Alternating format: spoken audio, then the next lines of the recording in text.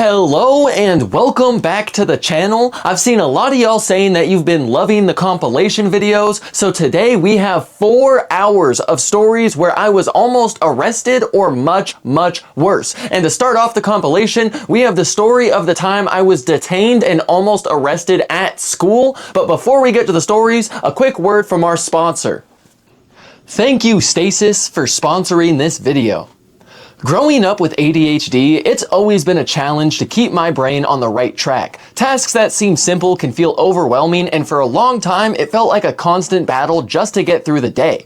I was diagnosed with ADHD at a very young age, and I always struggled to focus or actually be in the moment instead of daydreaming. I was on and off of Adderall for a lot of my teenage years, and it would always do what it was supposed to do by improving my ability to focus and increasing my energy, but it created other problems with how it disrupted my body's natural flow, which caused me to have a lot more crashes and just daily energy disruptions. Finding a routine with stimulants was a massive turning point for my productivity, but as anyone who takes them knows, they come with a very predictable cycle. For me, it meant dealing with a massive afternoon crash, feeling completely drained of motivation by 3 p.m., and then experiencing sleepless nights where I couldn't wind down until about 4 in the morning. It can make every single day feel like a very tough roller coaster. Which is exactly why I started looking into how to better support my body. Typically, stimulants can flood the brain with dopamine, spike your cortisol, and cause increased stress levels. You should not have to choose between high-performance focus and actually feeling like a person.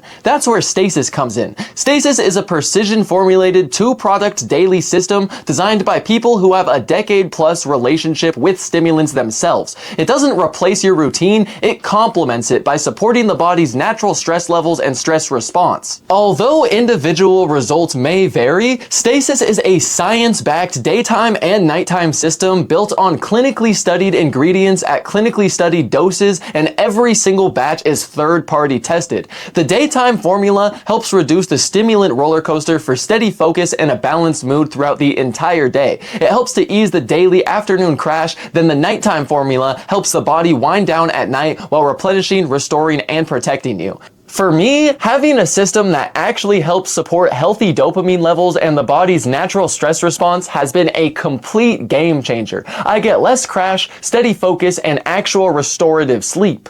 If you're looking to hold your stimulant routine to a higher standard while getting your daily balance back on track, Stasis might be the solution you've been looking for. Click the link in my description or scan the QR code on the screen right now and enter the code OWEN15 for 15% off of your first order. And again, a huge shout out to Stasis for sponsoring this video.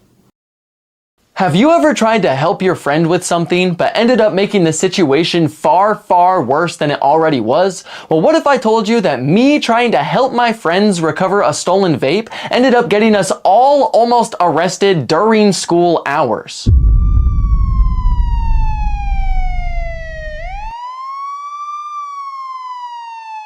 In order to fully understand this story, we need to go all the way back to 2022 during the second semester of my sophomore year.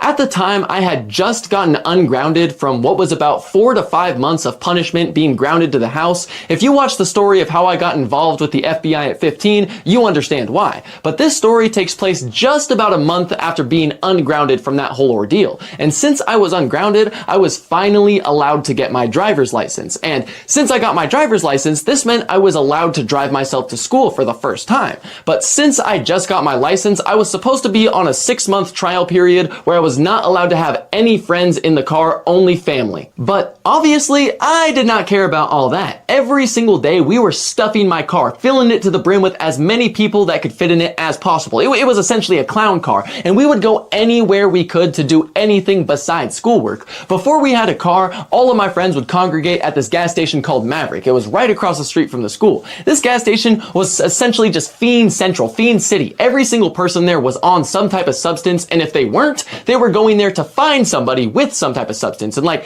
this gas station was pretty much just composed of all of my friend group. I had a fairly big friend group, and so all of us would just go to this gas station to skip, smoke, do whatever. But now that we had a car, it was like we unlocked the full map. Before we were just on the beta version, only allowed on campus. Now that we had a car, we could genuinely go wherever we wanted. So this was obviously going to turn into a problem because not everybody could fit in the car, but that wasn't too much of an issue because at this point, the school had suspended, expelled, or forced about 75% of my friends to transfer, and that entire friend group from the FBI video was completely falling apart. So I just decided to hang out with different people entirely, and you've probably heard some of their names in other stories. These people were Schmegan, Brody, my ex-girlfriend, and two other people who we will call Tegan and John for the sake of the story. You'll see why later. But every single day, all of us would congregate, meet up at my car, whether it was to skip school, just on lunch, we would just meet up at my car to drive around and do anything besides schoolwork. But we had absolutely no idea that just one of those drives was going to lead to all of this new friend group getting detained and almost arrested during school hours.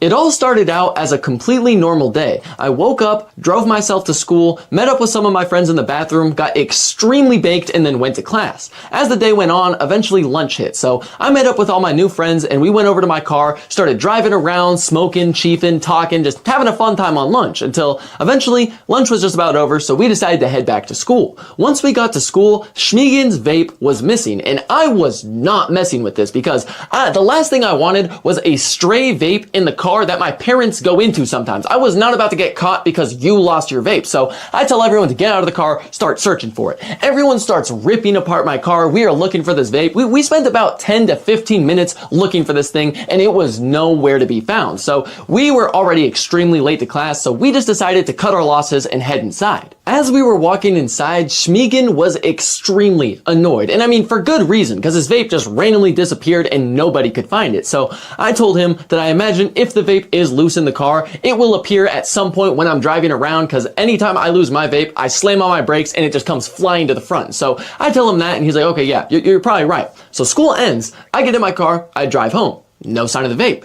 Go from home, drive to work, no sign of it. Drive back from my work to home. It's nowhere to be found. So the next day, I show up to school once again, lunch hits, everyone comes out, and they start looking for the vape once again. At this point, we've spent a collective at least hour searching for this vape, scouring for it. It is nowhere to be found. So at this point, I'm like, you know what? Fine. I'm gonna go home, I'm gonna detail my car, because I am going to find this thing. Because I was starting to get extremely aggravated, because for one, since this is my car, I did not want Schmegan thinking that I stole his vape, because I did not touch the thing. I hadn't even seen it all lunch. And the other thing, I did not want my dad catching me with a vape because my idiotic friends misplaced it in my car and all of a sudden he hops in, sees it, and I gotta explain that whole situation. So after detailing the car, I am coming to the conclusion that there is only two options that could have happened. Either the car ate the vape, swallowed it into a black hole, or somebody stole the vape, which obviously somebody had to have stolen it. There's no way the car just swallows the vape. We detailed this thing. It's nowhere to be found. Someone had to have stolen it. So I'm thinking this all in my head, but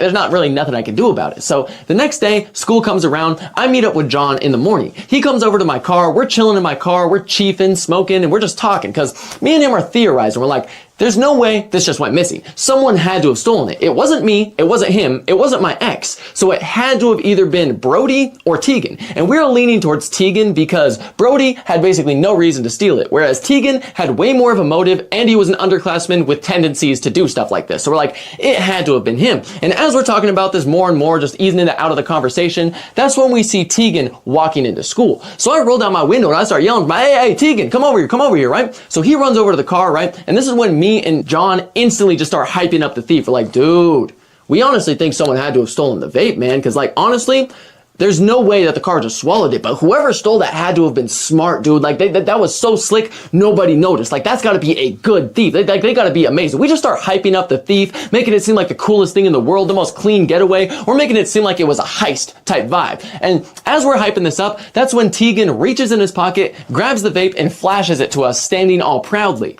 Tegan did not realize we did not think this was cool whatsoever. Stealing from your own homies is complete bum behavior. The only reason we were hyping it up is because we knew if we made it seem to be cool and he actually stole it, he would want to take credit for it to seem cool to the upperclassmen. So once we found out that he did steal the vape and had it on him today, we just kept hyping it up to him until eventually he walked into school. So now I roll up my window, look over at John, and we start plotting because not only did he steal the vape, but he has it on him today. And you can't just cross over your homies and expect everything to be fine. We were obviously going to tell Schmiegen, so we come to the conclusion that we should talk to Schmiegen and Brody and get a game plan going on. So after we meet up with them inside the school, we all decide that we should just make sure he comes to lunch. Invite him to lunch just like usual, but we are gonna get a get back. So once lunch hit, all of us met up by the front doors of the school and walked out towards my car. Once we got in my car, I was obviously the one driving, my ex was in the passenger seat, and Brody, Schmiegen, John, and Tegan were all crammed into the back seat, even though it could only fit 4 people.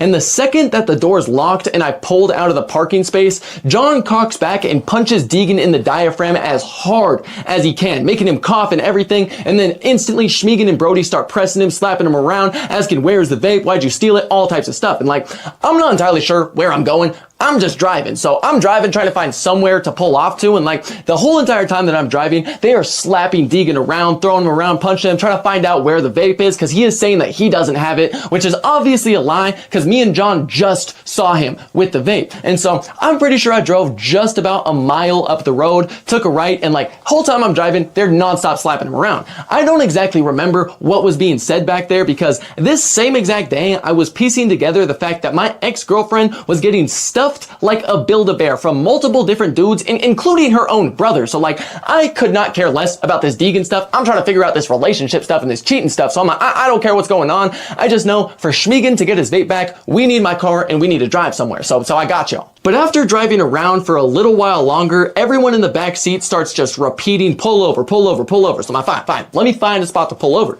I'm looking for anything on this road we're on until eventually I see this one business that has like maybe 3 cars parked up and there is a gigantic parking lot. So I pull into this parking lot and at the very far side of it, I can see this like tiny grassy area that's surrounded by curbs, 360 degrees. It's got like maybe 5 or 6 trees in that grassy area and what used to be a shed, but they've recently tore down the shed and replaced it with a business like 10 feet behind it. But I drive over and park up next to this grassy area and I have no idea what this business is. Whatever it is, it's got to be closing down soon because the business is dirty. There are no lights on. It looks abandoned and there's like 3 cars there. So I'm like, I don't know what this place is, but it's perfect for what we need to do. So once I park up, this is when John, Schmiegen, and Brody all pop out the car and rip Tegan from the back seat. They throw him onto the grassy area. They're pressing him, slapping him around, asking all types of questions. And like the area that we are at is pretty secluded from vision of the business. Since there's so many trees in a shed, you can't really see what's going on there. But if you really looked, you could probably see.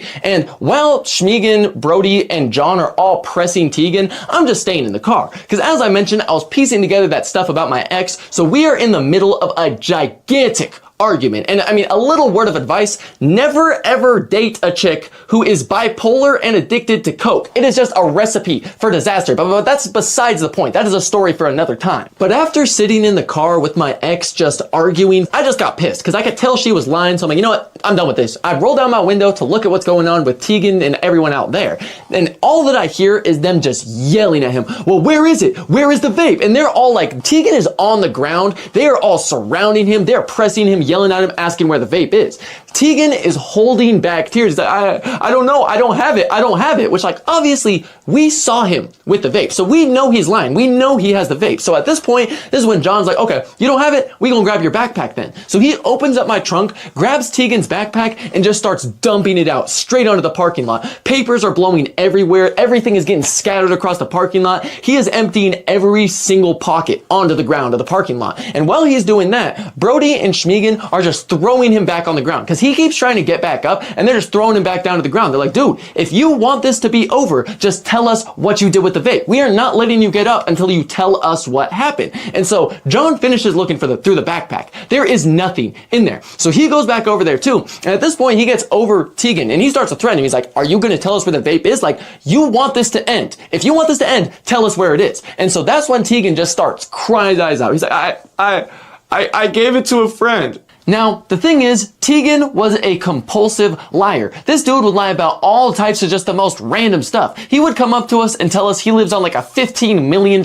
property in this big old mansion, telling us that his older brother has a helicopter that's worth like $1 to $2 million. And like, none of us believed any of that. So we'd ask him for photographic evidence, and all of a sudden, he would get grounded from his phone, even though he was just hiding it in his backpack saying he was grounded. So none of us believed a word out of his mouth. So once he said that he gave the vape to a friend, that's when John, Schmiegen, Tegan and Brody all just surround over him to try and like force the truth out of him, being like, dude, we know you are lying. They're all standing over him. He's on the ground and like Tegan is cut up. He's bleeding. He's bruised up. He's crying. Like this dude is all types of banged up, just laying on the ground. And like at this point, I'm chilling in the car, just watching all this go down. And I'm kind of starting to laugh because I'm like, there's no way you're doubling down this hard on the lie. So at this point, I pop my Polaroid camera out and I just take a picture of it because I'm like, there's no way I want to forget this, but I don't want to have this picture on my phone because I know that my dad's going to search my phone. So I pop out my Polaroid camera, take a picture of what's going on. And at this point, I'm thinking about jumping out to go and see what's going on because he is still lying about the vape. So after I took the Polaroid, I put my camera in the back seat and I started getting ready to get out of the car because this is taking forever. I want to speed things along, like we need to go. And right as I'm opening my door to start pressing Tegan as well, this is when John just spins around and starts tweaking out. He's like, oh shit, oh shit, oh shit, oh shit. Just starts repeating that, runs to the back of my car and starts scraping all of the papers from the floor into the back seat. He is taking all of the papers from Tegan's bag that he had just emptied and he's scraping them, throwing them into the trunk like as quickly as he can. So everyone's seeing that. We're all really confused what's going on. So we're like, whoa, whoa, whoa, what's happening? What's happening? And this one he's like, no, no, no, I think this bitch called the cops. I think this bitch called the cops. He is tweaking out, just repeating. He thinks that this chick called the cops. So we're like, oh, hell no, right? So I jump up out of there. I start scraping all those papers off. We're shoveling them into my trunk, throwing them as quick as possible, getting the backpack. And this is when Schmegan comes over. He starts getting on cleanup duty as well. While we're doing this, Brody is talking to Tegan and he's like, come on, dude, we got to get in the car, man. Like, you got to stop crying. Let's get the act together. We got to go. Tegan will not get up. He is sobbing. He's in pain. He doesn't know what's going on. And so Brody's like, come on, dude, we got to go. We got to go. It's not working. We get all the papers in the trunk, close the trunk, force Tegan into the car, and we start driving. Cause I'm thinking we need to get out of here as quick as possible. If this chick actually just called the cops, we should have at least like 5 minutes to get up out of here before any cops show up, so we need to leave. So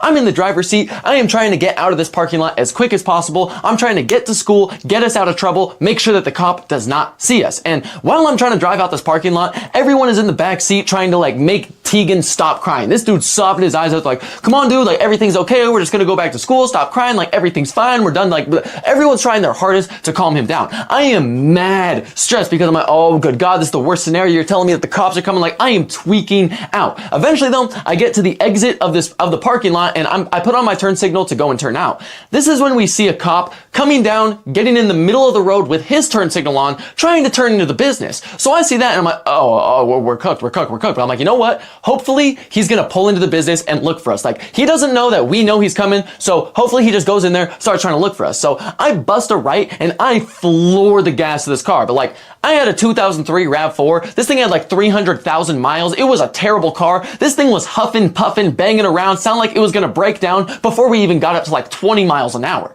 I am pushing this car the hardest I have ever pushed it. And we still aren't even reaching 20 miles an hour. Like the pedal is to the metal. I am staring in my mirrors like, oh, please go into the business. Please go into the business. But instead of turning into the business, the cop turns on his lights and just flips a bitch, starts hawking us down instantly. And like I said, my car was not a good car. This cop got up to us in like maybe 0.2 seconds while my car is floored. So I'm like, oh no, we're done. We're cooked. We're done for, right? So I know that I have to pull over now. My RAV4 is not outrunning the cops, so I'm like, I got to pull over. I put on the hazards to my car and I pull down this side street. I am going slow as all hell because like I know that I have the right to like pull over once I feel comfortable. Regardless, I'm comfortable, but I have so many illegal things in this car that I could get charged for. So like, I had a pen and a vape. My ex-girlfriend had a pen and a vape as well. John had a pen, 2 vapes, and multiple carts. Tegan had another vape besides the one that he stole, and Schmegan obviously didn't have anything because his vape got stolen by Tegan, but the amount of stuff in this car all would get charged to me because if you guys don't know, if you have like any friends in your car who have some type of substances, drugs, whatever the case is, if you get pulled over, that stuff is yours. It is in your car, the car's in your name, you get charged with every single one of those. So I'm like, I'm not even allowed to have you guys in the car. That's already a problem in itself that could get my license taken away. You're telling me there's at least 4 pens in this car and multiple carts that I'm gonna get charged for? We gotta hide these. So we're stuffing my seat covers with anything and everything that will get me like criminally charged. I'm putting every pen, every vape down there. Anything that won't fit in there, I'm taking up all the trash from the side door of my car and we're stuffing it below the trash, putting the trash back on it, and eventually we get everything hidden, so I pull over. By the time we hid everything in my car, we're pulled over on the side of the road. Tegan is still sobbing his his eyes out. And like every single person is trying to console him, trying to get him to stop crying, until eventually John is just like, dude, you need to stop crying. All that you did was steal a vape and you got fucked up. Do you have any idea what's gonna happen if we get caught because you can't stop crying or because you snitch? And that made him shut right the fuck up, because he did not want to deal with what was gonna happen to him if we got caught because of him. So now Tegan is slowly stopping crying. I'm staring in my mirrors, just looking at the cops behind us, and I just know that I am beyond cooked, because I literally just got ungrounded from getting the FBI's attention and having my school label me a terroristic threat to the school, and now I'm about to get arrested during school hours. Like, I know I am cooked. My dad is about to kill me, so I'm sitting in this car and my anxiety is just skyrocketing. So I'm sitting here waiting for the cop to come up to my car and talk to us, but he just doesn't. As we're sitting in this car, more and more officers start just flying down the roads towards us, but it's strictly unmarked cop cars, sheriffs, and state troopers. Like, the most like high-ranking people are the only ones that are showing up to the scene, so I'm like, oh, this cannot be good. Right as I'm seeing them all fly down, that's when a cop gets on the megaphone and just starts yelling at us saying, "Driver, turn off the vehicle now!" So I'm like, oh, no, this is so bad. So I turn off the vehicle, and as I'm turning off the car, I think that they're gonna keep saying stuff, but they don't. They're just sitting there. More and more cops are pouring into the street, because like, I pulled off onto a side street, and like, there were multiple businesses and other roads around us. The cops are showing up and blocking every single exit, entrance, side street. They are barricading, making a full circle around us so we have nowhere to go. And like I said, I'm in a 2003 RAV4. There is no way I'm getting away. And all I'm seeing is unmarked police cars and sheriff cars blocking off the road behind us. Coming down the road, there is just non-stop state troopers with their lights. Some of them are pulling up to block off the parking lot. Some of them are blocking off the road to go straight. They're surrounding us. So I'm sitting here and I know that I'm cooked. Like, this cannot be good. I did not think that pressing Tegan was gonna be close to this serious, but now I know that I'm done for and am most likely going to juvie, because as I explained, I just got my driver's license. I was on the test period for my driver's license, which meant I could not have anyone in my car who wasn't family. I didn't have 1 or 2 friends in the car. I had 5 people in the car, and the back seats only held 3 people. So not only do I have people in the car I'm not allowed to have in there, there's not even enough seats or seat belts for them to be in there. So no matter what, I am losing my license instantly. But on top of that, all of the vapes and pens that are in the car are labeled as mine. If I get arrested, they're gonna go in the car, they're gonna find that. That's even more time on top of that. And then the worst part of all this is, at the time, I was working at this restaurant called Azteca. I was a busser, so I would go around bussing tables, which meant I got paid almost entirely in cash. Since I got paid entirely in cash, instead of using a wallet, I had this crossbody Jordan bag that I would just put all my cash in, my IDs, my chains, like anything that was expensive or important would go in that bag and stay on my chest. I had that on me at this point. There was just about $1,000 in this bag, multiple chains, and that's where my ID was. So if they come up and ask for my driver's license, I gotta open up that bag and they're gonna see everything in it before I hand them my license and they find out no one is supposed to be in here. That bag alone made it look like I was scamming and dealing, which I mean, was not entirely wrong, but most of this money did just come from working at Azteca. And I'm like, I'm just literally panicking. I'm having an anxiety attack. I know that I'm done for. I'm trying to think of any way to get out of this, but how are we supposed to possibly get out of this? Because like, as that we're like sitting here and I'm gonna just have like everyone in the backseat is panicking, talking, everything, I am dead silent, disassociating, just trying to think. And I keep coming back in reality, and all I'm seeing is all of these cops jumping out of their cars, and they're like fucking all getting in different formations around and everything. And like, as I'm looking at this, I am panicking, I'm tweaking out, I'm trying to figure out what to do. And that's when from behind me, where those cops initially were blocking the road, they get on the megaphone again. They just say, "Driver,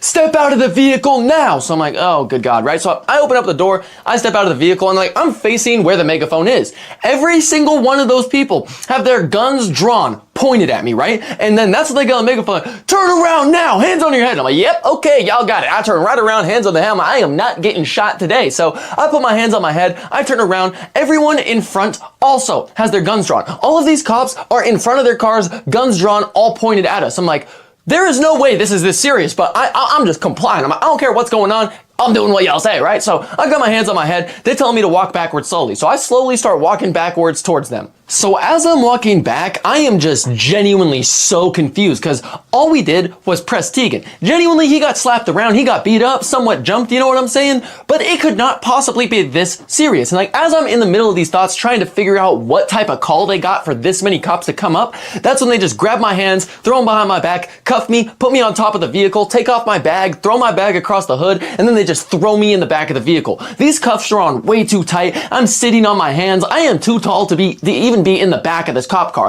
I am so uncomfortable staring out this window. But my number one concern right now is how genuinely stupid my homeboys are, because if the stupid ones get put together, I know they're going to talk to each other. And if they talk to each other, there is an enormous chance we are going to get caught. So I'm sitting there, oh, just please don't put my stupid friends together. Please don't put my stupid friends together. As I'm thinking all these thoughts, they get back on the megaphone and just yell, "Driver's side passenger, step out of the vehicle now." So that's when I see the door right behind my seat open up and Schmiegen pops out, right? And these doors that are wide open are giving me so much anxiety because, as I explained, the door trash is where we hid a lot of the pens and carts. So the doors are open and the paraphernalia is just right there in like plain sight. If they want to go there, lift up some trash, that's the first thing that they're going to see. But the officers are not approaching their car. They're all just staying in their formation. They got their guns up at Schmiegen, and Schmiegen has his hands on his head, just slowly walking back. Once Schmiegen gets back to them, they slam him on the car, cuff him, and that's when they start talking to him. And like,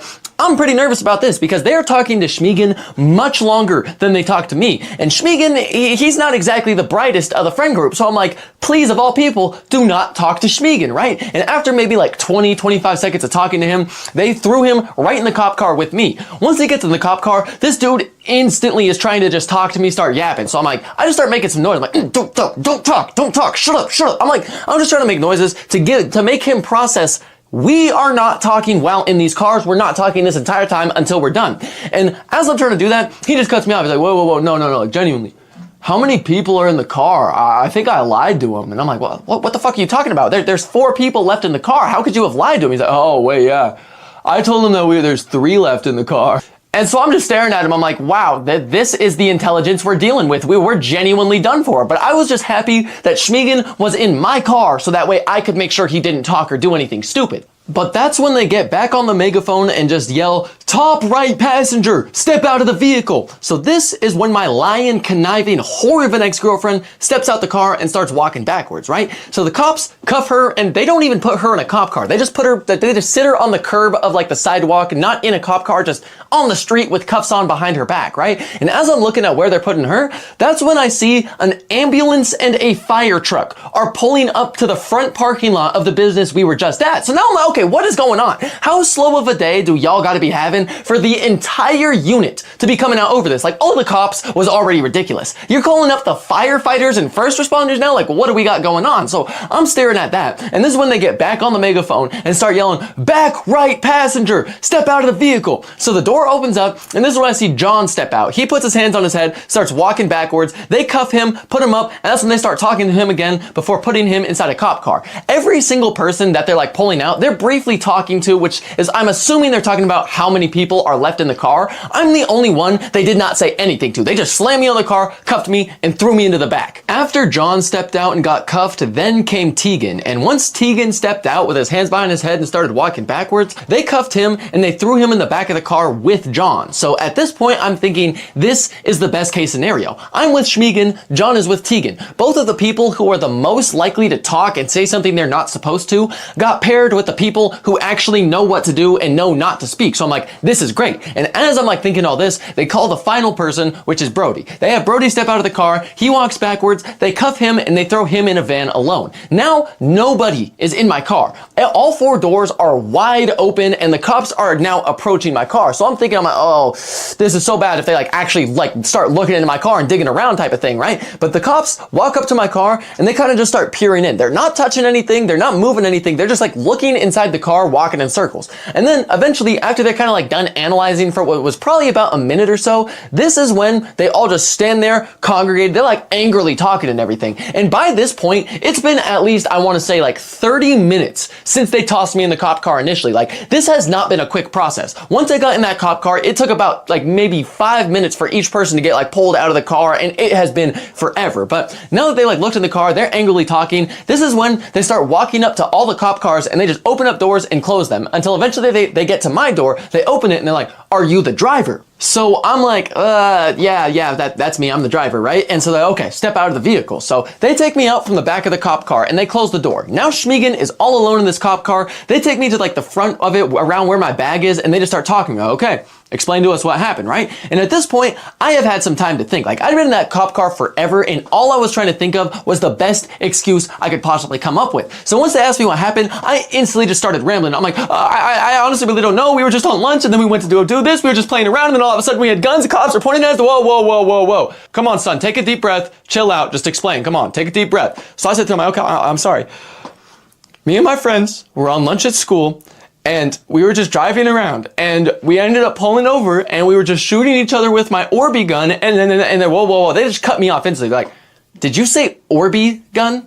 The second the officers heard me say Orby gun, their faces changed from like concerned and confused investigating to just pissed off and dismissive. And this was literally perfect because during this time, this is when Orby guns had just become popular. People all across the country were making police reports because of Orby guns, and the officers were so tired of dealing with it because they just felt like it was a waste of their time. Every single day, some officer across country would get a call, kids shooting Orby guns, they'd have to go investigate it, and people were genuinely getting arrested over these, but the police officers in my area hated them so much that there was a lobby to try to like ban the Orby guns, but I knew that I had mine and this was my best bet. So I'm trying to explain to them, I'm like, so we were just on lunch, we were just having an Orby fight and we were just shooting the gun at each other. We were just in this parking lot because we didn't think anyone was working there, and we're on our way back to school when we got pulled over. Like, I'm trying to explain this whole made up story. I'm making up some of it on the spot while trying to explain it to them, and as I'm doing this, they just cut me off. Like, to be honest, kid, I do not care about the details. I do not. You spare the details for a different time.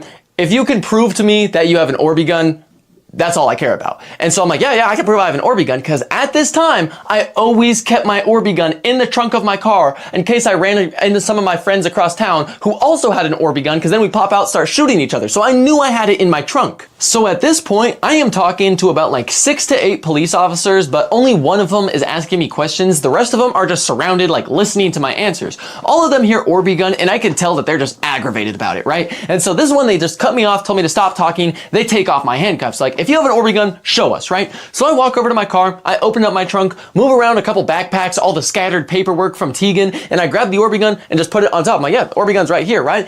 The second that I did that, like about a third of the officers that were walked over to the car with me, put their hands on top of their head, turned around, walked to their cars and left. All the other ones were just letting out sighs, telling the other people. And this is when the main guy just looks at me and is like, well, thank you guys so much for wasting my squad's time. Like, he's saying it pissed off at me. So I'm like, well, what do you mean waste your time? Like, what are you talking about, right? This is when he starts to tell me, well, we got a call from that building over there saying that there were kids playing with guns about to shoot somebody. And I could not believe my ears when he told me this, because this meant that the lady who called the cops on us was lying out of her ass. But her lie is what saved us, because had she called the cops and genuinely just told the truth, saying that a kid was getting beat up, we would have gotten arrested. But she tried to escalate the situation, saying that we had guns, saying all types of stuff. Her trying to escalate it is what saved us. So at this point, I'm sitting there in disbelief, because I'm like, there is no way that this lady's lie is actually what's saving us right now. So I'm sitting there, right? And this is when the main officer walks away to like grab my bag that was left on his car. All of the other officers are going to the cop cars, they're letting my friends out, they're uncuffing them, all that stuff. And now, this is when the officer walks back over to me, hands me my bag. They were so distraught and annoyed by this Orby gun, they didn't even perform a proper traffic stop. They didn't look at my license. They did not run my license. They didn't even so much as ask me if I had a driver's license. Had the cops so much as looked at my license, I should have gone to juvie. But they were just so pissed off that they had like a false alarm about a shooter that they just didn't care about any of the other stuff. Because the story that I told them, the reason I was rambling, doing all that stuff, I was trying to make it seem like we were genuinely just some innocent kids having innocent fun, just playing with Orby guns, and that this just got blown way out of proportion. They believed every single bit of that, to the point where they didn't even ask my friends if they had the same story. They were so annoyed about the Orby gun that they just disregarded everything. They told my friends to go back into my car. And when I heard that, I'm like, whoa, whoa, whoa, what do you mean? They literally said that the car was like a clown car with how many people were in it. There weren't enough seats, there weren't enough seat belts, there was not enough safety features for any of them to be in that car. But they had all of them go back to that car and they told me to wait up. So at this point, I'm thinking, are they really just gonna let me drive them back to school? Like, is that what's going on right now? So I sit out, all my friends get back in the car, and I'm just chilling, waiting to talk to him. This is when the officer comes up to me, and he's like, look, I understand that these Orby guns are fun for you kids, but it's a headache for us. These are still weapons. This is still something that you should not have at school. I understand you were just trying to play with your friends, you were just trying to have some fun, but we cannot be doing this. You cannot bring a weapon to school. This does not really affect me. It doesn't really matter. I think these guns are stupid. I wish they were banned. I don't want anything to do with them. Law enforcement should not have to waste their time on these Orby guns. Regardless, you're still gonna have to talk to Mr. Peterson when you get to school. Mr. Peterson was our school's police officer, and the officer I was currently speaking to said that he was already going to let him know that I was on the way, so I better go straight to Mr. Peterson when I get to school. And after that, he just told me to get rid of the Orby gun because nothing good comes from them, and then let us go. And I'm in utter shock. So I'm like, what do you mean? You're letting us go? You're letting me drive them back to school? There's not enough seatbelts. You didn't look at my license. This should not be happening, right? So I walk back up, get in my car, and I start driving. Every single person in this car is in complete and utter shock because we aren't going to juvie. We aren't getting arrested. We aren't getting fined. And bare minimum, my license isn't getting suspended. Nothing at all is happening to us. So the first minute of this car ride, no one's even speaking. We're all just in pure and utter shock, especially when we get further up this road and see that the state Troopers headquarters was on the road that we decided to try and run away on. That's why so many police officers, let alone so many high-ranking police officers, all showed up to the scene. It was less than 1 minute away from their headquarters, and they got a call about a shooting. And it also turns out that the building we stopped at to press Tegan was a government-owned building. We had no idea, but we stopped at the Department of Transportation, and the phone call that the state trooper and sheriff's office got was from another government official saying that a government-sanctioned building has shooting threats. So it makes a lot of sense why so many cops and ambulances rushed over there as quick as possible to try and take care of it. But had that lady called and told the truth, this would have been a completely different story, and I most likely would have went to juvie. But instead, I just got to drive my friends back to school. So eventually, throughout this drive, we get back to school, and we are like over an hour late to our next class. So all my friends pop out the car, they all start walking back to class, and I went to the office to talk to Mr. Peterson and Mrs. Johnson.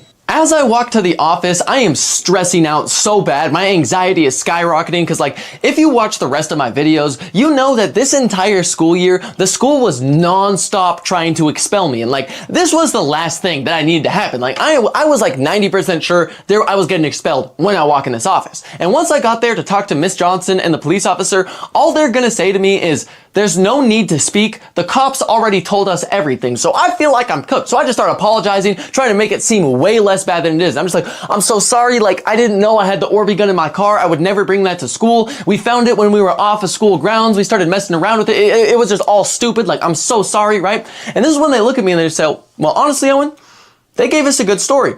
All that the cops told us was that you were very honest with them and you're just caught up in the wrong place at the wrong time. If there had been any other outcome, anything short of this, you would be expelled. They're trying to make it very clear to me because if you watch my FBI video, you know that I was on this level 3 AA protection protocol. Anything I did was supposed to get me expelled. Thankfully, this is a month and a half after I got off of that protection protocol. Anything I did should still get me expelled. I don't know if the stars aligned. I don't know if I got plot armor. I don't know what happened this day. This was the luckiest outcome I could have possibly gotten because I didn't get suspended. I didn't get expelled. All I got was 3 days of lunch detention and none of my friends got in trouble. I was the only one who got punished. And I'm just sitting here in utter shock because I'm wondering what on God's green earth the cops could have possibly told the school to make it seem like I was that good of a kid. Like, it seems like the story that the police officers told the school made me out to be some like goody two-shoes kid who was doing absolutely nothing wrong. And like, I'm assuming this was obviously because they did not want to do paperwork over an Orby gun. They were pissed about that, so they just wanted it in the school's hands because they were upset about their time getting wasted. Regardless, I wasn't going to complain. I could not believe the outcome we were getting, and if the cops wanted to tell the school I was that good of a kid, that helps me because I'm not getting expelled. So I'm sitting there like, just wondering, how did we get this outcome? This entire day has been all over the place because like, all those cops show up for no reason, for a false alarm shooter. I think I'm getting arrested. I think I'm going to juvie, and now no one's getting in trouble besides me getting 3 days of lunch detention. Hell yeah, I'm gonna take that, right? But regardless, they still had to call up my dad. So they call up my dad, they tell him what I did, right? And I just know my dad's gonna be livid. And like, eventually, the school day's over, I have to go home. My dad was livid. He was pissed because like I don't blame him because like this is like my 6th or 7th run-in with law enforcement in the past like maybe 9 months. Like I was constantly getting caught up in some like just being wrong place, wrong time, but also just doing bad stuff, you know what I'm saying? But my dad was mainly upset about the Orby gun. He constantly told me, he's like, you better not take that Orby gun to school. You better not take that to school. You're gonna get in trouble. Nothing good comes from those. Da da da da. And now that I did get in trouble because of the Orby gun, he is screaming at me to being like, I told you this was gonna happen. You're so stupid. You should have taken the gun out of your car. Da da da da. Going on and on about how irresponsible and stupid I am. Little does he know, me forgetting to take that gun out of the car is the only reason that my friends got saved from far, far worse.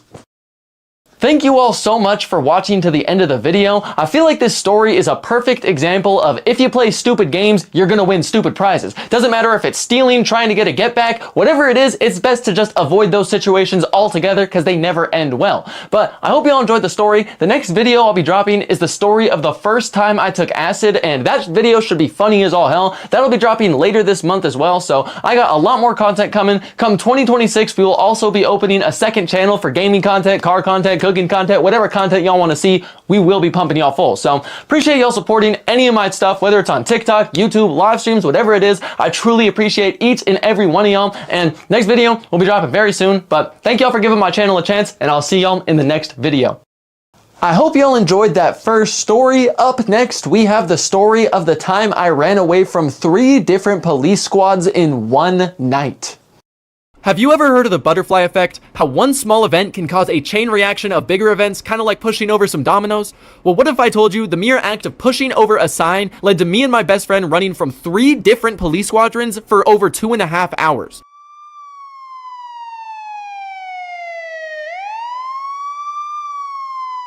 Well, in order to understand how we got here, we're gonna need to go all the way back to my 8th grade summer. I was only 14 years old at the time, and me and my best friend James would sneak out any chance we got. On some Batman stuff, the night just called to us. We even had specific uniforms we would wear every single time we snuck out, and we didn't wear them anywhere else besides sneaking out. But if you watch any of my videos or TikToks, you will know that sneaking out never came without a price for us. It was a late afternoon in the summer of my 8th grade year. I had just finished eating dinner and I went back to my room and got on my phone to see a text message from my best friend James. Me and him had been trying to hang out all day, but his mom did not want him coming over, so he was texting me to let me know that we couldn't hang out today. Unless, of course, I wanted to wait a couple hours into the night, sneak out, meet up, go on an absolute rampage and do whatever. And 14-year-old me literally only needed to see the word sneak out in that text message, and I was more than down to go. Because the thing about sneaking out is if you have strict parents, it makes it 20,000 times more fun because strict parents put all sorts of restrictions on you. It's like living in like a video game world where you only have this much of the map and everything outside of it is locked, gray, inaccessible. You can't get there. Sneaking out is like a cheat code that allows the full map to get there. Cheat code, hack, whatever you want to call it. It unlocks free play, full map. You can do whatever you want without someone breathing down your neck. So when 13-year-old me started sneaking out, I never looked back because I always had so many restrictions on me, and so me and James would sneak out literally any chance we got, but some nights were a lot more fun than others, as y'all saw in my last video. So regardless though, I texted back James telling him I was more than down to sneak out. Me and him did a little bit more planning, and then I just needed to wait for my parents to go to bed so I could sneak out. But finally, my parents yelled down the hallway saying they were going to bed. And so I waited a good 45 minutes just to make sure my dogs and my parents were actually asleep, so that way I couldn't risk being caught by anybody. And then I sprung out of bed, jumped up, and started getting my fit together. Because I mentioned previously that I had a uniform for sneaking out. This was because in the state of Idaho, if you're a minor below the age of 18 and you go outside past midnight, you can get arrested. Most of the time you will get arrested. Bare minimum, they're going to call your parents and you are going to get in a bunch of trouble. And so we had a lot of run-ins with cops because we were doing a lot of bad things. And so what we ended up figuring out is we only want one description of us that will never be tracked to us. So we got together this bunch of clothes that none of us would wear outside of the house. It wouldn't even come out of my closet during daylight. It was a black American Eagle hoodie, a pair of black Fila sweatpants, and black NMDs. I would wear this every time I went out, sometimes with a black mask and black gloves, depending what we were doing that night. So that was the only description cops would ever have, and I never ever wore that fit to school, not one item of it. They would never have any footage of me in those clothes, so that person would never be associated with me. And James had the same exact setup, so we would just never be caught. And so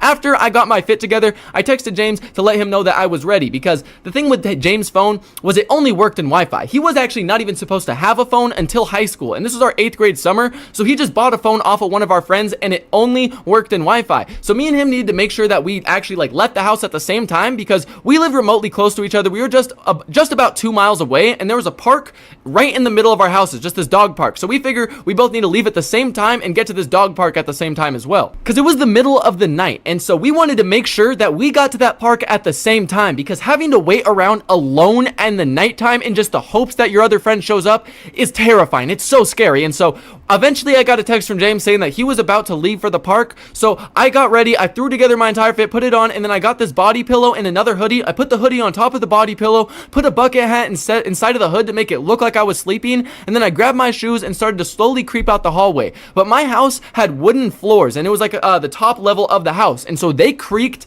terribly. But I had been sneaking out so many times that I had a map in my head of what spots I needed to step on, so I was basically just jumping around on my feet super lightly trying to get out of the house. Then once I got to the sliding door, I was super quiet about sliding it out to make sure my dogs did not bark, because they had done that a lot of times, and I had to run back to my room and play dead for 30 minutes just to make sure I was good. And so once I got that open quietly, I stepped outside, popped on my shoes, and started to walk over to my fence line. But the problem with my fence line and getting to the street is there is a series of motion lights on not only my house but also the neighbors, as well as some Ring cameras. So I had to take this very, very specific route in order to not set off any of these. I had to walk over straight to my gate, hop my gate by my house, that way I wouldn't set off my neighbor's motion lights on the other side. Then once I got to slightly the middle of my fence, I would have to hop over that to not set off ours or the other neighbors' ones onto their actual garage and driveway. Then I would have to walk down that, dead sprint all the way down my road until my house was out of sight, just to make sure I didn't set off anything or be seen. It was straight off like some special Black Ops spy mission every single time I had to do it. It would get me feeling like I was James Bond. I would already have so much adrenaline pumping through my veins the second that I got into that street, and then I would just take off, start sprinting till my house was out of sight, and then I would walk over to the park that we were meeting up at. I got to the park a little bit before James did, which didn't really surprise me because I lived just under a mile away from the park and he lived just over a mile away from the park. But I was just really happy to see him pull up, because sneaking out with friends is very fun, you know? Worst case scenario, you either get caught by your parents or have to run away from some cops. Sneaking out alone is terrifying. Bare minimum, at all times, you're sprinting away from your demons and voices in your head whispering sweet nightmares to you. You'll get so paranoid that you'll be more paranoid than Mr. Beast after Chris Tyson got exposed and tried to take down the whole channel with him. It is a problem. And if you look behind your back one time, you might as well be schizophrenic, because you'll be trying to look back every 5 seconds and you'll be so paranoid about all of your surroundings until the second you get home. So I was so happy to see James there, because I was not trying to stay out there alone before the schizophrenic stage kicked in. So me and him meet up, we start talking about what we were going to do next. Then this is when James told me that on his phone at his house, he was trying to set up a bunch of different moves and was texting a bunch of different chicks, as well as he found out about a party. And so I let him sign into Snapchat on my phone so that way we could try and figure out,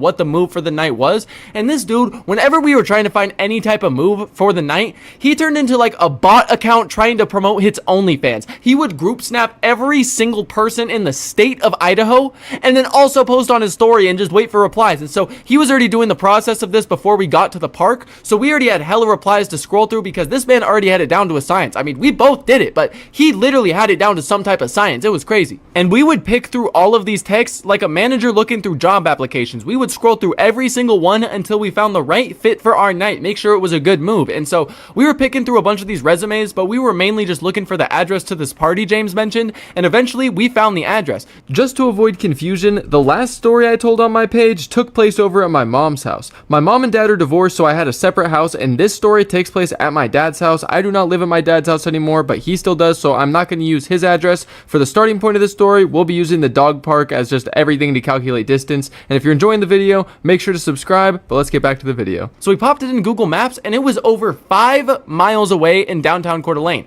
This was absolutely detrimental to us because since we had to sneak out separately and meet up, we were starting our night way later than we normally do. And that is a big problem because as I've explicitly said in my videos, if you're out past midnight in the state of Idaho, you can just get arrested. And so this was really bad for us because by the time it was past midnight, we were going to be in the main part of the town where everything was still open, like bars, restaurants, anything with food, which was the main spot cops would be patrolling at as well. So since we had to sneak out so late, we were basically just going to have to run from any cop that we saw, or we might have to call our parents, and it was just a risk we did not have to take. So that's why we normally tried to stay on this bike path, because this bike path went through almost the majority of my town, and there was like minimal light. There wasn't a single street light on this bike path, so you could easily slip away from cops on there, and if you were seen, you could easily run away as well. It was just always the spot we needed to be at. So we started trying to walk there from the dog park, and it was just under a mile away from this dog park, but we got there fairly quickly because we had to keep a really good pace in order to actually make it downtown before it was too late for us to get back home and like be caught. So we had to be walking extremely fast and make extremely good pacing to get downtown. So we got on that bike path and we started walking down there. We were walking on it for a good amount of time before we started to realize that this bike path did take us downtown, but it took us to the complete wrong side of downtown. So if we continued on the bike path, we would most likely have to add an extra hour to our walk. So that just couldn't happen. We were gonna have to cut across going the other way, but the other way across town, the quicker way, was going to be on all of the roads that cops mainly patrol, because the roads were directly next to the freeway and every single exit ramp and on ramp where all the cops were going to be. Not only that, but it was also by every restaurant, every bar, every parking lot, and like the gas station that cops get gas at, as well as the police station. So it was literally just impossible to avoid cops. We knew we were going to have to run into them, but we just had to be smart about it. Thankfully, we decided to stop at this one park that had complete cover from the road. It was just surrounded by trees and darkness, and there was no way cops could see where we were from the road. And so we're trying to make this decision of going across the easiest way or adding an hour to our walk, which is a pretty easy decision. But we're about to cross the road into like that main part where all of the businesses and just the main strip of town is. And right across from this street, though, that's where the police gas station is. And the reason I keep calling it police gas station, I don't know if it's like this in other states, but in my town, there are only 2 gas stations that police officers can get gas at, and one of them was directly across the road from this park we were at. So we figure we should probably go another mile down this bike path because that would lead us to this apartment complex, and we could hop the fence into that apartment complex, and then we'd basically be good from there. So we started walking, and we were on a tight schedule, so we ended up jogging because whenever we were on a really tight schedule while sneaking out, we would just jog and keep a good pace for as long as we could. So we jogged that entire mile down to that apartment complex, hopped the fence, and we ran through their parking lot, hopped over another fence, and then got into this field. And this field was probably about a good 7 feet into the in the ground. It went down, like there was a slanted hill on any side of it that went about 7 feet into the ground, and it was pitch black, and it was probably about an acre. So there again was no way we could be seen in there. So we decided to just stop our pace and start walking for a little while so we could catch our breath, because once we got to the end of this field, we were gonna have to cross a road and go into the Winco parking lot and then go into a chain of other parking lots and businesses. And after this field, we would have 0 cover, so there was a chance we were gonna have to run. So we needed as much energy as possible. So we're walking through this field trying to catch our breath, and eventually we get up to the slanted hill that goes into like the main road we need to cross. And there is a shit ton of traffic going across this road, but we need to cross obviously, so we're looking up and down, but it's just not stopping. Eventually we see a break in traffic, so we're getting ready to go, but something tells us to just wait a couple seconds, and then eventually we see a straggling car come up right behind them and go behind them, and it takes about 5 seconds for us to see that that was a cop car coming right off of the freeway exit ramp, because this field was directly next to the exit ramp of the freeway that led to the police's gas station. So there was constant fluctuation of cops, because there was also the other road that was the main strip of town. So there was cops were just always lurking around here, and it was close to the police station, like I said. And so we waited a second, that cop flies by, and we're like, oh god, that could have been so bad. And then we took off flying across into the Winco parking lot, which technically James was banned from Winco, so if he was caught on their property, he would be arrested and charged. But on the other hand, if we got caught anywhere else in this town by a cop, we would bare minimum be either arrested arrested or detained with our parents called, so this was still somehow a better option.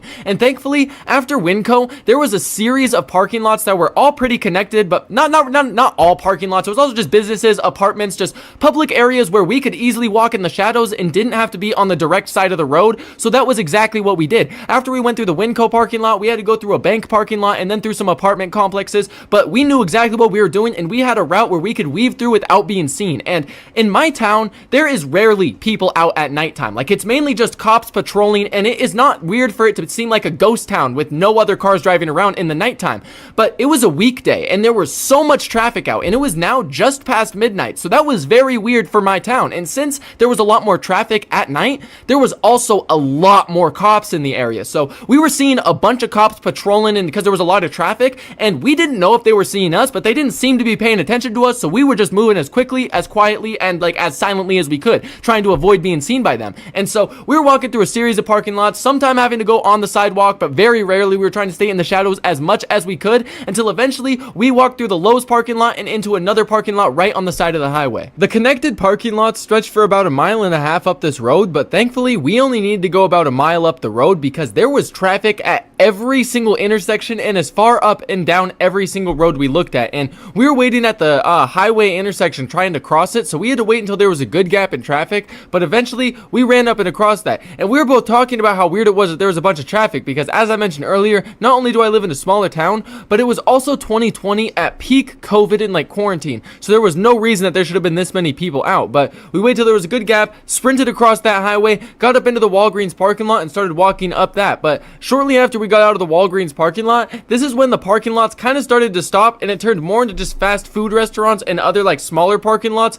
but they were very out in the open and we were a lot more having to walk on sidewalks, and it was way more well lit because of all of the fast food restaurants that were around the area. So we were basically just out in the open and walking. And so we were walking up and eventually we got to Taco Bell, and this is when things started to get very bad very quick because we had been jogging at a very consistent pace for a very long time because we needed to get to this party as quickly as possible. And so since we were running this much, me and James both started to get extremely thirsty, and so we ran up and saw Taco Bell and we're like, oh my gosh, we need to go get some water up in here. But the thing is, since I live in a smaller town, not many restaurants stay open past midnight. Only like 3 to 4 of them do, and Taco Bell closed at midnight. But it was like just past midnight. We looked in there, we saw that some employees closing down, and so we're like, you know what, we got to try this. So we went ahead and walked up to the door, and to our surprise, it swung right open. So we walked in there, and that's when all the employees looked up at us like we were committing some type of war crime. All of them, I'm not kidding, like probably 4 or 5 workers all at the same time started yelling over each other, trying to get us to get out, and they were all walking towards us at this point. Hey, get out of the store, get out of the store, we're closed. We're like, hey. We managed to finesse our way into getting both of ourselves some water cups, and then James ended up needing to use the bathroom, so he went ahead and used the bathroom. We got our water cups, then we headed up out of there, and after our quick pit stop, we were ready for the rest of the night because we had just under a minute walk until the road we were turning on, which was going to put us just about 2.5 miles away from the party we needed to get to. And we were not making terrible timing. We just got some water in our system. We are feeling good. So we exit from the Taco Bell, and we were about probably like, I want to say 30-40 feet away from the like stoplight and crosswalks. We're like, you know what, we're just going to run around the street right now just so we don't got to wait at the crosswalk or anything, just make better timing, you know. So we sprint across the street because there were no cars coming at the time, and we get across and we take the corner onto the street we needed to get to at the intersection where the stoplight was. As we're walking around down past that, randomly there were like, it's super weird because the road that we were on, like I've been trying to explain, it's literally just businesses and like fast food restaurants, and there's nothing like residential, no one like lives there. It's literally just businesses and stuff like that. But behind like this like tire shop with like a bunch of other like just businesses and whatever, there was like, I want to say 4 or 5 like houses or just like properties or just some place where people were living or storing stuff, or I don't even know, they just look like places people were living, not business areas. And they all had their own fencing too. It's like literally just this small section of what looked like it could have been a neighborhood, but it was hidden away behind all these buildings.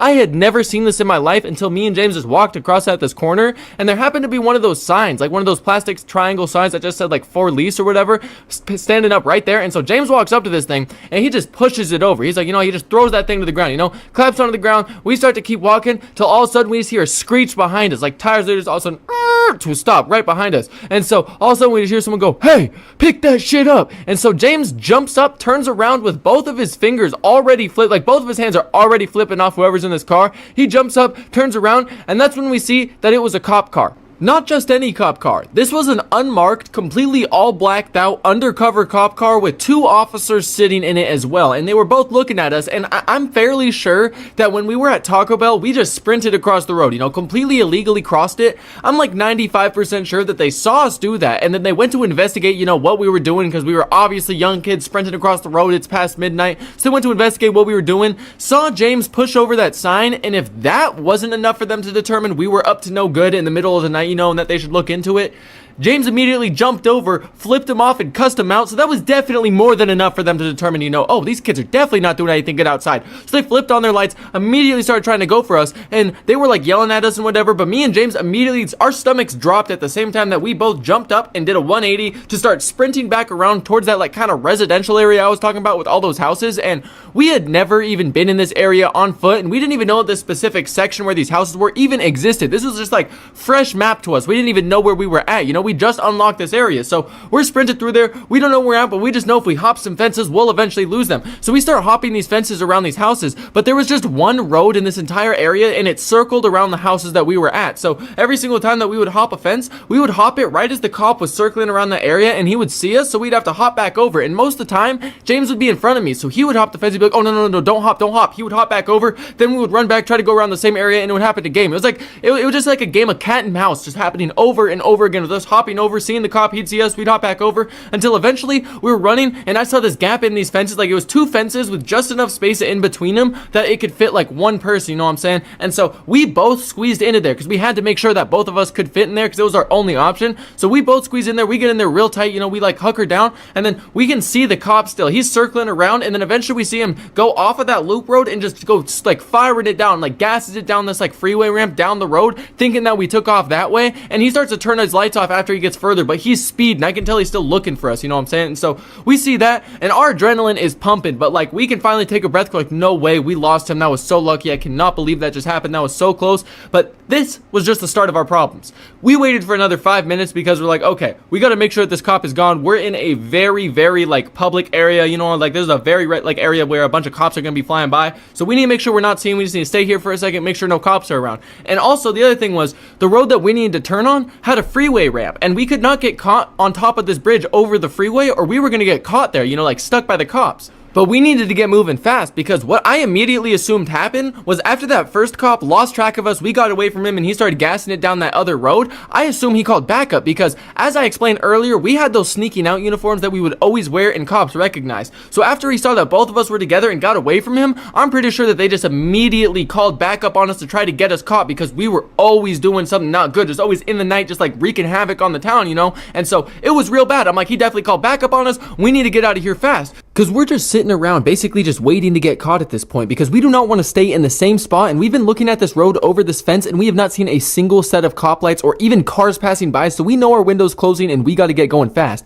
So we hopped over that fence and got onto that freeway bridge and just sprinted across that thing, because we didn't want to get caught up by cops. But it was weird because it was extremely busy. There was a bunch of traffic and cops out, but the second that a cop tried to chase us, we didn't hear or see a single car on this road after that. It got dead silent. It was eerily quiet and it was creepy. And so we got off of that freeway bridge. We didn't see any cops. Our anxiety was starting to go away. And so we continued to walk down this road until all of a sudden, right ahead, I see some headlights coming towards us. And cops have very, very specific headlights. If you pay attention to it enough, you will notice it. And so I'm like, oh my God, I think that's a cop up there. James, is that a cop? He looks up, he's like, oh, that's definitely a cop. That's definitely a cop. So we turn around to just go a different direction. That's when we see another cop coming over the freeway bridge we just crossed. So now we have to analyze our options really fast to decide where we're going to go. And all of a sudden I see a parking lot ahead of us. So we start sprinting. We get to that parking lot just before the both of them do. One of the officers pulls in, and like the first guy comes chasing at us, practically trying to pit maneuver us before we can get to the fence at the end of the parking lot. The second officer completely blocks off the exit so that way we can't run away like around the other side. And James is in front of me. I'm right behind him. He's running over to that fence to like about to hop it, but this is a completely barbed wire fence because it's enclosing like an abandoned water park, so they don't want anyone getting up and in there. But if you don't know, barbed wire fences are super easy to hop if you go right by where the gate is, because the barbed wire is straight across. It doesn't come like out towards you, so it's super easy to hop. James ran over straight to that gate. He jumps on it, immediately hops it. I was right behind him. My pants got caught on it and ripped him like right above my knee. And the cop was literally probably about 5 feet behind us by the time we both hopped that and started sprinting into the darkness of where this water park used to be. We're just fucking standing in the middle of this completely pitch black field, and everything is so dark. And all of a sudden, we both get on the same page because we're like, these cops know exactly where we are. They know the general vicinity of where we've been and the direction that we're going because we keep trying to walk this way. And where we were happened to be between both of the Coeur d'Alene police departments. So we are not going to this party anymore. There is absolutely no way. If we start walking towards the direction of this party, we'll be walking over to what's technically the other police station, meaning that they'll start sending more cops from the second police station over in our direction. So we'd technically just be walking over toward, basically just getting arrested, detained. Nothing good was in that direction. But if we stayed where we were, this was technically closer to the other police station. So they would be sending more cops to that area from that police station. Like no matter what, it was not good, but they knew where we were going, so we figured we just need to get completely out of here. This is not good. We're trapped in an abandoned water park. They know where we are. We got to get moving. So we run across that field and we hop the fence out of like the abandoned water park, and this thing was right on like where the freeway was, as well as a bridge over the freeway. And we saw how things went on that last freeway bridge, so we're like, there is absolutely no way we're crossing over there. We are running across the freeway. It was the middle of the night. There was not too much traffic at all because, like I said, I live in a smaller town, and so we hopped that barbed wire fence. We start running down like the slope of the hill down into the actual freeway. We run across that, hop the barriers, and we go underneath the bridge because the bridge that went over the freeway was also the other highway, so we did not want to cross the highway. There was going to be a lot of cops on there because that was the road from like where they would be coming from the police station, a lot of them. And so we go underneath that and start walking up because like, okay, where are we going to go? All I'm seeing is cops because we started seeing some cops fly above that bridge that we were just on. We heard their lights and just heard them go right past towards that water park that we were just at. So they all knew where we were. These people seemed like they had better comms than like Prime Ninja when he was playing in stream. I'm like, it was bad. They were literally calming up way too good. They could find us easily, and they were sending so many officers super quickly, and they were on us badly and wanted to catch us. But sadly, they wanted to catch us. We needed to get away. They didn't play around when it came into finding us, but we just were tryhards at getting away. We could not get caught. We could not get in trouble. We needed to get away. And so we saw that all those cops were going that way. So like, okay, we clearly need to like hide out. We can't be on the sidewalk. We can't be anywhere in sight, but we're in a really bad spot for this because everywhere is just sidewalks and in sight. But just up the road, there was going to be like this string of hotels, and those hotels didn't have any underground parking. They just had intricate like parking lots that were all fenced off from one another, so it was perfect to hide in there. So we just had to get across like this gas station and I think one other thing before we got to those actual hotels themselves. Sadly, as we were walking across that gas station and everything, a cop saw us and started coming for us, so we sprinted all the way over there as fast as we could, hopped that fence, and then the cops started coming into the actual complex with us. And so every single time that we would hop a fence, we would get up elevated enough to see more lights in a different area. It seemed like no matter what area we were looking, there was more cop lights coming from somewhere, and like it was just getting worse and worse and worse. I felt like I had 5 stars in GTA and was somehow still rising to like 10 or something. I don't even know. I was breaking new heights, reaching new grounds, and it was just not a good situation. My stress is at an all-time high. So was James. But we can't even stop for a second or we get caught. It was such a bad situation. And so we're hopping all these fences, and eventually we're like, okay, we can't sit to get caught. More cops are coming down each side of the road. We just need a break for it because we're at the last string of like hotels. So the second we hop out of this complex, we just have to run. And so the other cop was coming in through there. We saw the lights around the actual complex, so we hopped out of that right as one of the cops was coming around. We technically trapped him inside of the actual parking lot complex, so he couldn't get out. He was fenced in, had to go all the way back out around.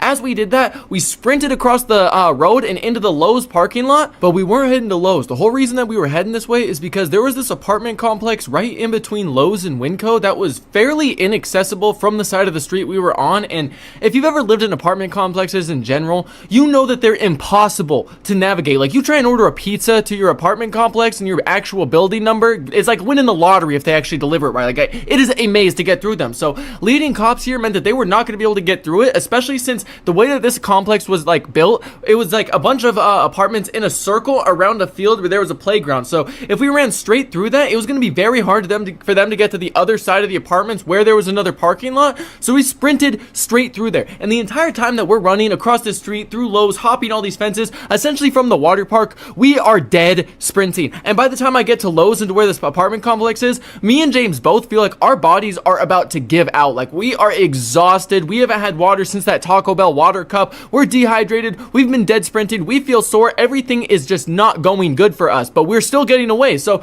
we're in the center of this apartment apartment complex, we're kind of thinking of where to go, because by the time that we're continuously running through like that field where that thing is, until the where the park is, until that actual parking lot on the other side where the other street is, once we get to that street, our only option is going to be either left or right. It is a massive hill right behind where Winco is, where we can either go right into where this neighborhood is and it's just a maze and it's not good, or down this hill to the left where it's just going to be another main road where all the cops are going, where it's just not good. And we're standing here trying, like, well, we're not standing, we're like jogging, running, sprinting, whatever you want to call it, and these cops I know are going to be coming from either side of this road that we're sprinting to in a matter of less than 60 seconds, because we turned around and we saw on the far side where we just came from, where Lowe's parking lot is, there, it's just purple. There are so many cops over there on that side that it's just purple. The, like, walls are getting painted purple. It's bad. We're like, that's a lot of cops. They're going to be coming around the other side. We need to think. And so it's literally right or left, and me and James are sitting like, so I'm like, okay, go left, go left. So we start running down this hill. And so that's because I remembered right to the beside, like where this hill was, there was a big old landfill where it's just like a gigantic hole in the ground. It's completely fenced around, and you can't even see in this fence. It's not a chain link. It has like blocks in them. It's completely closed off. Nobody can see in there. So I'm like, okay, we need to run. We need to get up in there.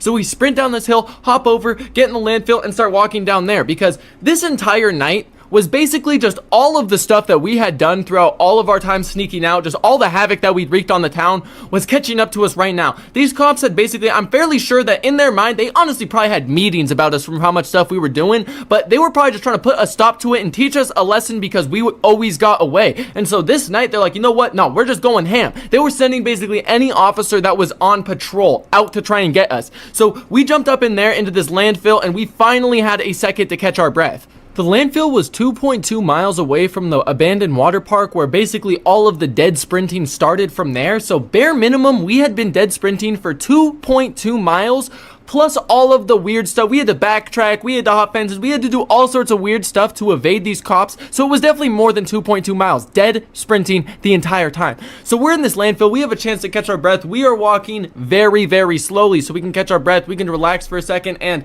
we start getting on my phone so that way James can text some other chicks, you know, try to find a move for the night, because since we can't go to this party, we need to find something else to do, because the night is still young, you know what I'm saying? Like, it's only like probably 1:30, you know, just before 2. So if we find a move quick enough, we can go do something for like an hour and a half, 2 hours, and still make it home in time without getting caught, sum up the night, have a good fun time to end everything off, right? And so, by the way, I never understood when I was a younger, you know, a teenager. Well, I still technically am, but they say, you know, you feel invincible when you're a teenager. I never believed that.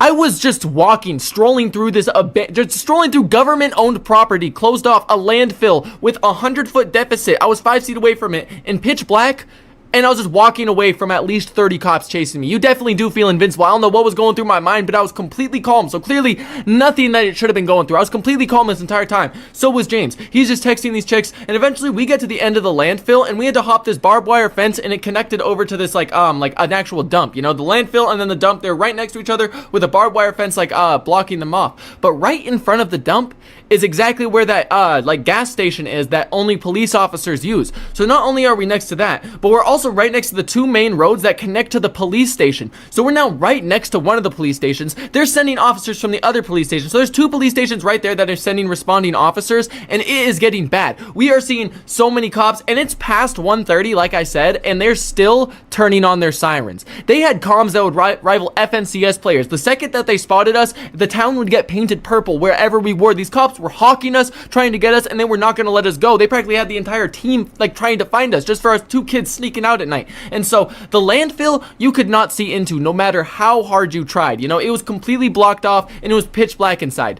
The dump, on the other hand, it was impossible not to see inside. You could probably see any part of the dump that you wanted to. They had lights that were on 24/7 that illuminated the entire place, and it was surrounded by chain link fences. The whole time we're walking through this dump, I'm staring outside through this chain link fence onto the road, just looking for any cops, because like I said, this was the hot spot for cops. There was always cops flying up and down this road, no matter the time of day, even at night. Didn't matter if we were running, there were just always cops there no matter what, right? So I'm staring at this road, watching for cops. James is on the phone, texting these chicks, trying to set up a move for the night, and I was just gonna let him know if I seen any cops. I seen one fly by, but they were literally probably going 45, 10 over the speed limit, and they just flew straight down that road. So I'm like, oh, okay, clearly they didn't see us. And then all of a sudden, probably like another 10 minutes goes by, we're midway through this dump, like walking through it, and all of a sudden, I see another cop going down that street, but he's going way slower, and all of a sudden, he sees us. I can't see in his car, but I know that we lock eyes. I'm like, Oh, that is not good. So he slowed down almost to a stop. We lock eyes. We're staring at each other for a second. Then all of a sudden, he just speeds off down the road. I see him just like turn around and start coming down the other side even faster. So I'm like,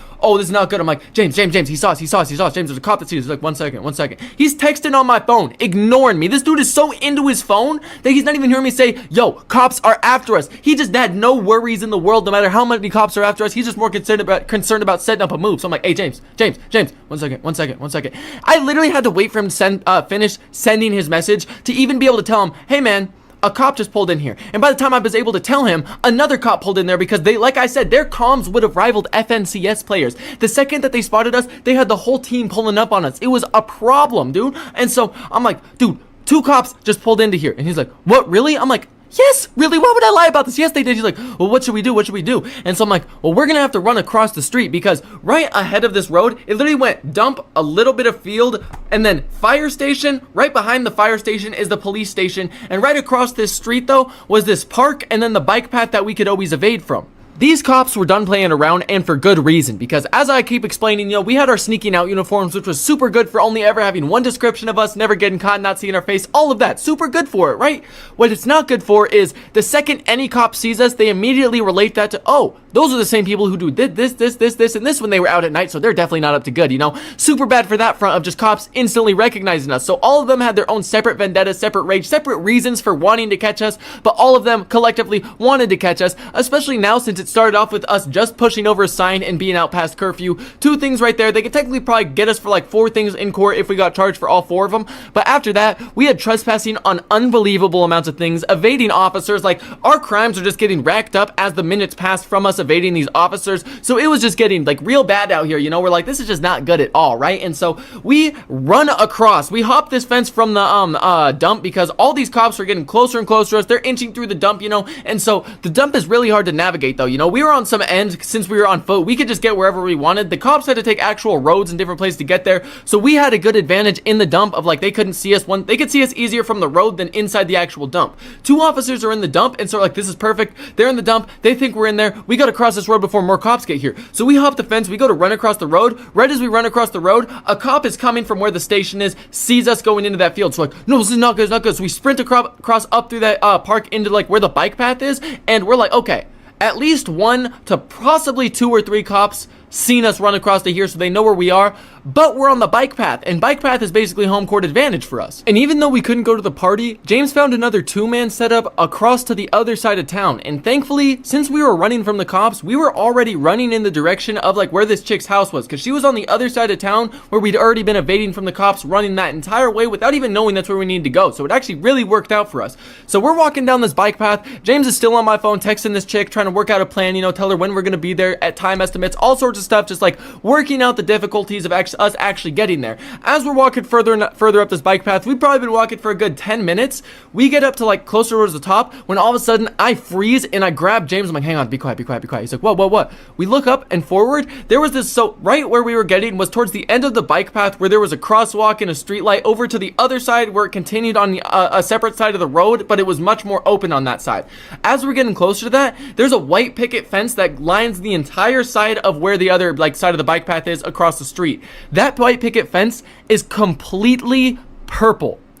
As soon as I see that, I know that means there is a minimum of 8 cops blocking that bike path up there with their lights on but no sirens. So I see that, I'm like, that is not good. I knew it had to be a minimum of 8 too, because when I'd seen like 5 cops all together, it makes it turns everything purple, but it still flickers with a slight blue, slight red. This was a pure dark purple. There were so many cops there that the lights weren't even flickering. They all just merged into one dead purple. I have never seen that many cops that close together in my town ever. And I wasn't even close enough to see how many there was yet. So I grabbed it. I'm like, this is bad. But thankfully, since like I said, bike path was home court advantage for us. So we knew exactly what to do. Right next to us, there was this like government owned tree farm that was a couple acres long. And so as long as we hopped this fence right next to us, we could just walk up that across the street right next to them the entire way until we got past them, and then we could hop back over, continue over to the 2-man, and we'd be all good.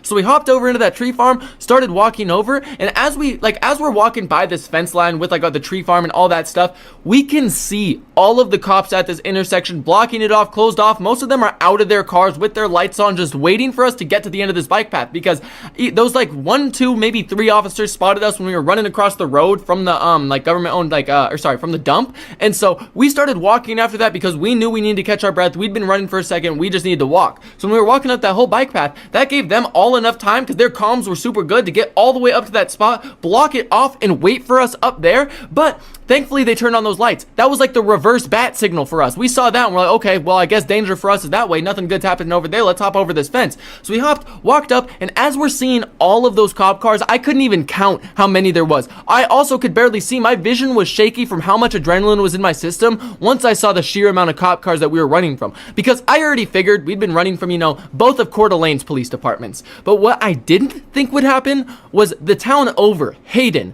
they sent police officers out as well. I saw Hayden PD over in my town. I have never seen the other town's police officers even patrolling in my area, and they were there with their lights on, waiting for us. 3 separate police departments. So I saw that, my stomach dropped so bad, my heart rate went up, my adrenaline was pumping. I'm like, we need to get out of here. So we hopped that fence, and we walked up probably a good another 100 feet, hopped that fence, got in the center of the road, and we were at least 200 feet away from them by this point. There was no way that they could see us, and we were in complete darkness as well. We hopped that, ran across the street, ran all the way past this middle school over to where this park was, and just posted up there inside of the actual park itself while we went to text these chicks. Because after James had to put down the phone when we initially saw all the purple ahead of us, we had to stop texting them. And it had been a while since we texted them, at least 30 minutes of just pure running, sprinting, panting, just being tired. And we had gotten to this park. We'd been evading these officers for bare minimum 2.5 hours. Bare minimum 2.5 hours of running from these officers, at least from like 12:30, and it was about 3 right now.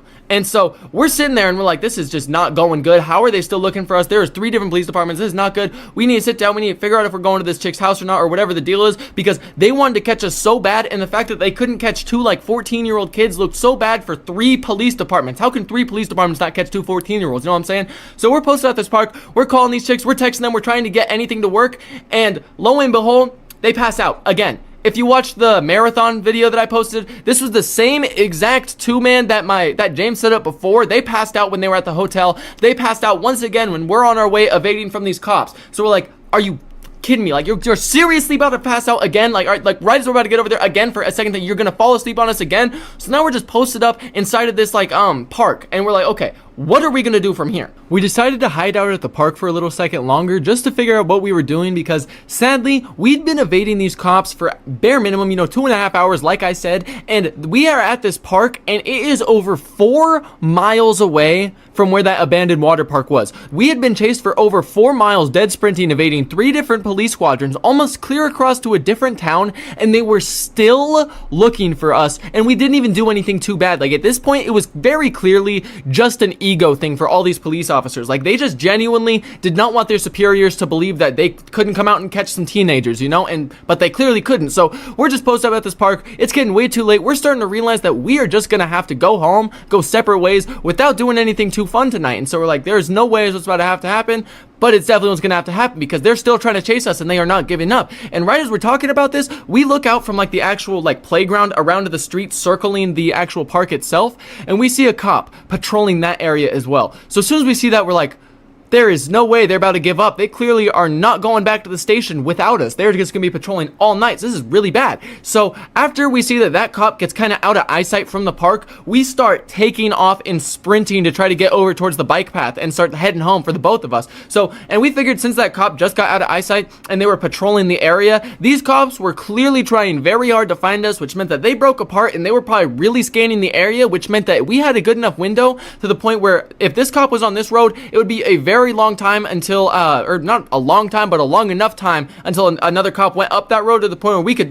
dead sprint down that road, not be seen, and hopefully just get to the bike path like we needed to go to. Once we got onto the bike path, this is when we decided that we just needed to split up and go separate directions, because at this point, we had been sprinting miles and miles and miles, and there was just no end in sight. So we just needed to split off and go to both of our houses and just end the night here, because clearly nothing was good was coming from here. It was starting to get way too early in the morning to the point that if we just ran around any longer, we would risk getting caught when we snuck in, so we figured that we just need to split off separate directions. And normally we would both walk to that dog park that we started this story at, because it was about a 50-50 even walk to each of our houses from there. But since we were running from so many cops, we just split off right then and there at that bike path. I started walking back towards my house and James started going back towards his, and so I had to walk all the way up the bike path over to my neighborhood, and I basically ran the entire way. I had no problems, didn't see any more cops. I was all good, made it home, snuck in, everything was all fine for me. James, on the other hand, he had to cross the street, hop the fence into that like tree farm once again, and run all the way through that tree farm, hop some other fences to get to this golf course and then to his house. And he apparently saw at least 2 to 3 cops patrolling in his neighborhood, because it was around the same area as the bike path and everything else that just had went down and happened.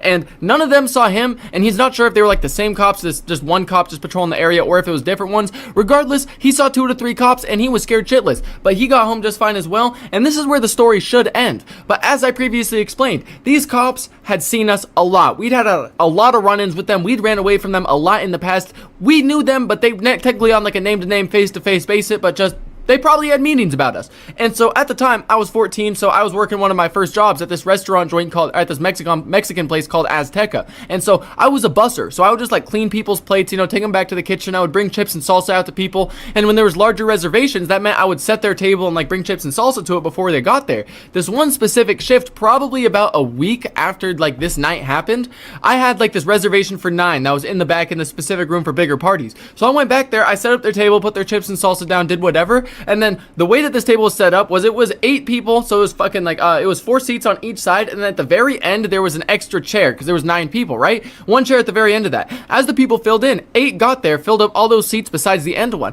So I go to bring them chips and salsa after I see that they're all sat down there. Once I come back though, that 9th chair is filled, and you know who's in it?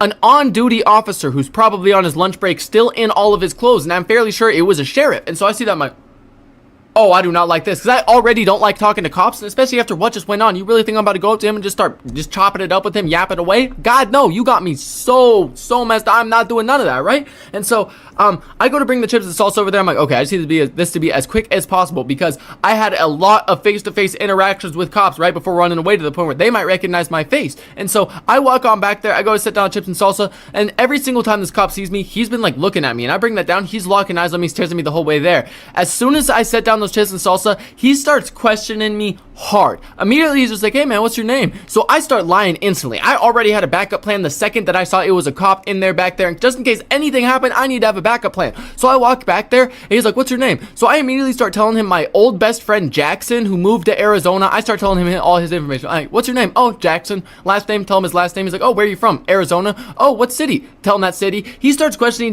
me down to my street name, my address, my school, all this stuff, because he knows I'm capping, and he knows that he's seen me before, because he started off this whole conversation like, oh, what's your name? Like, I feel like I've seen you around here before, because he obviously definitely had, probably a couple nights ago when I was running away from him, putting like trains on him, just gapping and running away, hopping fences or whatever. And so he sees that, he sees me, starts asking my name, give him all this false information until he starts questioning me down to minute details about like what street address I had and all this stuff. And I'm like, I don't really feel comfortable telling you all this information, officer. I have other tables to get to. Walk away from him, and I go and tell my like the server and one of my managers that was like serving the table, I'm like, look, I am fairly sure this is the same exact cop that I just ran away from a couple days ago, because I was fairly sure that this was like, I was 95% sure that this was the cop that James jumped around, flipped off, like the cop that started off this entire night that James jumped up, turned around, flipped off. Fairly sure it was that exact officer that I just served chips and salsa to. So I'm like, I am not stepping foot near this man again. I already gave him my whole background. I gave him my name, everything. If he asked, tell him Jackson, this information and that. But this is not looking good for me. My manager was like, okay, yeah, bet. I didn't have to deal with that table for 1 second after. And seeing that officer walk out of that restaurant after eating his meal, I've never been happier to clean up a table in my life. Having him walk out of there felt like stealing my mom's anxiety medication. I was instantly relieved, you know, no stress, everything gone. I was feeling like in harmony, just perfectly fine. And this just goes to show that you need to be extremely conscious about all of your actions, because one small event can lead to a huge ripple domino effect of events that could almost get you fucked. Thank you so much to those of y'all who watched to the end of the video. If y'all have any questions or any concerns about the story, just anything in general you want answered, drop those down in the comments. I will try my very best to reply to as many as I see. And I'm also very sorry about how long it took to get this video out. As you can see, I'm in a completely different setup. That's because this is now my house. I just moved out of my mom's apartment, got my own place, so we shouldn't be having any more delays, at least this big, for videos in the near future. Now that we're in the content house, things will only be going up from here on that. And if you guys enjoy it, make sure to, like the video or whatever. But also, just because the stories are funny, the stories are good, whatever the case is, whatever your thing is on the story, that does not mean that you should do it. These are very, very, very, very stupid decisions that I made when I was younger in my teenage years. You should not try to recreate anything that you see in these videos. It might be fun, it might be funny, but that does not mean it's safe. Do not try to attempt anything you see in these videos. And I love all y'all. Make sure y'all only got some positive energy coming your way. Make sure you're only, keeping your vibration high. Don't get low, don't get negative. Maybe get off YouTube if you watched all the way to the end of this, because it's like an hour long and you probably need some sunlight, fresh out air, and to touch some grass. But I love y'all, and I'll see y'all in the next one. I hope y'all enjoyed that last story. Up next, we have the story of the time that I had to sneak out on Halloween to lose my virginity. Halloween is one of the most fun holidays that we have. No matter what age group you're in, dressing up in a costume and going outside of the house is some of the most fun you can have on any holiday. Whether you're going out for candy or going to a party, something interesting will happen. But what if I told y'all me being grounded on Halloween led to me taking my first dab, sneaking out of the house, losing my virginity, and running from cops all in the span of only 10 hours?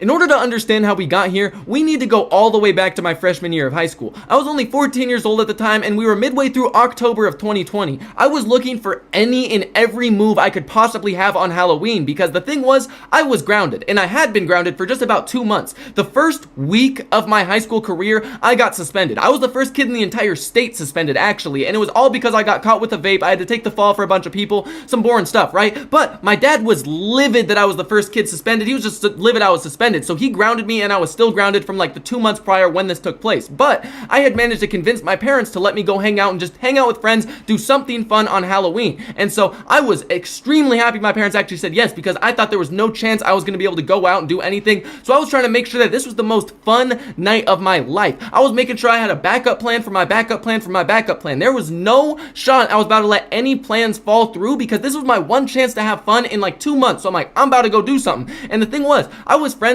with a lot of people, and especially these seniors over at a different school, and they invited me to one of their parties. I had also found out about at least 3 other parties and just as many things as I could do in general, and I was texting all of my friends off of my old Google Pixel, because my parents grounded me, so they took my phone, my laptop, my they took everything in my room down to my door, and I had absolutely nothing. I was bare bones, right? And so every time I'd get grounded and this would happen, I had an old Google Pixel. Once I got my new phone, my parents kept my older phone downstairs in their room. So whenever I got grounded, I would sneak down there, I would pop that phone out of its phone case, leave the phone case in there, and I would sign into Snapchat off that phone and just text everybody off of there. So I was finding out about a bunch of moves on Snapchat, but I could not bring a single one of these up to my parents because I was obviously grounded. So I needed to act like I found out about this information at school. Then I'd have to come off of school tomorrow and just ask about any of these plans. But I had at least 5 parties and as many moves as possible lined up, so I knew no matter what, I was about to have a fun time on Halloween. So I just ended up going about my night normally, eventually fell asleep. I got up the next day and went to school, and this was the week leading up to Halloween, so everybody at school was kind of just, everyone was just in their Halloween spirit, I guess the best way to put it, just like the vibes were in the air. So this was a long day for me, because I'm just waiting to get home, wait for my parents to get off of work so that way I can ask them about the plans.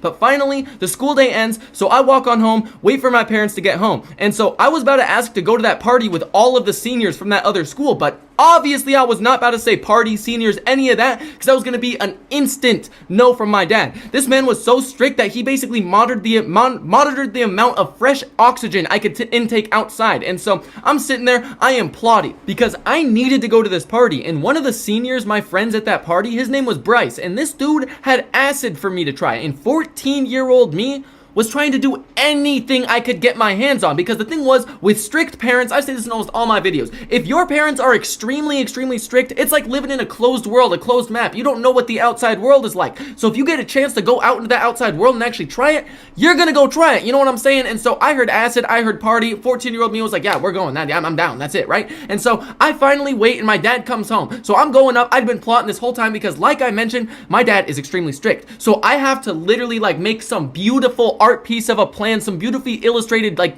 Disney movie damn near, because it's got to be rated G in order for me to go. So I walk out over to him and I'm like, hey, can I go out over to my friend Bryce's on Halloween? It's just gonna be me, him, maybe 2 other of his friends, and we'll just be at the house the entire night. This man immediately says, nah, I have to meet his parents. I've never met his parents. And I'm like, meet his parents? I'm 14. What do you mean? I'm in high school. What do you mean meet his parents? I have his phone number. Like, you can call his parents. Nope, I need to meet him. I'm not calling them. And I'm like, I gave you the option to talk to him. He literally was just saying no for absolutely no reason. This was like literally the most like I don't even know, the most pitch perfect night I could have pitched him. He said no to. So I was sitting there just drawing a blank. I'm like, there's no way he just said no to this. So I walk back to my room. I'm defeated. I immediately start searching for anything, right? And throughout the course of the week, I went up to my dad. I asked him about every single party, every single move, anything I had found out about. I went up and asked, being like, yo, can I go to this? He shut down every single one instantly, just said no. So I was feeling so defeated walking back to my room, but I was not about to cut my losses here, because this was the first fun thing I had the chance to do in my entire high school career. I'd been grounded the whole time, so I was not going to cut my losses. I went back to my room, and once it got late enough, I popped out my Google Pixel. I started texting anybody that I could find, right? And eventually, my homeboy Brian hits me back, and he's just like, yo, there's going to be a kickback on Halloween over at Anthony's later into the night. It's going to turn more from kickback to party, and you're more than welcome to come.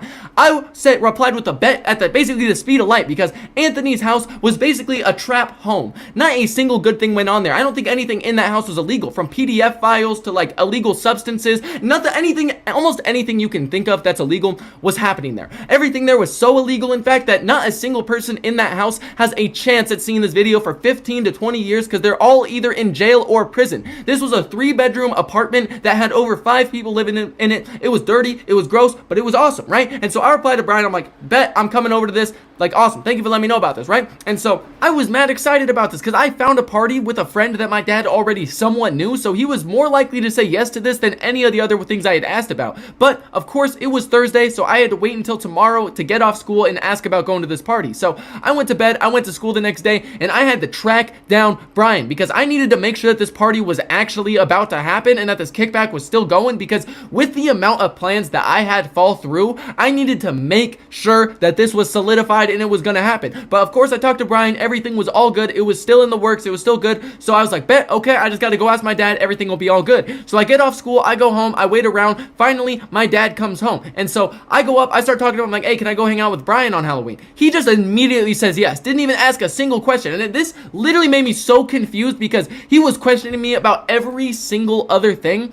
but actually going to a friend's house and staying at the house for like the night basically was out of the question. But hanging out with one of my friends, walking around the town freely with no limits, doing whatever I wanted, no restrictions, without a cell phone, no way to contact me, was somehow okay. I was super confused by this, but I was not complaining. I was just super happy, and I went back to my room. Probably about an hour or two passed before eventually my parents called up to my room letting me know dinner was ready. So I came out of my room, I went downstairs, I ate dinner. After I ate dinner though, my goal was to stay up as late as possible, because I never ever liked being at my dad's house. My parents got divorced at the age of 2. Ever since that time, it was miserable for me to go over there. There was just nothing for me to do, and I got treated terribly. So I was just like, I never liked being there, never liked interacting with them. So I'm like, I am gonna stay up as late as possible, so that way I can basically just sleep in until when I have to leave for this party, and just basically just be able to get up and just go to this party and just have a good day and be fully rested. So I stayed up as late as I could. I was on my phone, I was texting people. Eventually though, I fell asleep. I woke up probably about 1. I know I woke up past noon, and I got up, I sprung out of my bed like a kid on Christmas. I jumped up, I started getting ready, my whole fit for the day, and then I went outside, ate breakfast, got up in the shower. Whole time I'm happy as hell. I'm about to go and have a fun day. It's Halloween. I'm excited for the day. So I get out of that shower, and finally it's just about time for me to go over to this like party where Brian's at.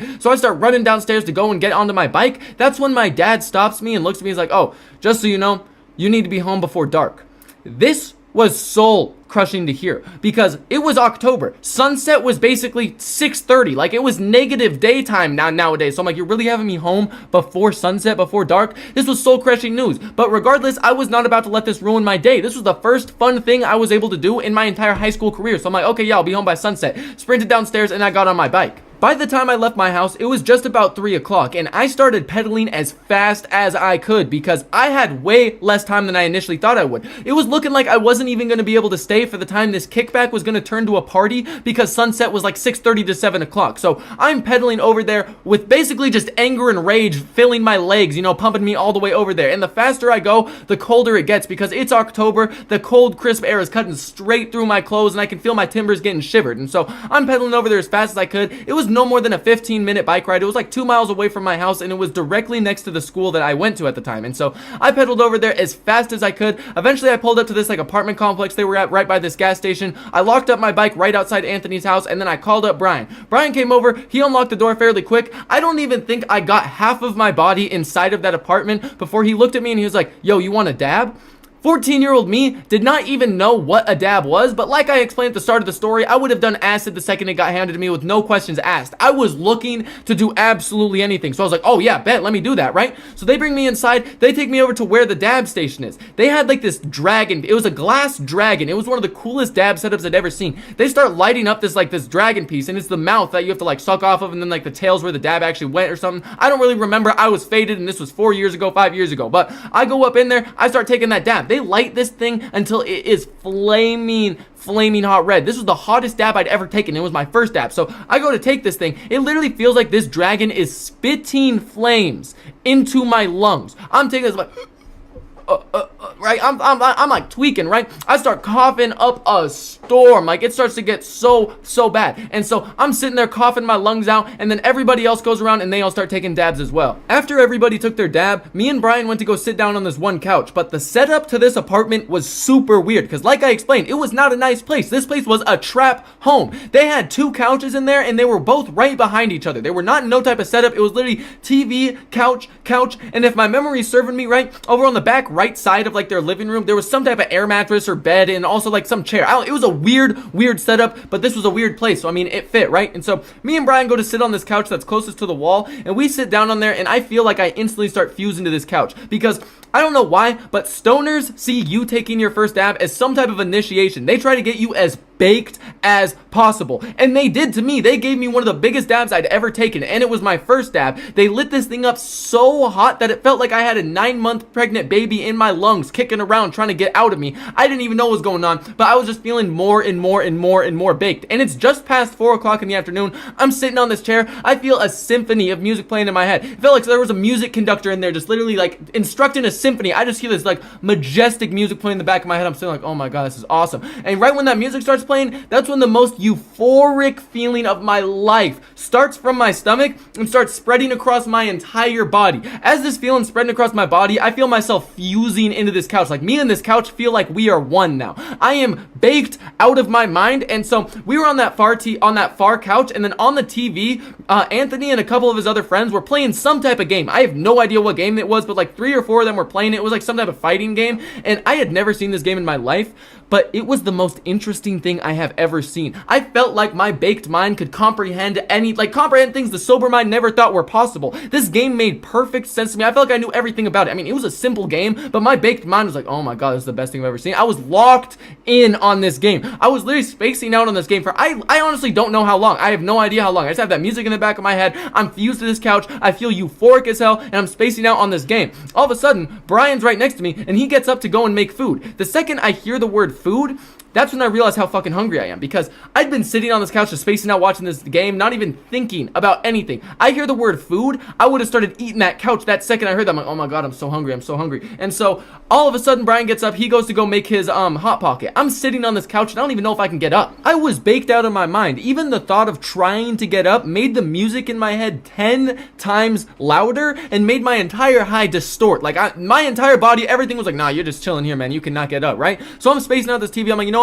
I'm just gonna try to focus on this game because this music is getting too loud and I'm starting to feel kind of weird. So I'm spacing out this TV until all of a sudden the smell of Brian's hot pocket he was cooking starts wafting over to me. And just like a cartoon, like smelling over to that pie starts floating over there, this made me gain the ability to just get up and start doing whatever I wanted. It felt like this snapped me out of a trance. Instantly I smell that hot pocket, music's cut off, I get detached from that couch, just jump up, and I'm like, oh, I'm ready, I need a hot pocket. So I start going over there to go cook a hot pocket because Brian just took his out of the microwave, but my stoned ass did not know what I was doing. doing? I just opened up a freezer. I see these Hot Pockets. I'm like, oh, hell yeah. I grab that, throw it on a plate, slap it in the microwave for like 4 to 4.5 minutes. Because I just remember thinking, I'm like, oh, I just want to make sure this is cooked. I don't want a cold Hot Pocket. Cold Hot Pockets are so gross. So I sit there, I'm staring at this microwave, and I'm just like, I don't even remember what I was thinking. I'm just so baked that I'm just going deeper and deeper and deeper and deeper into my mind. Like, there's one thought that happens, and all of a sudden I see another thought inside that. I'm just going deeper and deeper into basically like a Russian nesting doll type of thing until I'm not even like here anymore. There's lights on, but nobody's home. I'm just thinking, right? Until all of a sudden the microwave just starts beeping. I didn't even know that the full 4 minutes had passed, because in my mind I'm like, oh, if it starts popping or anything, I'll just take it out early.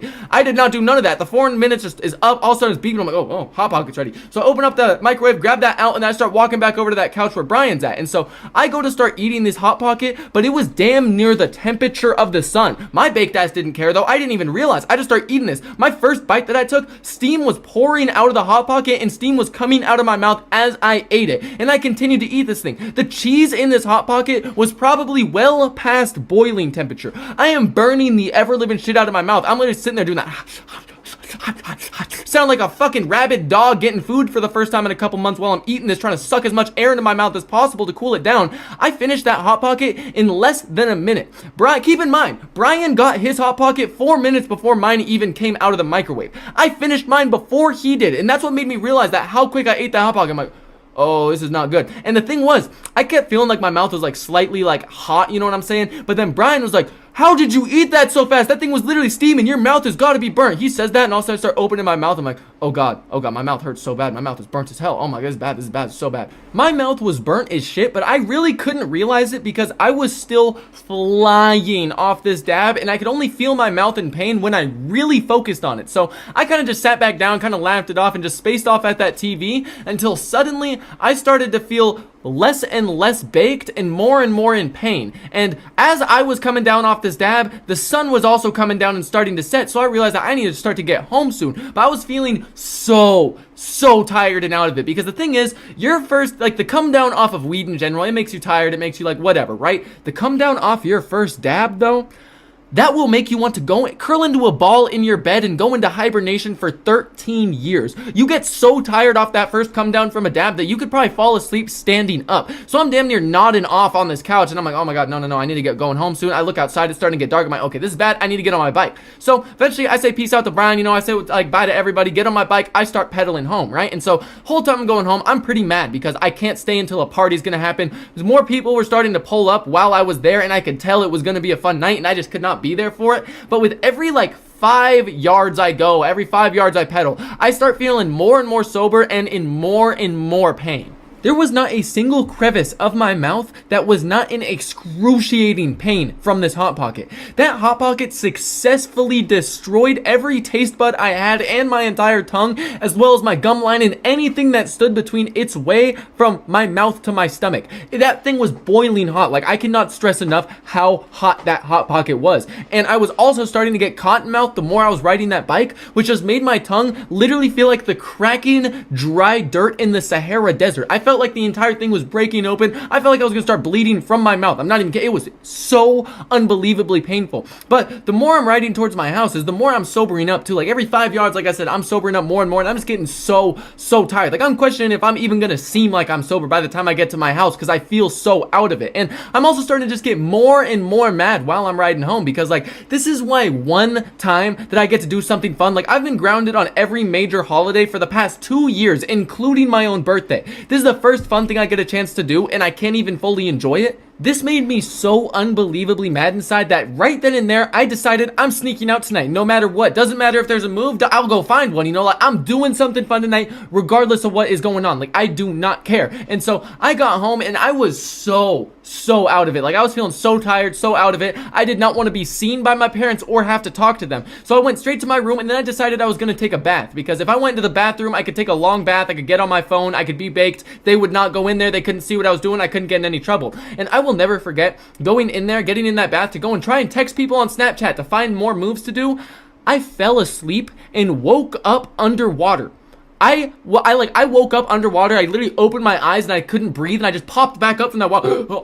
I didn't even know what happened. Like, I was so terrified. I was so shocked. I'm like, what is going on? I got out of the bath right then and there. I'm like, I am apparently too fucked up to take a bath. I didn't even know that was a thing. But I woke up underwater and I was so confused. I'm like, how long was I underwater? How was I not breathing in? So many questions, but like, I was just happy that nothing happened. Obviously, I didn't breathe in any water. So I got out of that bath. I went to my room and I got on my phone to start texting people. I stayed there for the rest of the night. And I was just so sad, so defeated. I'm just sitting there just feeling empty, feeling depressed because like I spent this entire week preparing, working, trying so hard to set up as many moves as possible so that way nothing would fall through and I would have a fun day on Halloween. But somehow every single thing had fallen through and nothing was working out. At this point, I had hit up almost every single person in the state of Idaho and not a single person was responding. Every single text that I did get a response to, I couldn't even manage to get to wherever the party was, whatever the move was, nothing was working out. So I was starting to get super upset looking at my phone, thinking I was just gonna have to stay at home for the rest of the night until eventually I look at my phone and I get a text from this one chick I had hit up a couple hours ago. She was telling me that she was staying over at her friend's house, but she was willing to sneak out of her friend's house, meet up, and do some things. I was 14 years old and staring at this text felt like holding the goddamn holy grail because you see, the thing was, me and my friend James had a bet to see who could lose our virginity first all the way back since 7th grade. A couple months prior to this, he had beat me, and so at this point, I already lost the bet. It was just about of like how big the gap between us was gonna be, and I would be damned if that was a big old gap. So I was trying to get that closed quick and get this done. So I was staring at that text. I was giddy as hell. I was so happy. We just waiting to fucking sneak out. So I jump out of my bed. I start throwing together my sneaking out uniform. But the thing was, it was 11 o'clock and I had to wait a good 2 hours until I went to meet up with this chick. So I was just laying out my uniform, getting ready for the night. And where I live in October, the nightly temperature on average is well below freezing. So I had to get together a bunch of clothes just to make sure that I was not cold, and then I laid that all out on the ground to get ready to sneak out.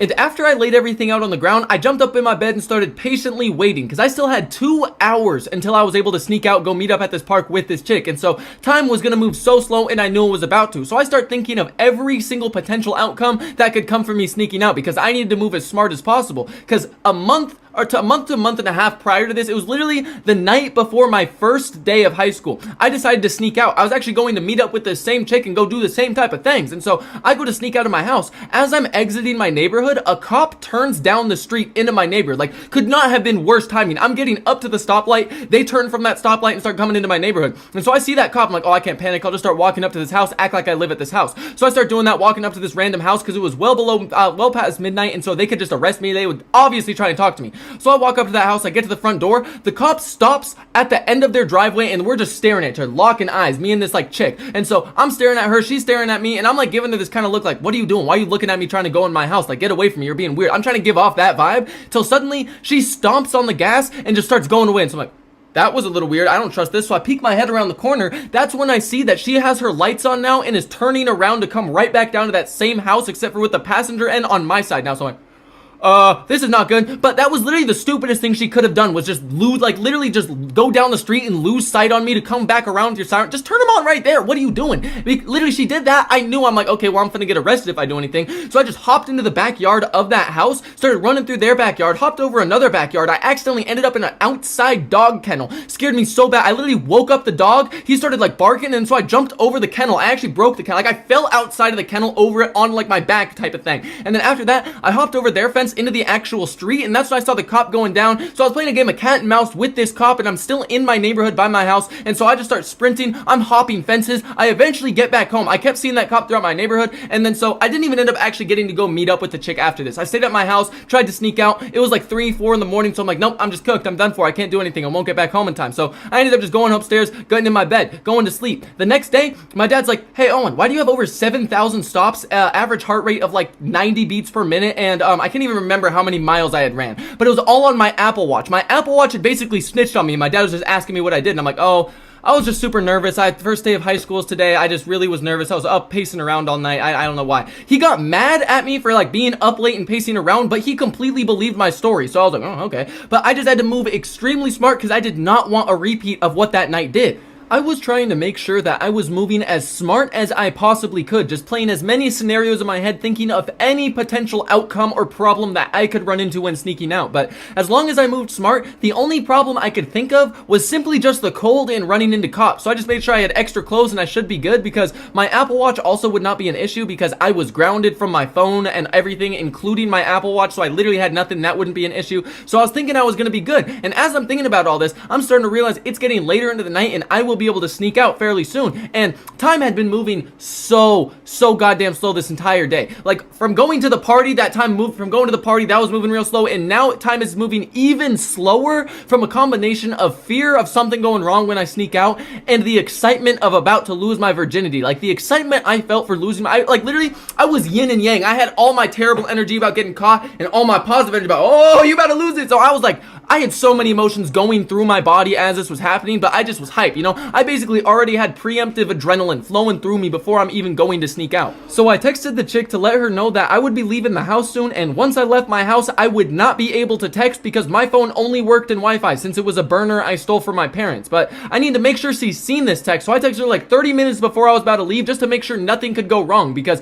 if I had sent that text right when I was about to leave and I left the house and all of a sudden she tries to text back being like, oh no, I can't go anymore, I would just be out in the night pointlessly walking for no reason at all. So I need to make sure that everything was good, everything was solid. She ended up replying fairly quickly, just being like, okay, sounds good, like, I'll let you know, just let me know when you leave. And so I was like, bet, okay. Then I just waited in my bed. I was back to the waiting game. I had like 30 more minutes until I was gonna leave, but those last 30 minutes felt just as long as that hour and a half I was waiting. I was just sitting there, just so excited to leave and lose my virginity. Every time was moving so slow. I could feel every single second passing by. But finally, 20 minutes passed. I had like 10 minutes until I was about to leave and try to go to this park, and so I sprung out of bed, threw on my entire sneaking out uniform, and then started making a dummy setup in my bed, because my dad would very consistently throughout my entire life just come up to my room and open my door while I was sleeping, like literally from like baby age up until I got kicked out of his house. He was always doing that. And so I would make sure that my dummy setup was like, I would fall asleep with hoodies on very consistently, so it really helped me with making a dummy setup. I'll try to make this thing look as perfect as possible. I would get a body pillow, and then I would put a hoodie over that body pillow, and then in the hood of the actual hoodie I would put a bucket hat to make it look like a full head was actually in there. Then I would put that underneath the covers, and sometimes even put some extra pillows or extra things out down at the end to make it look like my legs were spread out. It literally looked like a full human was in the bed, and it worked perfectly every single time. And so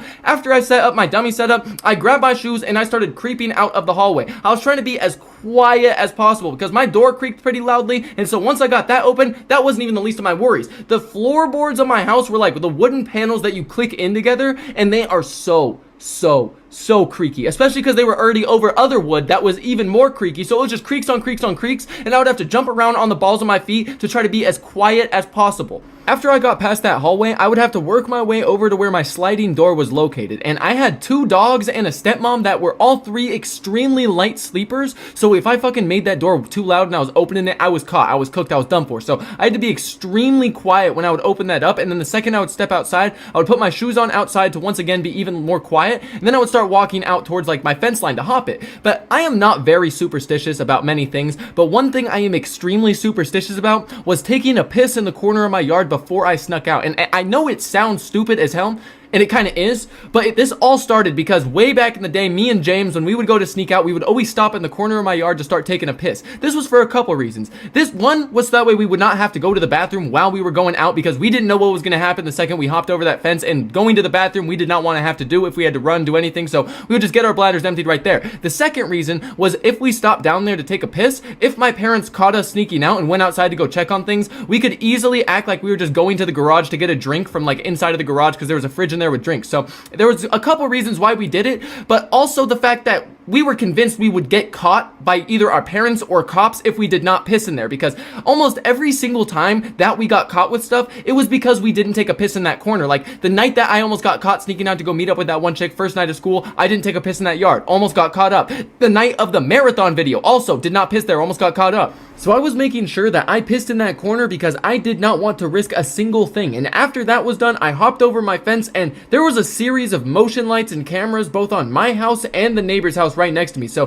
there was a very specific route I always took to avoid setting off any of these cameras or motion lights, but this time I had to take a bit of a different route because remember at the beginning of the story when I was riding back from that kickback and I was super upset, I was just like, I'm definitely gonna sneak out tonight, like I'm going to do something, I do not care, I don't care if there's nothing to do, I will go out and I will find something to do, right? Well, when I got home, I decided to not put my bike in the garage. I decided to put it like propped up on the outside of my garage, out of the sight from any cameras, any people, or just any of the motion lights. And so by doing that, that meant that I could most likely get wherever I needed to go way faster, and I was just preparing myself for that. And so once I hopped over the fence, I had to grab my bike. This was just the start of my problems though, because now I have a bike in my hands and I have to jump over my fence and hop this thing into my neighbor's driveway in order to avoid setting off the Ring camera that was right above my garage. And so once I hopped over that fence, it was a challenge. This shit had me feeling like I was competing in some type of triathlon, like Iron Man or something. I was already gassed before I could even get on my bike. So after I got off of their driveway, I ran down to the road and I went to hop on my bike and I set off for the elementary school we were meeting up at. And I mean, that sounds so bad, but like, if y'all are wondering why we chose an elementary school to go to, that's because there was nowhere else to go. Zero options, you know what I'm saying? Because she was staying over at her friend's house, and so we couldn't just go up in her friend's fucking house and like go in her room where she was sleeping or anywhere else in the house.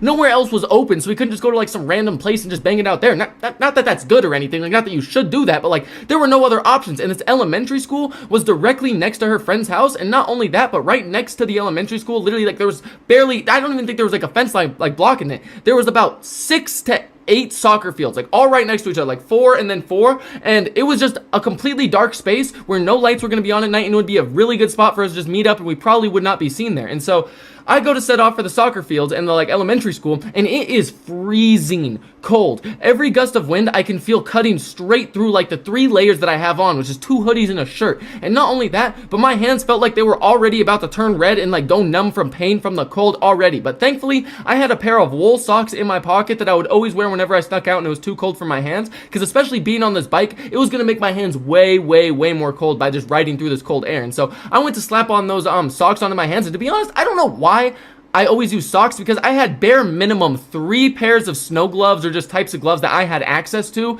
and in my room, but I still chose to just use wool socks. I really don't know why. But then again, clearly by the decisions I'm making, we know the best decisions were not always made by me, so I mean, it kind of fits. But thankfully, I had a bunch of layers on my body as well as a ski mask for my face, so I knew no matter how cold it was, I was going to be good for this ride, especially since it was only about 2 miles away from my house, so like a 15-minute bike ride, give or take. And so I start pedaling on there as fast as I can. This entire time I'm getting there as well, I am extremely on edge. I'm paranoid. I'm looking all over the place. I am way more on edge and on alert than I normally am. Like, if you're sneaking out, you always got to be on high alert. You need to know what's going on around you at all times, or you should not be sneaking out. I mean, not that you should in general, but you get what I'm trying to say. And so I'm constantly looking around me on this bike, because this is my first time ever sneaking out on just a bike. And the easiest way to get away from cops, which are my main concern, is by slipping through tight spaces, hopping fences, and just going places that their cop car cannot fit. And being on a bike, I couldn't hop any fences, so that terrified me. That was like my go-to #1 thing, especially since where I was going, where the school was located, was basically suburbia, just houses for miles. So my only option was going to be hopping fences to get away from cops, and I was on a bike on just straight shot roads,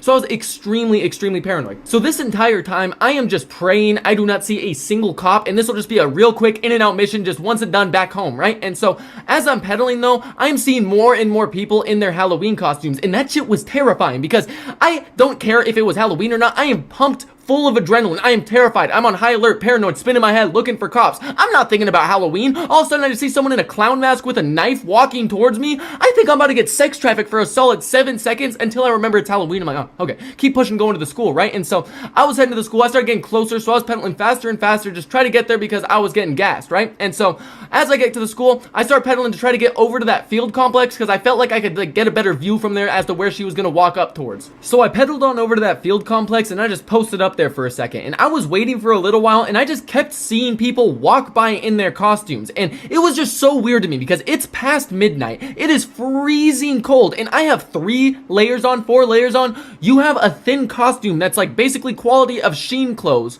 and it's negative out. how are you walking just fine? Like, these people had to have been drunk, because it wasn't just like 1-2 people. It was always groups of like 5 to 10, and at least 1 to 2 of the people were stumbling, and none of them had bags for candy. It's midnight. Y'all aren't trick-or-treating. Y'all are publicly drinking, right? And so I'm looking at these people. I'm like, okay, this is crazy. All of them are older than me as well. I'm like, how are so many people? I just remember that was just so weird to me. That's why I keep saying it's just so weird to me whenever I think about this. And so I was posted up there for a second. Probably a solid 10 minutes passes by until all of a sudden I see one person walking in the distance with no costume on and like a blanket around them. So I'm like, that's probably my person right there. That's probably my person. Then they waved at me, which let me know it was definitely them, so I started approaching as well. Once we got together, we talked for a quick second while walking towards like the elementary school and out of the openness of all of those fields, and we were walking as quick as we could because it was freezing cold out. Especially because since we were in the fields, there was nothing to break the wind. We were just getting full force, 100% strength gusts of wind, and I had 3 layers on. I don't think it would have mattered how many layers I put on before I left the house. If I had 15 shirts on, this wind still would have found a way to cut straight through all of those layers and fucking penetrate me. I came here to lose my virginity, and I was getting fucked by the wind before I could even do anything. I was shivering, freezing cold. I just want to wrap this up and get going home. So I was sitting there, antsy, shivering. I'm like, come on, let's just do this. Let's just get out of here. And eventually she lays out that blanket. We both go to sit on top of the blanket, and that's when we immediately get soaking wet. All of my clothes get soaked because the thing was, it was October, so it got below freezing during the night, but every day it got up to like 60, 70, so it would just unfreeze right then and there, just constantly thawing and unthawing. So there was a bunch of water trapped underneath this ground that immediately soaked the blanket and anything touching the ground. So I was like, I came there to lose my virginity. I felt like I was doing the ice bucket challenge. I was miserable, and so I'm like, we need to wrap this up. We need to wrap this up. But since it was that cold, there is only one way to warm up. You know what I'm saying? So we got to get straight to business. So we start going into things, and let me tell y'all, it was unbelievably disappointing, bro.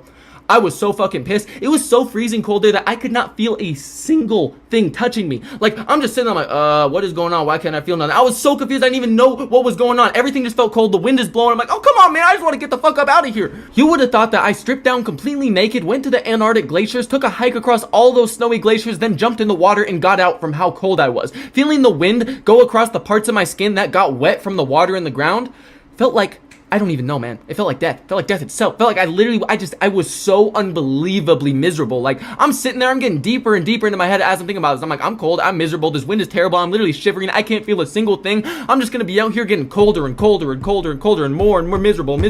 Like, I can't feel anything, I'm just gonna get colder. This is so unbelievably bad. This is my first experience, and it's basically completely ruined. Like, at this point, I just want to go home and just at least say that I lost my virginity, have some type of story to tell my homeboy. And so I'm so deep in my head, I can't feel anything, I am miserable.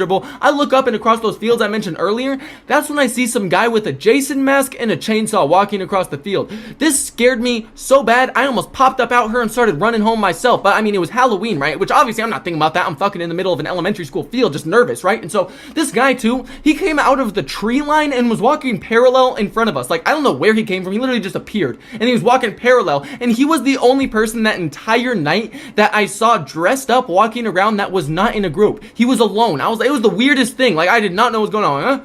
All right, man, you just do your thing, I'm gonna do my thing over here, right? And so we're just going, and I keep thinking more and more, I'm like, damn, this is just stupid, right? I'm just getting colder and colder and colder, and probably another 10 to 15 minutes pass by, I start losing feeling in my fingertips down to my toes. Like, I can start to tell that I'm getting extremely cold. So I'm like, ooh, this is not turning good. This is starting to get real bad. Like, I need to start to get home. I literally cannot feel a single thing besides just pain, cold, and wet. And I'm like, what the fuck? Like, I'm supposed to be losing my virginity, man. Sex had basically been hyped up, thrown in my face like it was the best thing on the face of the earth, the best feeling you could possibly have, and I couldn't feel it. Couldn't feel shit. I was like, this is terrible, bro. What is going on? So I eventually am just like, you know what? Fuck this. I'm gonna just act like I came. I act like I come. Literally, the second I act like I come, I fucking pop up out here, rip that condom off me. I fucking throw that shit into the elementary school playground. And I know what you're thinking. Well, I honestly, no, I don't. I really don't know what the reaction to something like that is. But I did this for a couple reasons. Number one, so that way she would not know that I faked and was trying to like speed everything up and just get up out of there as quick as possible. And number two, I was pissed, bro. This was supposed to be a fun experience, losing my virginity. I was not about to carry a sad, empty condom all the way back home. No, I'm getting rid of that thing. Nah. So I threw that thing over there. I threw it over the fence line, same motion, same hand, went over, waved goodbye to her, and then I just started running, right? I started running over to my bike. Like, she really thought I was about to walk walk her home. Her friend's house was just down the street. My house was a couple miles home. You got me fucked up. You can walk yourself back home. I don't care, right? So I run over, jump up on my bike, and I start trying to ride back home. Right as I get past the actual elementary school, there's a roundabout just ahead of it, and I see headlights coming for that roundabout, and I'm on my bike. I'm just trying to get home as quick as I can. I'm cold. I'm miserable. I want to be home. All of a sudden, I see those headlights coming around that corner, and it is a sheriff car, though. I see their car come up around the roundabout. It's a sheriff car. Oh, that's a cop. That's a cop. That's a cop. Then they come off at the exit of that roundabout towards me. So I'm like, oh, well, they definitely see me, and now my worst fear of the entire night has come true. I am gonna have to run from cops in a completely straight neighborhood with only fences with nowhere to go. And since I'm on my bike, I can't even hop any fences, so I am literally just terrified, because in the state of Idaho, if you're below the age of 18 and you see a cop past midnight, you're better off just running, because it's illegal for minors to be out past midnight. If you get caught up by a cop past midnight, you're either getting detained, arrested, or your parents called. No matter what, it's not good. You're just better off running. But in the back of my head, I'm like, it's Halloween. Maybe he just got a house call for some type of party, a noise complaint. Maybe they're not focused on me. And so right as I'm thinking that, that's when they flip on their lights and start turning around to come back up the road I was just going down. So I see them turn on their lights. This is when I start pedaling as hard as I can, and I take a right on the closest street to me, because I didn't want to lead them where I was actually going. I needed to go straight for a couple more miles, but I'm like, no, the cops are on me. This is a bad situation. So I take a right down that road. As soon as I see this church parking lot, it was very well lit up. I cut right across there too, because I'm fairly sure it's going to be harder for them to weave through there. So I cut across through there onto this other road, and I wanted to look back to see if they saw me, because it was very well lit. I'm 100% sure they saw me, but there is no time to look back. My adrenaline is pumping. My heart is pumping. I don't even know where to go. I don't know what to do. I want to hop fences so bad, but I literally cannot leave my bike behind. My only choice is just to keep pushing. So I'm pedaling harder and harder and harder. I'm periodically turning down streets. I'm trying to put as many curves and obstacles between me and that cop as possible. I'm not even looking behind, but eventually I get a little bit further. I'm trying to get over towards this bike path, and I start looking behind me. I don't see a single cop when I look behind me, but I still keep pushing harder and harder and harder, because these cops never gave up when it came to finding us. A perfect example of this is my last video, but I knew it was just a matter of time before these cops started multiplying and spreading like a disease.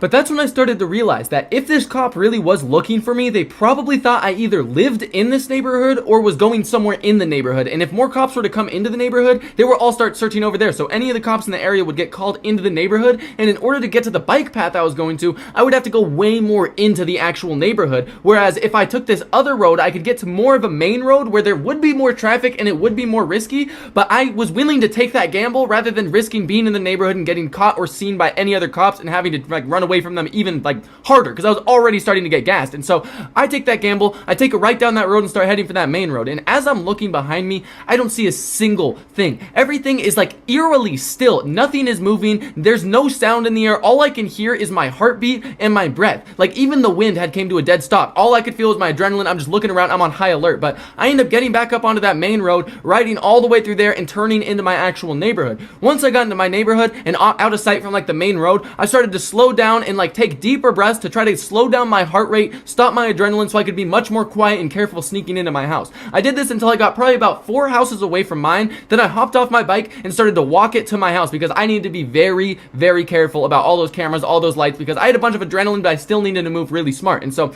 I started walking over there. Eventually I got close to my fence line, hopped over that, propped up my bike against the garage, hopped my fence, went up into my room, and finally was able to warm up and go to sleep. Thank you so much to those of y'all who made it to the end of the video. I'm going to have a lot more videos just like this coming out to the channel here very soon. So if you enjoy the stories, make sure to subscribe. And if y'all have any comments about anything with the story or just anything in general, any questions, go ahead and leave those down below. I will try to respond to as many of them as I can. And once again, as always, don't try to recreate anything you see in these videos. This was me being a dumbass 14-year-old dumbass teenager. So stay safe. Don't do the shit that I do. And I hope all y'all enjoy the videos. But I will have a lot more videos coming to the channel here very soon, as well as a podcast coming out in November. And if you want any more content, you can also go ahead and follow my TikTok, but I will see y'all in the next one. And for the last video of the compilation, up next we have the story of how I got put on an FBI watch list for the first time. Have you ever went through stories on Snapchat and seen someone posting extremely incriminating or straight up illegal videos on their story and just wondered, how do the police not catch them? Well, the police actually do catch them, and this is the story of how my friend's Snapchat stories and a diss track I made got the FBI monitoring every single one of us our sophomore year.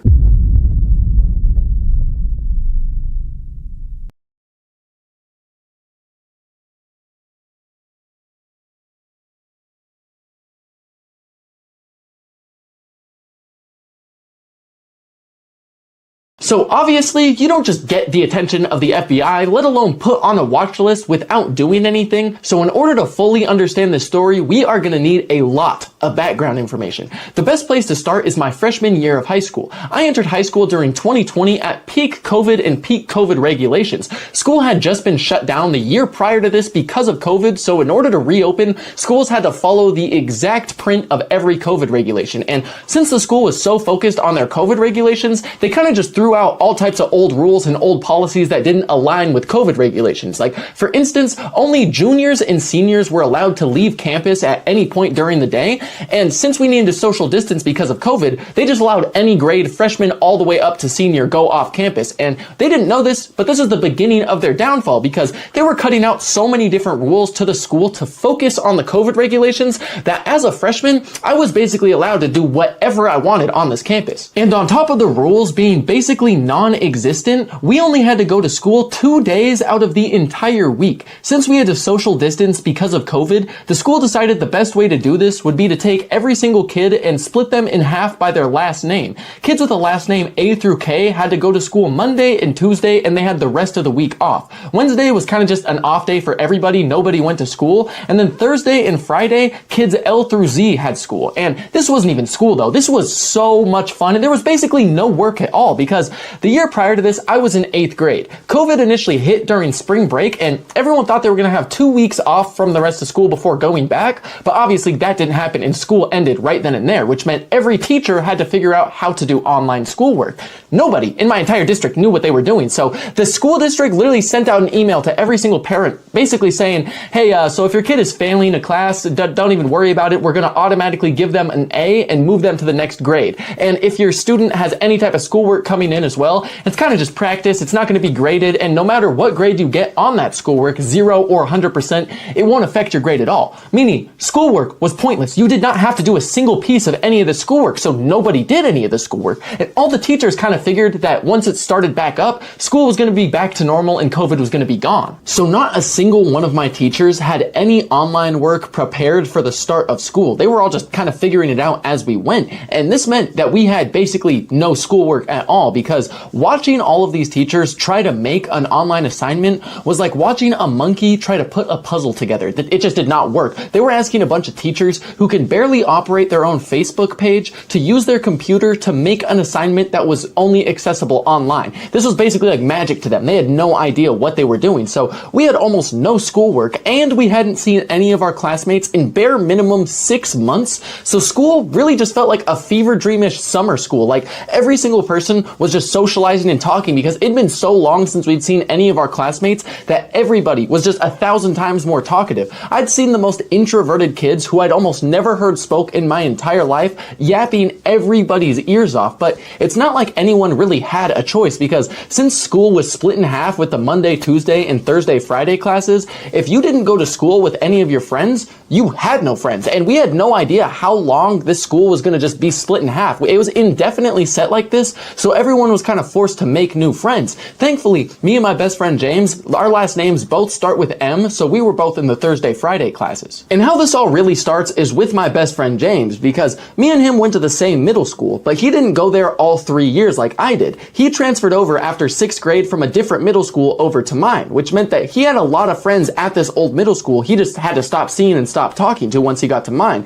And in my town, there's only about 3 middle schools and 2 high schools. Almost all the kids from my middle school and James' old middle school were all going to the same high school at Lake City. And naturally, this meant that we were just going to mix and match all the friend groups from our middle school and his old one because everybody got split up from COVID into the Monday, Tuesday, and Thursday, Friday classes. So when we were going out through school, we just kept kind of recruiting whoever we saw to our friend group. We'd be like, hey, ain't no way you're on the Thursday, Friday class, bro. We got to hang out at lunch. And so we'd ask them to hang out. Normally they'd be like, oh, I got 2 homies that'll come with. So they would just bring more people. So slowly we kind of just recruited more and more people until we had a friend group of about 10 to 15 people just in the Thursday, Friday classes. So we were starting to get a pretty big friend group. And I mean, school was not even school. It just felt like one big fever dream because we only have to go to school 2 days out of the entire week. When you go into each class, desks are stacked on top of each other, separating everybody. Everyone has to have a mask on, but a lot of the kids were wearing bubonic plague doctor outfits and full chainmail knight armor sets.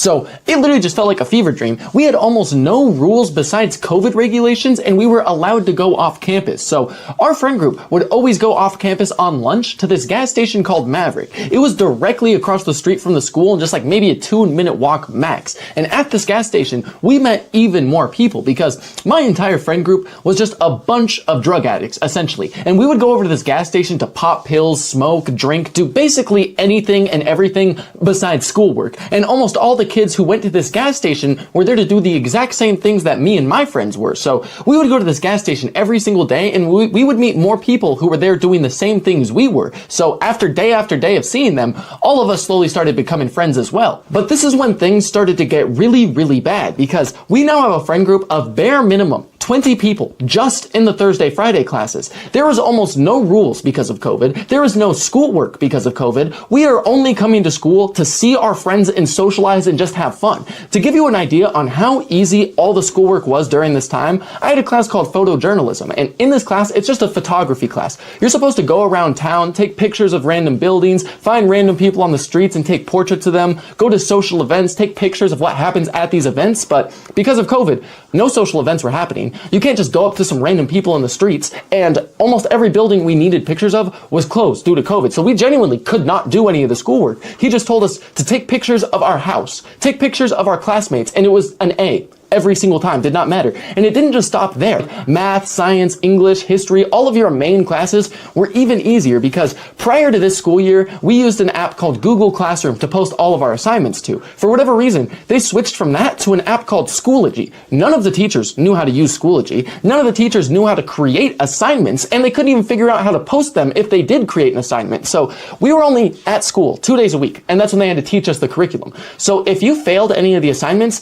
they would just pass you anyway because they blamed it on themselves not being able to teach properly or use the app or anything. So it was literally just a free A in every single class, and all we would do was hang out with our friends. And at least half of my grade alone would show up to school just to get extremely high, mess around with their friends, and then go home. School was actually something everybody looked forward to for once, but since the school had basically no rules and even less schoolwork, this is where the problems began because we were allowed to leave class basically whenever we wanted. It did not matter. So we would just rampage throughout these halls. We would meet up with our friends. We would go into our friends' classes and just hang out in these classes or go to random people's classes. We would do whatever we wanted anywhere. And the bathrooms were even worse because the doors to the bathrooms just so happened to close from the inside. So we could completely block the doors to entering the bathroom and just have it us in there and no one else could come in. This is when things got really out of hand. Nothing was off limits in these bathrooms. If you were showing up there just to chief, just to even buy substances and then do those substances, there would always be a bare minimum of like 10 people in this bathroom. And my friend group would just meet up in this bathroom at any point in the day, whether it was passing period, middle of class, early, like before school even started. One time I walked into this bathroom and saw them passing around a red glass dildo that they proceeded to shatter across the whole bathroom. Nothing was off the table. Everyone was doing drugs and running fades in these bathrooms, and it did not matter because they couldn't get in there. And so we would just rampage across the entire school until eventually they started to suspend every single one of us. I was the first kid in the entire state suspended my freshman year, which kind of set the tone for everything else that was going to take place. And after I got suspended, it was like a domino effect on every single one of my friends getting nonstop suspension or in-school suspension one after another. And we were getting suspended for basically anything you can think of. Drinking at school, vaping at school, smoking at school, doing drugs at school, selling drugs, getting in fights, truancy, vandalism, disrespect, whatever you want to think of. One of my friends got in trouble for it and got suspended for it. And we all were getting in trouble so much that eventually the ISS room was only filled with our friends. Like the school would get us in trouble, we'd get a stern talking to or whatever you want to call it, and then they'd give us ISS thinking that this would, reshape us into men and it would be like a learning experience. We would just get to skip school and hang out with our friends all day in one room. It was genuinely just fun. There was no way to get us in trouble because most of the kids in my friend group also thought of as a suspension as a vacation. If they got suspended for a week, they're like, oh, I get vacation, I don't got to go to school. Like they thought of it as something fun because most of their parents did not care if they got suspended, didn't care about all types of things. I was one of the few people in this group who had parents who would genuinely crash out if you got suspended. The other ones just did not care. And so we would get sent to this ISS room and we would all just hang out all day. It got to the point where we became friends with the ISS teacher as well, Mrs. Baker, and she would let us go off campus during lunch to go hang out with the rest of our friends at the gas station, even though she wasn't supposed to do this. So So our friend group just kept growing, and we kept getting worse and worse each day until suddenly second semester was already here. Once the second semester hit, this is when almost every single COVID restriction went away, which meant we had full classes now. Instead of having the split classes Monday, Tuesday, and then Thursday, Friday, now every single student was going to school at the same time, Monday, Tuesday, with Wednesday off, and then Thursday, Friday as well.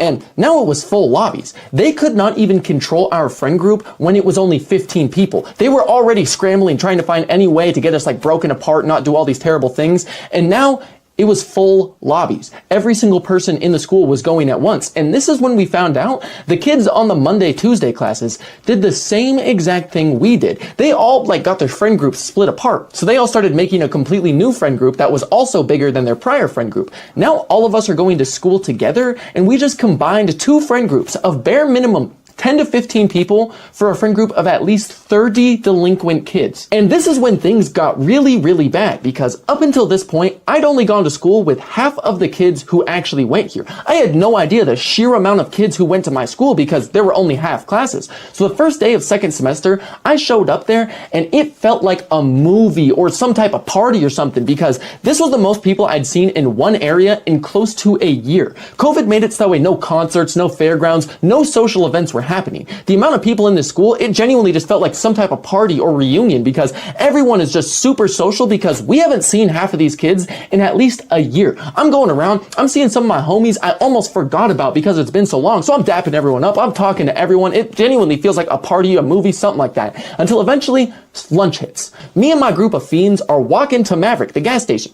The sheer amount of people at this gas station blew my mind, because outside of this actual store at the gas station, there's like a grassy area that has two tables and then just like some sidewalks and areas to hang out. Normally, me and all my friends would cram into one table, and then everyone else would just stand around in a ring outside of this table waiting for a chance to jump into the table. Before I could even cross the street, it looked like a frat party was happening around this gas station just at like 11 in the morning. Both tables were filled to the brim. There were people standing in circles around each table, and then people were standing in the grass around the concrete, all in individual circles talking. There was at least 30 to 40 kids at this gas station, and every single one of them is bare minimum chiefing. It looks like a cloud factory over there. I'm walking over there, and like the amount of fiends at this gas station, it was Fiend Central, Fiend City, like a junkie's dream.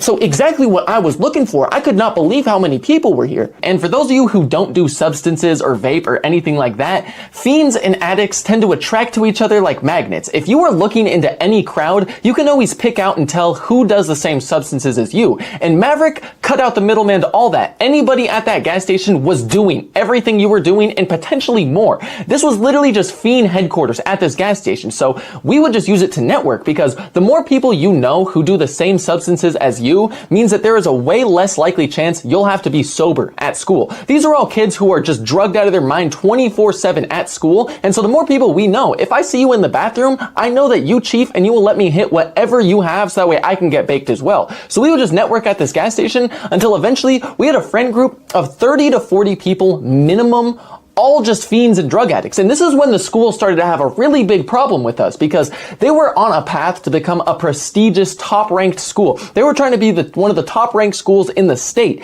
At the time, our test scores were some of the best in the entire state. We had 3 of the top 5 best basketball players at our school at the same time. And so our school was really trying to cut down and kind of turn to like a boarding prestigious school type of thing. And I mean, it was going really well until a bunch of drugged out freshmen with bloodlust in their eyes walked into that school. I mean, our class alone was causing them so much trouble our first semester that they hired 2 new security guards on top of the 3 or 4 they already had just for us. And we weren't even a full class yet when they did this. Now we're a full grade. They have 5 or 6 security guards all targeting just the freshmen, and they're trying to crack down on us because they can tell we are getting out of control. They even tried to tell us that freshmen were no longer allowed off campus during second semester.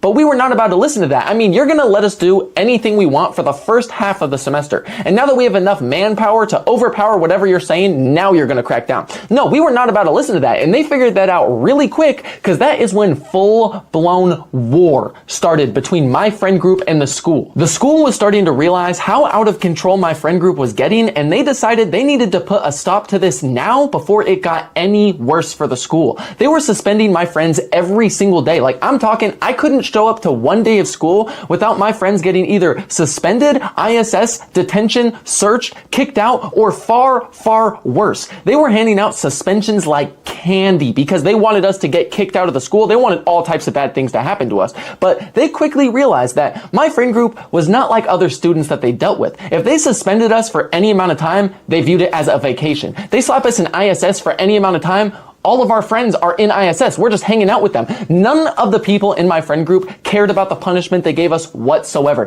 They expected us to get in trouble enough times to curve us the right direction, but nobody cared. Nobody cared about how many times they were getting suspended. So this is when they decided they need to take a different approach. No matter how minuscule, how small, no matter what you did at this school, you would get sent to the office now. If you were part of my friend group and they know you were, they told the teachers that we were on something called a no-fly list, and anything they do to report to the office and send us to the office. So now you're going to the office for basically anything you do wrong. You could spill a glass of water on yourself and get sent to the office, and they would call your parents and start capping their ass off. They would lie so much. Like, they would call up your parents, basically forge a completely different story, tailor fit with lies and all types of bad stuff to blow the story so out of proportion that they can mutilate it whatever way they want to make it seem 1,000 times worse to your parents. So that way when you get sent home and suspended, they are livid. They want you anywhere but that school. They would just lie to your parents constantly. The school had an agenda and they were moving fast. Their whole goal with the phone calls was to make your parents so mad at you that they would just pull you from the school, transfer you to a different one, and pray you stopped getting in trouble.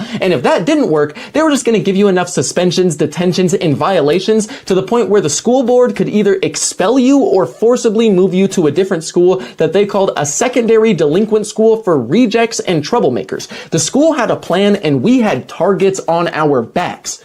But that wasn't going to stop my friends from doing absolutely anything. I mean, let's face it, my friends were absolute idiots. I mean, they were getting caught every single day doing all types of substances, vaping, caught with all types of stuff they shouldn't have at school. And so they would get put on contracts from how much they got caught. These contracts, they would have to sign to the school stating they promised to wear a clear backpack to school. And before they go to first period, they have to get searched at like 7 a.m. every single day to start their day. Before they go to lunch, searched again. After lunch, searched again. Sometimes even searched a fourth time at the end of the day, and at any given point they could just call your classroom and be like, hey, send down so-and-so, we need to search them, and you'd have to go down and comply, otherwise you're expelled because you signed for that. But this wasn't stopping anything, because if you have a clear backpack and you're getting searched at the beginning of the day, you have 30 to 40 other fiends and friends that you can just give your stuff to. We would just play a game of hot potato, passing everything around while everyone else would go and get searched until you got your stuff back. I mean, it was foolproof. There was no way to get in any type of trouble. And when my friend group did get in trouble, it would be all of us getting in trouble. Because anytime one bad thing happened in the school, all of us were there to the point where it was witness statements. They need all of us to come in there. And we would just treat this like a police interrogation. Every single one of my friends would go in there and they would not say dog shit. They wouldn't answer a single question. They wouldn't even talk until the school would get fed up and just like send them out to ISS. Then I would get in there. They thought of me as like the friend group's lawyer. You know what I mean? Like anytime there was a problem, this mouth can get us out of it. I mean, pause, but I can talk us out of this. You know what I mean? Like I'm real good with my words. So whenever I'd go in there, I would just start capping my ass off. I would make them confused on the points of the story that were way less bad, so that way they would focus on stuff that wasn't too bad and we would end up getting off scot-free, not really any trouble at all. But just because they bought my story does not mean that they believed my story, because shortly after this came the publicization of the no-fly list. And I've talked to my homeboy James since my last recording, and he reminded me they actually just called us frequent flyers, so I'm gonna fix that little detail right quick. But they decided to publish the frequent flyers list because before it was only really accessible to the office and teachers who had kids on the list, just like people of interest essentially. but now it was like they wanted a bounty on our heads. They released this to every single teacher and essentially just told them it was a list of kids to keep a lookout for. All the ones who were troubled students, just causing damage to the school, menaces, doing drugs, just doing anything you shouldn't be doing at school. Which happened to be just my friend group on that list. I mean, they didn't even hide it. There wasn't any upperclassmen on there. It was literally just my friend group on this list. And after that was created, suddenly every single teacher in the school knew my name. It was like I had a bounty on top of my head, like I was a wanted criminal or something.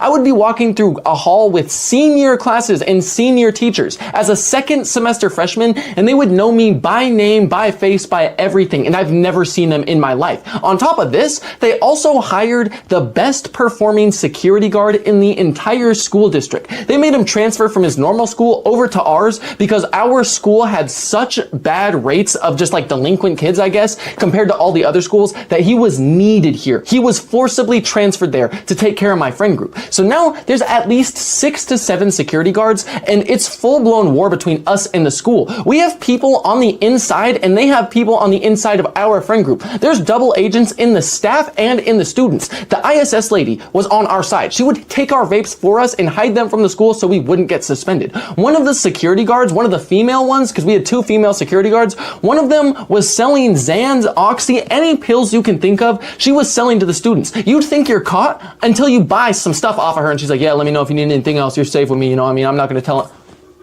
You're a security guard. Like, it was shocking. And so this is just an ongoing war between all of us. But the only reason we had to step ahead of them is because of Alcoholics Anonymous. Alcoholics Anonymous was the group chat where all the fiends were located. It was a group chat that I actually named, I think like maybe a month and a half prior to this whole thing I'm talking about right now. And every single one of us was in this group chat. You would find out if you're going to get searched in this group chat hours before you actually got searched. We had so much insider information that this group chat was just comms. We knew what was going to happen, where it was going to happen, what time, and we would just plan around that so we would never get caught. The school kept adding more and more rules, regulations, and guidelines that we had to follow. They were becoming super strict and wanted complete control over everything happening in the school. It was a constant battle every day between my friend group in the school to see who was one step ahead of each other and who was going to fold first. Because every single rule that they were adding and making us follow, we didn't think should even exist. We had just gone through elementary and middle school expecting to get more freedom in high school. Now we are getting rules that have never even been imposed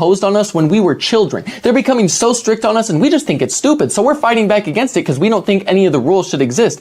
Every single day, it is a back and forth battle because we want freedom and the school is trying to turn into a prestigious boarding school type of thing. Like they want to become a charter school. They see it as we're in the way. We see it as they're in our way as we're growing up trying to get freedom. So we would just constantly were fighting back. School started to get so strict and bad that kids would just skip almost the whole year. About 10 kids from my friend group would come to school at 7 in the morning just to go to the gas station across the street and get high all day, start to finish, until the bell rang, and they would just stay at the gas station posted every single minute of the day, not even going to actual school, just going to the gas station to be a fiend. And it didn't stop outside of the school. The bathrooms were turning into complete and utter war zones. There was one specific bathroom. It was called AB bathroom. And if you went there before first period started at the beginning of the day, every single time you would open the door, there would be 20 kids standing in a circle, all passing around bottles, pens, vapes. They're just chiefing. In the middle, kids would be slapboxing, a kid would be getting pressed, or it would just be no one in there. And on the outside, kids would be crushing pills down on the urinals and snorting them off of the urinals at 7 in the morning. And then in the stalls, kids would be snorting the same things off of toilet paper dispensers. The school was turning bad, and the rules were just making it even worse because 90% of the kids in this friend group already had a terrible life outside of school, in school. All of us are addicts because our life is terrible. And so the school making more and more rules just made a lot of my friends do more and more and more and more drugs. And we started just rampaging throughout the school to a point they got a golf cart for the security team so that way they could patrol all around the campus and get posted up as close to Maverick as they could without being off of school property so they could take notes. They would take notes and names and make lists of every single kid who was going to Maverick and doing certain things. They even got in contact with Maverick and the owners of the gas station to trade security footage because we were stealing so much from them. They just wanted all of us gone as much as the school did. So they were trading security tapes. They were getting as much evidence as they could on you so that the next time you slipped up, it would be the last time you ever slipped up and you would be forced to transfer schools no matter what. The school would even call cops to Maverick on lunch so that way some of us would potentially get arrested, and most of the time no one got arrested. Some kids would get detained. We just all have to sprint away from there. Sometimes they'd even take the golf cart all the way over to the gas station just to pull up on us, and it was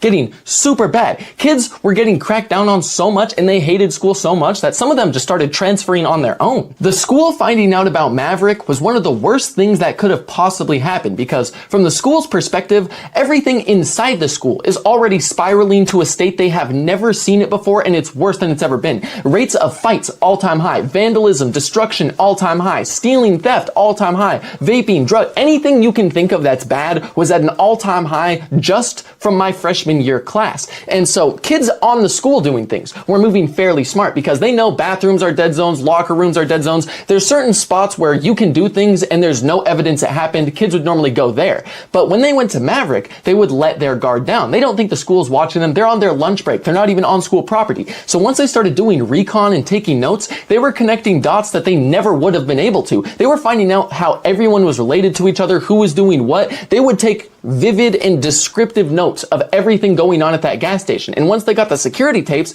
it was basically wraps, because if you got caught doing anything, now they had every single piece of evidence to just basically get you expelled type of thing. So it was a really bad situation. And kids at Maverick were only doing bad things. Like, I can't stress enough that everything and anything happened at this gas station, but none of it was good. Not a single thing was good. Fights every day, selling, like anything you could think of was happening at this gas station. Bare minimum, we got the cops called on us 4 to 5 times by the school and random people to this gas station just on our 20-minute lunch break. Things got so out of control so quick. The second lunch started, people were basically calling the cops because of how bad things were getting at that gas station. And it was just a terrible situation for everyone all around, because we knew if they kept paying this close attention, things were bound to slip up. So we had to move even smarter. So much crazy shit was happening every single day that it was genuinely like the memes of crazy shit happening when you miss one day of school. On average, there was a fight every other day for the entire duration of my freshman year. For periods of time, there would even be multiple fights every day for like 2-week stretches. There were just constant fights, because it's very important for y'all to know that my town is a druggy town. Addiction runs rampant through my town, and it's genuinely a problem in the youth. All of my friend group, my entire friend group of like 40 people, were just severe pillheads and drug addicts. Like, every single person in this friend group was at such a low point in their life that they were just falling lower and lower and lower until they picked up drugs as a crutch to carry them through life. All of us felt like black sheep, kind of like outcast type things. We didn't feel like most of our family actually loved us, and our friend group was our support system, and it was really the only thing we had in life. All of us were just doing more and more and more and more and more drugs, and we were basically, our entire freshman year was just one long bender from my entire friend group. Not one person would be sober any given day of the entire school year. And with all the drugs we were doing, it was bound to catch up to one of us, because on May 10th, 2021, my good friend Michael died. He was addicted to pills just like the rest of us, and he just happened to get fentanyl inside of one of his pills, taking his life at only the age of 14. And I found out about this the same exact way I found out about every single other thing. Alcoholics Anonymous. I have insomnia, and so this specific night I was up extremely late. I just was restless. I couldn't sleep, but something felt different. I knew that I was up for a reason, until eventually it hit about 4:30 in the morning, and I finally closed my eyes to go to bed. And then suddenly my phone started ringing. So I look over. The group chat's calling me. Normally I would never answer something that late because I really need to go to sleep. I had school the next morning, but something was telling me to answer this call. So I answered the call, and one of my friends is sobbing on the other side as 2 more people join the call. He explains to me that his grandma lives across the street from Michael, and that he saw an ambulance pull up to Michael's house and take him away. Most of the people on the group call thought that Michael was most likely still alive and that we were just being dramatic or overreacting. But deep down, I knew that this was not good. My entire frequency and vibration had been distorted the entire night, and I could just feel something was off, and this is what it was. And the second that I got off of that phone call, I somehow instantly got tired right then and there. I was wide awake the entire night. Second that phone call ended, I became super tired. I basically instantly fell asleep, and I started drifting away into this dream where I was chasing Michael around. We were on some type of island, just like isolated from everything else. I was chasing him through this forest as fast as I could. No matter how fast I was, he was faster. And I kept screaming his name, yelling as loud as I could. And no matter how loud I yelled, he just wouldn't respond. He wouldn't turn around. He'd just keep running. So I chased him all the way through this island, through these small towns, back into the forest, until eventually we got to a beach and he ran into the water. And then as soon as he got in the water, he stopped and turned around to look at me. Right as he went to say something, I saw a gigantic wave going to crash down on top of him. So I went to dive to catch him to like say goodbye. And then the wave crashed down and he just wasn't there anymore. And suddenly I woke up and I knew right then and there that meant that Michael was definitely no longer with us. Not a single piece of me wanted to believe that this was true, but after waking up from that dream, I knew everything on that call last night was true. And now I was awake and I had to go to school, so I just threw on all my clothes, went over to school, and when I walked into that school, it just felt gray and like really just grim inside of the school. They had all of the teachers posted up in different areas like the cafeteria, the hallways, not in their normal classrooms. Every single teacher had a sheet of paper that had the name of the student who died, why they died, and just like a whole like summary essentially saying what happened. The teachers refused to tell anybody who had died on that sheet. I already knew that it was Michael and I just needed confirmation. They wouldn't even give me confirmation even when I told them I knew the name. They just told me, oh, we can't disclose it. Fuck, you got the piece of paper for then? Like what y'all are posted up looking like some NPCs to walk up and interact with, and y'all don't got no interaction? Like I was beyond lost about that. And then I went to my first period of class. In the middle of first period, they went onto the intercom, announced that Michael had passed away and that any of his friends were welcome to come to the library so that way they wouldn't have to sit in class. So I jumped out of my seat, and this was the longest, just depressing, like slow walk of my life through the school. It just felt like I was the only person walking through these halls until I got to the library.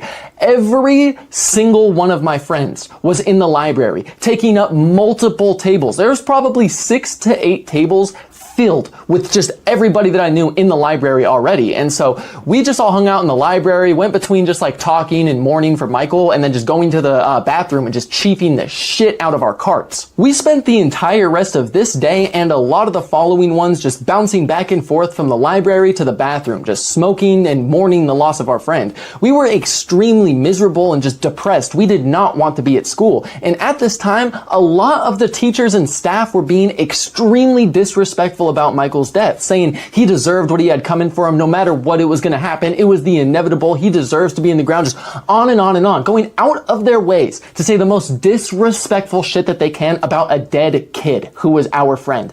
We didn't take any of this lightly whatsoever, because as I explained, this isn't just a friend group. This was our family. Like me personally, my dad was a terrible father. He was an alcoholic. He never cared about me. He rarely ever would say, he maybe said I love you like maybe 30 times in the entire span of my life. And my mom ran away and left me when I was in 8th grade to have to stay strictly with my dad. I didn't feel a single soul in this world could understand me or love me. The only people I found that were able to understand me and make me feel welcome was this friend group. Every single one of us felt the same way. So if you were going to disrespect our dead friend who can't even defend himself, we are going to either beat the shit out of you or we are going to do some terrible shit. We would cuss out every single teacher. We'd threaten them, we'd corner them, and then we'd immediately get in trouble for it. The beef between us and the school was getting worse and worse and worse, and the death of Michael only pushed it further. The school had just destroyed any sliver of respect we still had left for them. Seeing them disrespect a dead 15-year-old like that genuinely made us sick. We are sitting here mourning the loss of our friend. Some of these people, it's the first death that they have ever experienced. And while all this is going on, you're going to simultaneously target us, try to get us kicked out of the school and in as much trouble as possible. Like, I'm not even kidding when I say this.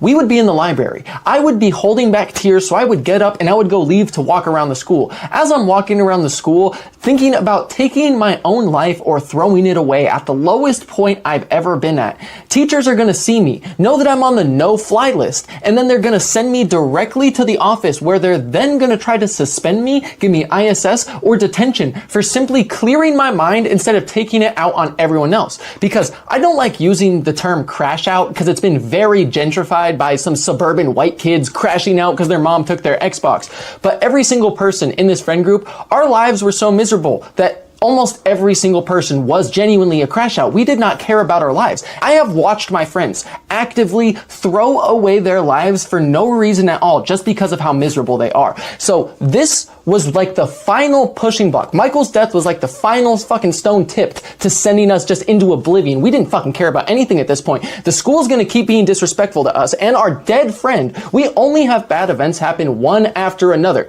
Eventually, all of that is gonna lead to some type of collapse. So we just lost it right then and there. We decided that Michael would not want us to be sitting in this library sad, mourning about his death. Like if he was watching over us right now, this would make him sad. He would want us to use his death to skip school, have fun, not just sit here and cry in the library. Like, what are we doing, essentially? So we started making friends with all types of upperclassmen, which we already had quite a few upperclassmen friends, but then we would just take their keys and we would take their car and just go anywhere besides school, because we started to realize our attendance was permanently here for every single class because our teachers knew we were in the library. So we could just do whatever we wanted. We started going anywhere besides school. We all knew with how we were feeling, we should not be at school right now, because on an average day-to-day basis, I would sit in each of my class periods, every single class period, I would sit there and I would pray that somebody either in this class or in this school try to fight me, talk shit, press me, do something so I can kick the shit out them. I needed to release all this built up shit I had so bad. I would sit there praying every single day for a fade because I needed to fight somebody. And I talked to like at least 20% of my friend group who felt the same exact way as me. And this is before Michael died. Now we got all of this going on, and now what was already a hair trigger is basically a non-existent trigger. Anybody who even does anything even slightly disrespectful, we are most likely going to tweak the fuck out on. We're going to press them. We are going to slap this. Like, it was a bad situation. So we're like, we need to avoid getting in like juvie trouble by just leaving the school, because one of us is going to end up fighting a teacher. And so what we ended up doing was just going out and doing whatever. There was like this mountain called Tubbs Hill that's in like downtown of my area by the lake. We would drive there, we'd go and smoke. We'd drive over to this dam over in Post Falls, we'd smoke there. We'd just continuously go to different places, smoke, and then we'd come back to school with like 2 hours to 30 minutes left in the day. I would collect my stuff and then I'd go home. We did this for 2 weeks straight, and we're somehow still finessing the library. They keep trying to kick us out, and we're like, no, we need more time. I mean, I can't really, I just need the library. We would just like act, you know what I mean? We would just like put on a show and they'd be like, no, it's okay, you can go in there. Because the librarians were hella nice. We could finesse them easy. So we would finesse them for the library. But after that 2 weeks was up, they had to do state testing, which meant we're kicked out the library and they have to have kids in there on the computers and shit. So we somehow managed to convince the counseling office to move all their stuff out of an office and give it to us. They just gave us somebody's office to chill in. We had this room indefinitely for however long we wanted. It had a door that shut and locked, and there were no cameras in there. So now we could really do whatever we wanted. At this point, the initial friend group of around 40 people had been cut down somewhere between 25 to 30. The school was forcing kids to transfer to that delinquent school, and almost every kid who transferred ended up bringing their closest homie or just multiple friends with them to the other school. Some kids saw everyone else transferring and realized that the delinquent school would have less homework, more of their friends, and the school wouldn't be on their dick every 5 seconds. And so it'd just be way easier and they could actually live. So they just went to that school. And I mean, they weren't wrong about any of that, but I would be damned if I was going down without a fight. And also, my dad wouldn't let me transfer to the delinquent school even if I wanted to, so I didn't have much of a choice. In the midst of this war with the school, like half of our friend group is starting to leave. Regardless though, we still have around 25 of us left, so we still have a pretty big friend group. And we just spent the rest of our time this school year bullshitting in that office room for probably the next like week and a half until we had to go back to class, because there was only about 2 weeks or so left of school and we had a lot of tests to do, so we got kicked up out the counselor's office. So all of us had to go back to class to take our finals, tests, and whatever other schoolwork we had to do before the school year was over. So we all went back to class until eventually the school year was over. And this next year of high school is where things took a turn for the worse. By the time my sophomore year started, there was a record amount of teachers who had already quit. Not only was COVID in 2020 the highest rate of teachers quitting America had ever seen, but most of the teachers at our school were quitting because of the kids. All the teachers on freshman year that quit had given us lectures nonstop telling us that we were the worst generation they'd ever taught. Our class specifically was devil children and that they never wanted to teach again, and we'd ruined teaching for them. They said that they'd never seen any kids this bad in the past like 20, 30, 40 40 years of teaching. You guys know the speech the teachers give. And we had gotten this speech every single year since I was in 4th grade, but now they were genuinely losing it. So many freshman year teachers quit that they must have scared the sophomore teachers. They didn't even want to deal with us. They quit before we even became sophomores. Majority of the teachers who quit were freshmen and sophomore teachers because they just genuinely did not want to deal with us. So we were at a record low rate of both teachers and kids in our friend group because our freshman year had cut our numbers down so much that we were at probably half the number we had at our freshman year. But not for long because so many kids decided to transfer schools over to ours by the time our sophomore year started. And not only that, the underclassmen, the freshmen right below us, were on our exact type of timing. But the school was making it very clear this was going to be a strict school and they were done messing around. They were imposing so many new rules around clothing, cell phones, hall passes, bathrooms, anything you can think of top to bottom, they were imposing new rules on. They even made it very clear to us that every single COVID restriction was gone completely. Anytime a sophomore would try to go off campus, they would either suspend you or give you ISS because they were going back to what they had before COVID of only freshmen and sophomore allowed off campus. But obviously, we did not like that. We're like, you're allowing us off as freshmen, but not sophomore. Fuck all that. We are getting off campus. Not a single person listened to any of the new rules that they were imposing because they were so stupid. They were trying to get so strict on us to the point where it felt like they were controlling every breath we inhaled and exhaled. This was the first time in my entire schooling that I saw like the goody two-shoes teachers' pet kids breaking the rules because there were so many rules it was impossible not to break them. And what we didn't know was the school board was getting pissed at my school, my principals, everyone there, because before my grade entered this school in like the district of high schools, they were trying to turn them into like the most prestigious high schools with like the best rates and just best schools in Idaho. That was the school district's goal. My grade had apparently been ruining this for every single high school in the area, but every other school was controlling them better than my school. My school was having such severe problems that the school board essentially said, y'all can take care of this, and if you don't, we will come here and do it ourselves. Whenever I'd see the school board at our school, which was very, very consistently, it looked like all the principals and teachers were being held at gunpoint to get the school in control because they couldn't do anything. Every single teacher had even harder restrictions on them because if they couldn't get us in control, I'm fairly sure they were either going to like lose their job, not get a bonus, some type of thing, because they were terrified of the school board. They were trying so hard to impose every single rule, but it just didn't work. None of my grade listened. And the first time I went to Maverick this school year is when I realized how crazy things were going to be because we lost a lot of our friends and just like, I guess, overall like fuckers, whatever you want to call them, from the school, like making them go to other schools. But from new kids, transfers, and the underclassmen, there were so many people at this gas station. The only people you would see at this gas station were the ones who were not allowed off of campus because the juniors and seniors were allowed off campus, could basically go wherever they wanted, and they had licenses and cars, so they would go anywhere besides the gas station across the street. When I was a freshman, the sophomores above us were never allowed to leave campus when they were freshmen, so they just didn't really break the rules. And my friend group and my grade were the first like underclassmen who were ever allowed to leave campus, and we were the first people to really like conquer the gas station and turn it into like a frat party looking thing every single time it was lunchtime. So now that we're adding these underclassmen to the equation, things got terrible because all these freshmen really, really wanted our respect. They wanted to be friends with us. They wanted to hang out so bad, but almost all of my friends thought that they were just extremely annoying. They would just bitch them down. They would like just treat them like dirt that they walked on top of. And that made these freshmen even more annoyed because they wanted our respect so bad. They wanted to hang around us. They would start just causing mayhem, going into the store, stealing all types of stuff to give to us as offering. They would just like go around fighting people, doing all types of crazy shit to tell us the story and be like, this is what I just did. Isn't that cool? Isn't that cool? Whole time, all they're doing is attracting more attention to the gas station and what we're doing. So we don't think this is cool. We're kind of like, y'all need to fucking chill out. And they're just doing all types of crazy shit and then going around and bragging out about it to everyone because they want everyone to think they're cool and hanging out with us, and like all types of stuff is going on. And that's when all of these underclassmen start spreading word about the gas station to all their friends. They're telling all their friends, yo, you got to get cool with this group. You got to come to the gas station. The craziest stuff happens here during lunch. You got to come. So they're telling all their friends this stuff. Now whenever me or any of my friend group is walking through the halls, all these underclassmen are coming up to us, trying to dap us up, trying to talk to us, trying to get cool with us so that way they could go to the gas station. Because since my friend group was so big, if we had any beef with anyone, whether it was us not liking them or them not liking us, if they went to the gas station,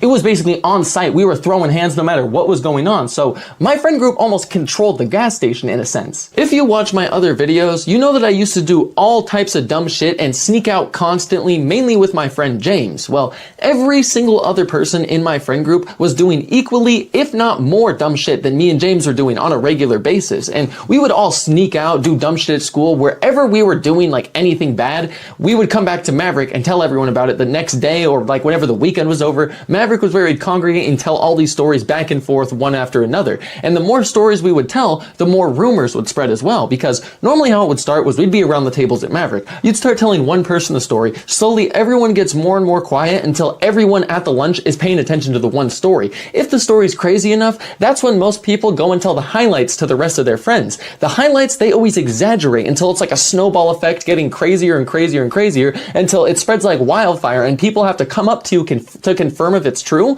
But with that many people talking about it, the teachers here, the underclassmen who are just talking crazy about everything that's going on, have no idea that their names and our names are on the no-flight list. They have no idea that they're being watched like we do. So they're talking crazy about everything that's going on, exaggerating all types of detail. Teachers hear about this, they report it to the principal. Next thing you know, you get called into the office because of these stories that have been getting spread around the school. They have to confirm if the rumors of what you've been doing around the school are true. Obviously, you deny it. They don't have enough evidence, but the claims keep coming, so they keep calling you in, until eventually the school started to label my friend group the mob. They started calling us the mob because we were just a mob of drugged out fuckers, like at least 40 of us, just a big old mob of people always doing terrible shit. Come to find out, they also gave us this name because they thought that we were a gang. The whole school board and our school, every single person, like admin staff or above them that was in the district working, thought that Lake City had a gang, and they thought that me, James, and a couple other people were the ringleaders of this gang.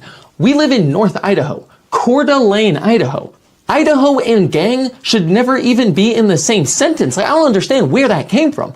I was genuinely in shock when I was told this, because they're trying to make it out like we're some type of gang or we're a mob controlling the school and just terrorizing it, which from a certain standpoint, I guess I can see where they're coming from, but I just laughed. I'm like, these people are my family. We're not a gang. We're each other's support system. None of us really have anyone at home we can go to, trust, or keep us out of trouble. We have to do that for each other.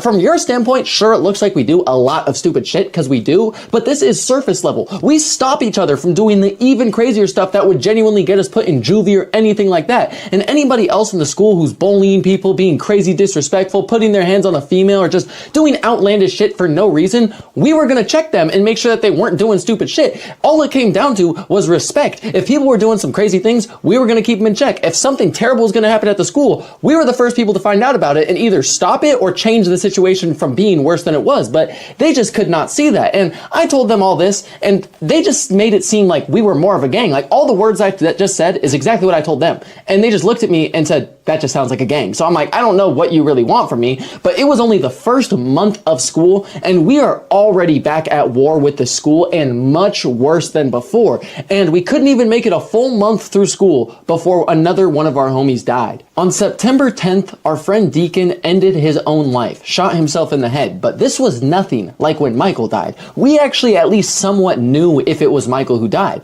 This time, we just showed up to school, and in the morning, all the teachers are standing in those same spots, holding the same piece of paper, so we all know that somebody's dead, but they're not giving any information, not a name, not any detail, nothing. You just go up to them and they're like, yep, someone's dead, then just that's it. Like, I don't understand the system there, but that's what they had. They just wouldn't tell anyone information. So since this is high school, obviously names are spreading through the halls like wildfire, because I mean, someone's dead. We're all trying to figure it out who it is. And that's when I hear the name Deacon, my friend. My stomach dropped to the bottom of my stomach. This is around the same time I heard this, the group chat starts blowing up. People are all texting like, guys, I think it's Deacon, like, what's going on? So every single person, like all 30 people in this group chat are spam texting, spam calling Deacon, not a single response from him. So we're all panicking. We end up just leaving class, trying to like meet up together, piece together any information that we have. And I will never forget this. As we all met up out of class, we're all walking around the halls trying to find as much information out as we can. And we're just really confused, like kind of just scrambling. And this is when we ran into the vice principal, the same lady who is the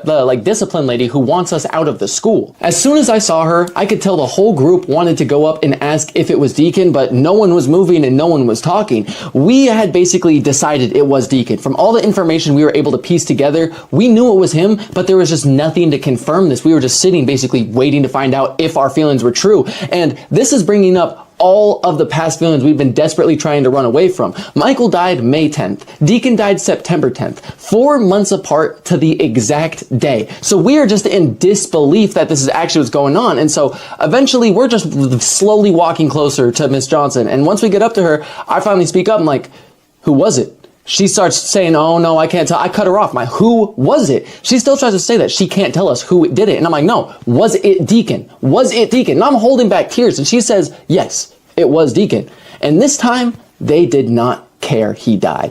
When Michael initially died, they gave us the library and they let us mourn. This time, they did not give a shit about us. They went out of their way to make sure all of us were in class and couldn't get any help, not even from counselors, not the library. They made sure we were on lockdown in our own classes, not even able to meet up with each other. And they were doing all types of stuff, going out of their way to mark us absent because they wanted us out of the school so bad. And from our standpoint, our second friend in 4 months just died. We are focused on anything but this stupid war with the school. We just want to live our lives. We're mourning, we're sad. When Michael died, 90% of my friend group started to sober up, get off of all types of pills, all types of drugs that they were doing. And now we're fighting sobriety and depression and suicide. Every single thing we're fighting. And the school is still just not even looking our direction, not offering any help. They're just making things even worse. The school saw the state we were in, and where most schools would start to help their students so that way they would stop being suicidal or using substances or just doing anything that would harm their life or cause it to an end, our school just became 10 times stricter, thinking it's a chance to control us. They started being way worse on every single one of us, thinking that it would make us controllable. All that it did was break us. It got us so pissed off because the school is not showing an ounce of respect to any of our dead friends or any of us. So we don't feel like y'all deserve any of our respect, and you're gonna just keep being dicks to us every single day, worse and worse and worse and worse and worse. It got to the point where we're now cussing out a teacher or staff member every single day. Individually, all of us are cussing out a teacher or staff member once a day. All of us are getting sent to the office every single day. Things are getting worse and worse and worse. And all the kids who stopped doing substances because of Michael are starting to use again. And if they're not using, they're just drinking and getting high 24/7 at school or just not even showing up. A lot of the kids were so depressed and suicidal from the death of 2 of their friends that they stopped going to school. And instead of trying to help them, get them back into school, get them back on track with their young lives, the school would threaten truancy on them. If you don't know what truancy is, if you miss enough days at school, the actual board of the school can charge you with truancy, which means that your parent will get arrested or charged or bare minimum fined, and you are forced to transfer schools. So not only do you get in trouble, but so do the parents, and it makes you transfer schools. So they were trying to force this on so many of us, even though we were just depressed. The school wanted my friend group gone by any means necessary. Every week I would find out about new friends who were either forced to transfer schools or they were just transferring on their own because how bad things were getting at the school. You literally couldn't do anything. If you were in my friend group, you were so monitored to the point that if you just lived your life without doing anything, you were getting called to the office bare minimum once a day to once every other day. Even just being normal, not doing anything, you would get called down just because. And it was getting so bad that my friends were just deciding to transfer. But before they were going to transfer, they were going to do some bullshit. We figured really quickly that they just don't care about us. It doesn't matter what we do, no matter what, they're going to treat us like this. So why should we care about their school? We're going to start destroying it. Around this same time, the devious lick trend was going on. Anyone on TikTok in 2021 remembers the devious lick trend. People would go around their school breaking anything, stealing anything, just literally dismantling, tearing apart their school to this one song, and then they would post it to TikTok for views. My school just did it for love of the game. They didn't even record. All of my friends, for the most part, were fairly stupid to the point where if they had Snapchat, they were posting themselves at parties, doing drugs, doing anything stupid was always on their stories. They were smart enough not to record anything they did at the school, especially since they were going to transfer at some point anyway. So, I mean, why record yourself doing something incriminating if you're already monitored by the school? No one would record anything. And it's good because not only were we monitored by the school, we were also being monitored by the FBI.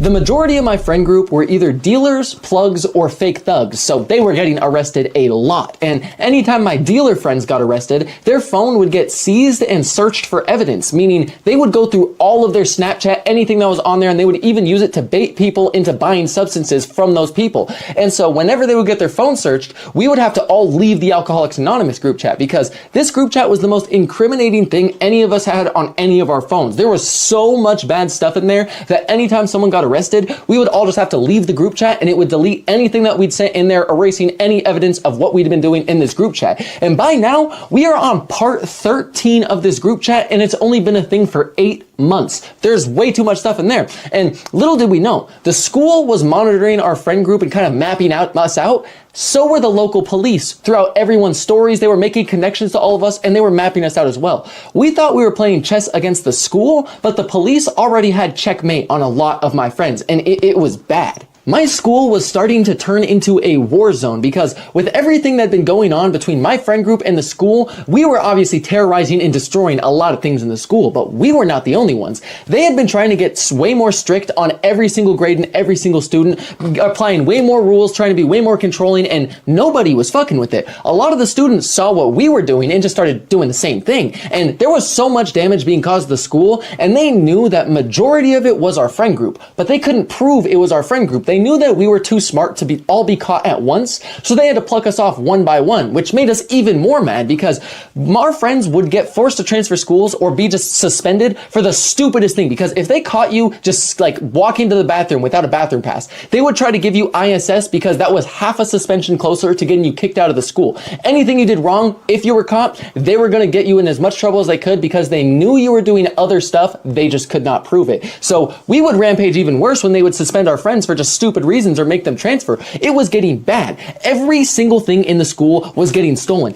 People were leveling the bathrooms, every single, not just the stall doors, the dividers, wall urinals, everything's just on the floor scattered. People were stealing cameras, urinal sensors, taking down random just doors, stealing every single lunch tray. Like I could go on and on about anything you can think of at the school that can be taken or shouldn't be taken was getting taken. Even fucking fire alarms were getting pulled off. Everyone was stealing everything and it was getting out of hand. Even the kids who weren't stealing stuff and rampaging around the school were vandalizing stuff with paint markers or just doing something crazy. Every day at lunch, I would be sitting at the same table at Maverick until eventually one of my friends would come up to the table and just toss something on that they'd stolen from the day. Whether it was a urinal sensor, the chains holding the bathroom open, or even teachers' key cards. They were stealing anything and it felt like a competition because from what I've explained, y'all know how many people are normally at this gas station. All the underclassmen are seeing everyone else steal all this stuff like it's a competition, see who can steal the craziest thing. Now every single person is getting themselves involved,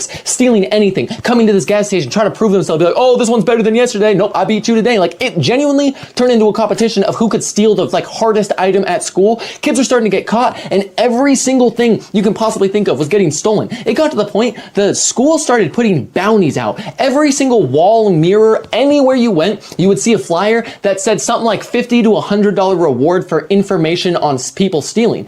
One kid took that offer one time, went, snitched on someone, that person got in trouble. Instead of giving the kid money, they gave them like $25 in school currency. They made it seem like it was going to be actual money. It was just school currency. After the good kids and the nerdier ones who weren't participating in this found out the school lied to them, they just stopped caring altogether. And this is when every day of school felt like a riot. The school was getting more and more pissed off every single day because out of every single school, elementary to high school, the board was only focused on my school. It had genuinely gotten so out of hand that the board members decided to come in and see what was going on for themselves. Every day of school, there was about 5 to 6 board members spread across the school just analyzing and seeing what was going on because last year, school was terrible. And it was clear that it was only getting more and more out of control and the school couldn't do a single thing about it. All the students were running rampant, doing whatever they wanted. Freshman year, only really my friend group was acting out a lot. Then more and more kids started joining in on what we were doing because the school tried to enforce more and more rules. The more rules that they enforced, the less kids followed them. And the only kids by our sophomore year they had left following the rules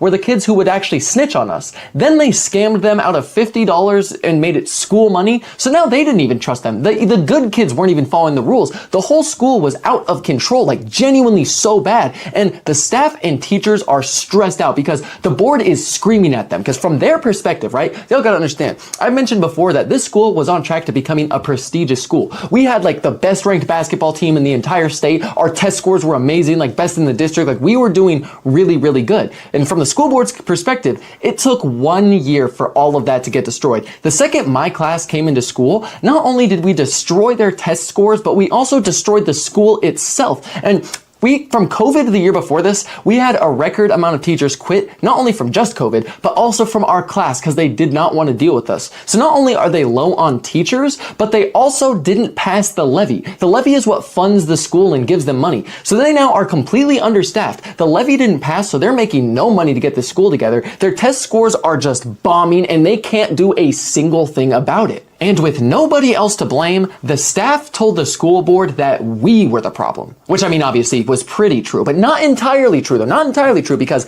they could not run this school for the life of them. We were extremely understaffed on teachers and they were scrambling because with a full staff last year, they couldn't control us. And now the school is only getting worse in its entirety. So they're trying to hire anyone they can for teacher positions. They're hiring substitutes as full-time teachers. They even took fresh college graduates and just gave them a job on the spot. Normally as a teacher, you have to do like 2 to 4 years of shadow work in another classroom before they even think about giving you a job. They were just giving them right off the spot. But the kids would treat these teachers so bad that they would just instantly quit. You gotta remember, last year was COVID. The year before that, school got cut short. We haven't done real schoolwork in over a year and a half, and none of these kids want to go back to regular school, which is what this year was supposed to be. My Spanish class went through bare minimum 5 to 6 teachers in one semester. Every class without communication just realized if we make them quit, we'll get a brand new teacher and they won't know what's going on. So we'll just keep getting the same assignments over and over again and just basically not go anywhere because none of us know Spanish. Without communication, they made this teachers crash out so bad that they broke 2 phones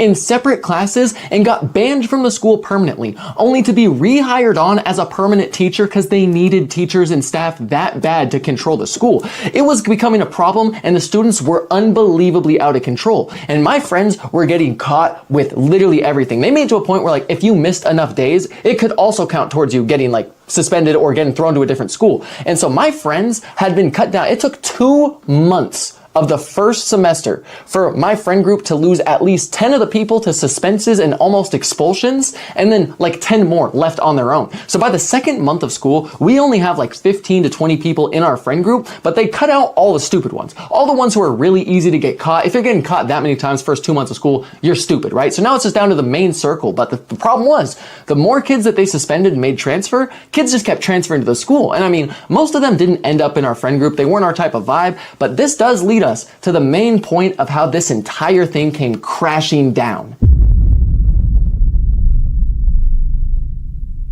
Dan transferred to our school from another one of the schools in our district, and he was already friends with a lot of the people I knew, but I did not like him. He just had this really weird vibe, and I couldn't place what it was, but about 25% of my friend group also just did not like him. He just had this weird vibe to him, but like, there weren't any problems, so we weren't gonna cause any, you know? Like, he's a homie's homie. He's basically a homie in law. So like, I might not like you, but I'm chill. I'm not gonna cause any problems. I just won't interact with you. But he wanted to interact with me. He seemed to think we were like best friends. And the whole problem here is, I don't know if I've explained this or not, but it's very important for y'all to know this for the rest of the story. My school schedule is not like a normal school. A normal school has like 7 to 8 periods, all within one day, like 45-minute to 55-minute class periods, right? My school had 4 periods each day on what's called a block schedule. On A day, we would have a set 4 classes. B day would be the other 4 classes. They were an hour and a half each period, and you would alternate each day. Like on Monday, it would be an A day. On Tuesday, it would be a B day, and it would switch each week which one had 3 and which one had 2. This dude was in my first period on both of the days. I could not escape him. I had math with him one day and science the other day. And in my science class, I already had one of my other good homies, Bryson, there. Me and him were really good friends. And so whenever we go to do any type of projects like group work, Dan would just weasel his way into our group, and we'd like let him chill because once again, we're not trying to cause any problems. And whenever he would leave, me and Bryce would just talk shit on him like, dude, this guy is so weird. Like there was just genuinely something wrong with him. Whenever we would use microscopes, I shouldn't say whenever, this happened one time exclusively, but we bust out the microscopes and this dude gonna bust in his pants, pop out his pubes, pluck them out and put them under the microscope to look at. He was just genuinely so fucking weird, man. I just don't know.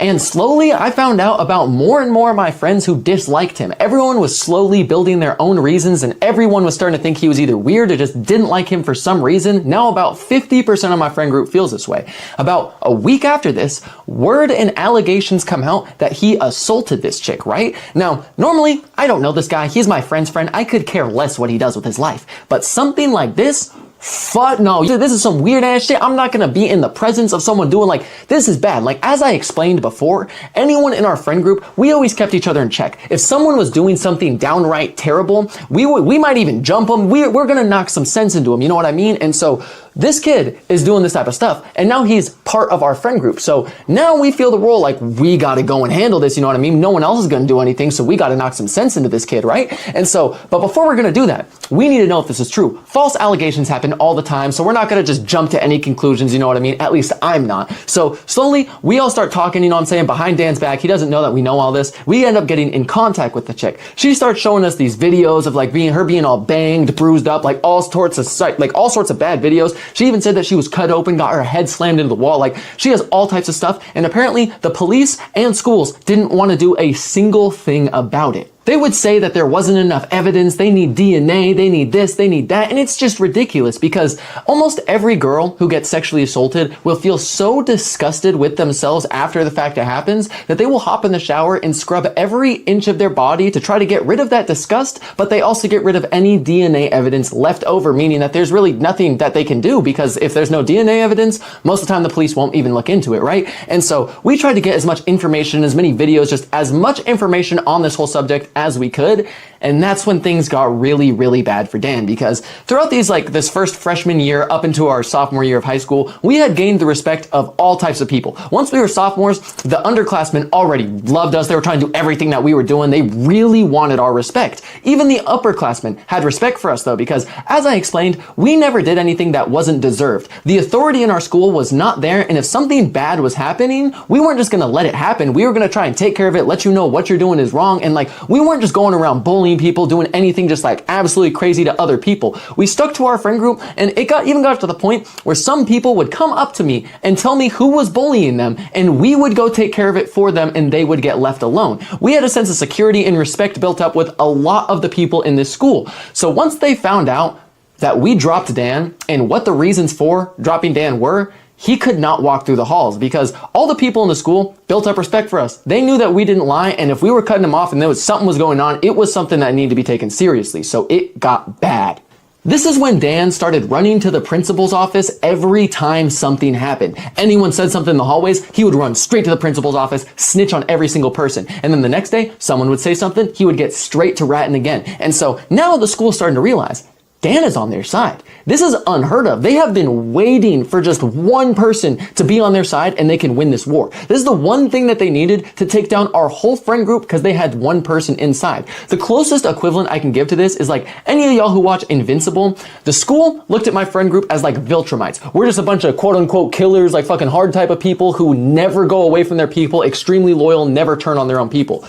Dan was essentially like Mark Grayson, you know, joining the Coalition of Planets type of thing. Like they finally had one person to turn the tide of this war, and it was going to work. So they sided with him, protected him, and believed every word out of his mouth, no matter what it was. And they wouldn't even listen to our side or ask about it 90% of the time. They would just suspend us, right? And the only person that the vice principal / like discipline lady would listen to was me. And I'd been strategically doing this since my freshman year because all of my other friends treated this like a police interaction where you're just dead silent, no nothing, right? My mind works differently in situations like this. I try to manipulate and gaslight you until my charges are much more minimal than they seem, and I make you focus on different details. I'll bring your attention over to something else, make it seem like it was the biggest deal, so that way you don't think about something else. By doing this to her this entire time, not only did she think that I would tell the truth to her, but she had way more trust in me than any other student. So I kept getting called down to Miss Johnson's office to talk basically every day because, like I said, she trusted me. To her knowledge, I had never lied to her, but I mean, I just had an emotionally unstable and very manipulative father, so I just knew how to play the game, to be honest. But this is when things started going downhill for us because, like I said, she trusted me over anybody in this school. Until Dan got in that office. So now whenever I'm going to talk to her, she no longer trusts me over Dan. And the worst part about this is not only is Dan have all these allegations for assault, he's also a compulsive liar. This dude lies about every single detail about his life, who he is, what he did yesterday, random stories. Nothing is ever consistent with him. So I knew he was going into this office and feeding them nothing but lies. But lies or not, the school would go off of Dan's tips and just suspend my friends, give them enough suspensions to threaten them with expulsion or transfer them schools. And at this point in time, I already hated my life so much. I would try to take my life every other night, mixing up pills, doing all types of different things. The only thing that was keeping me on this planet were my friends and mainly my little sister. But they're gonna take away all of my friends. The only place I have in this world where I can actually just be is school. But they successfully had ruined that for me and all of my friends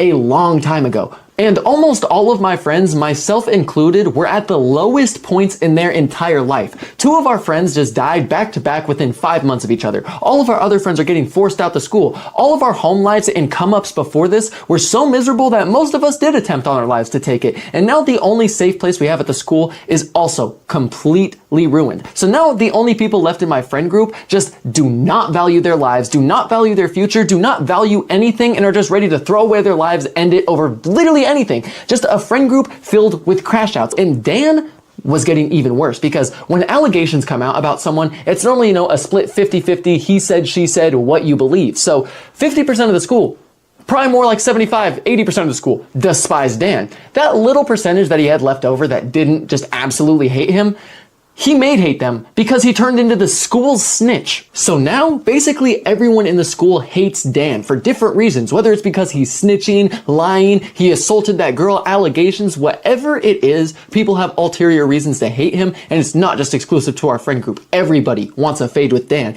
It got to the point where when I would see him ahead of me in the halls at passing period, in the sea of people, he would be getting pinballed around. Everyone's throwing him around, saying stuff to him like, I can tell his life is a living hell. And as I explained earlier, if people in the school or anyone around us, even in our friend group, was doing something extremely wrong and they were facing no repercussions for their actions, we were going to let them know what they were doing is wrong, the reasons, like they were going to get let known, you cannot be doing this, whether it was with force, just talking, whatever it was, they were going to get let known.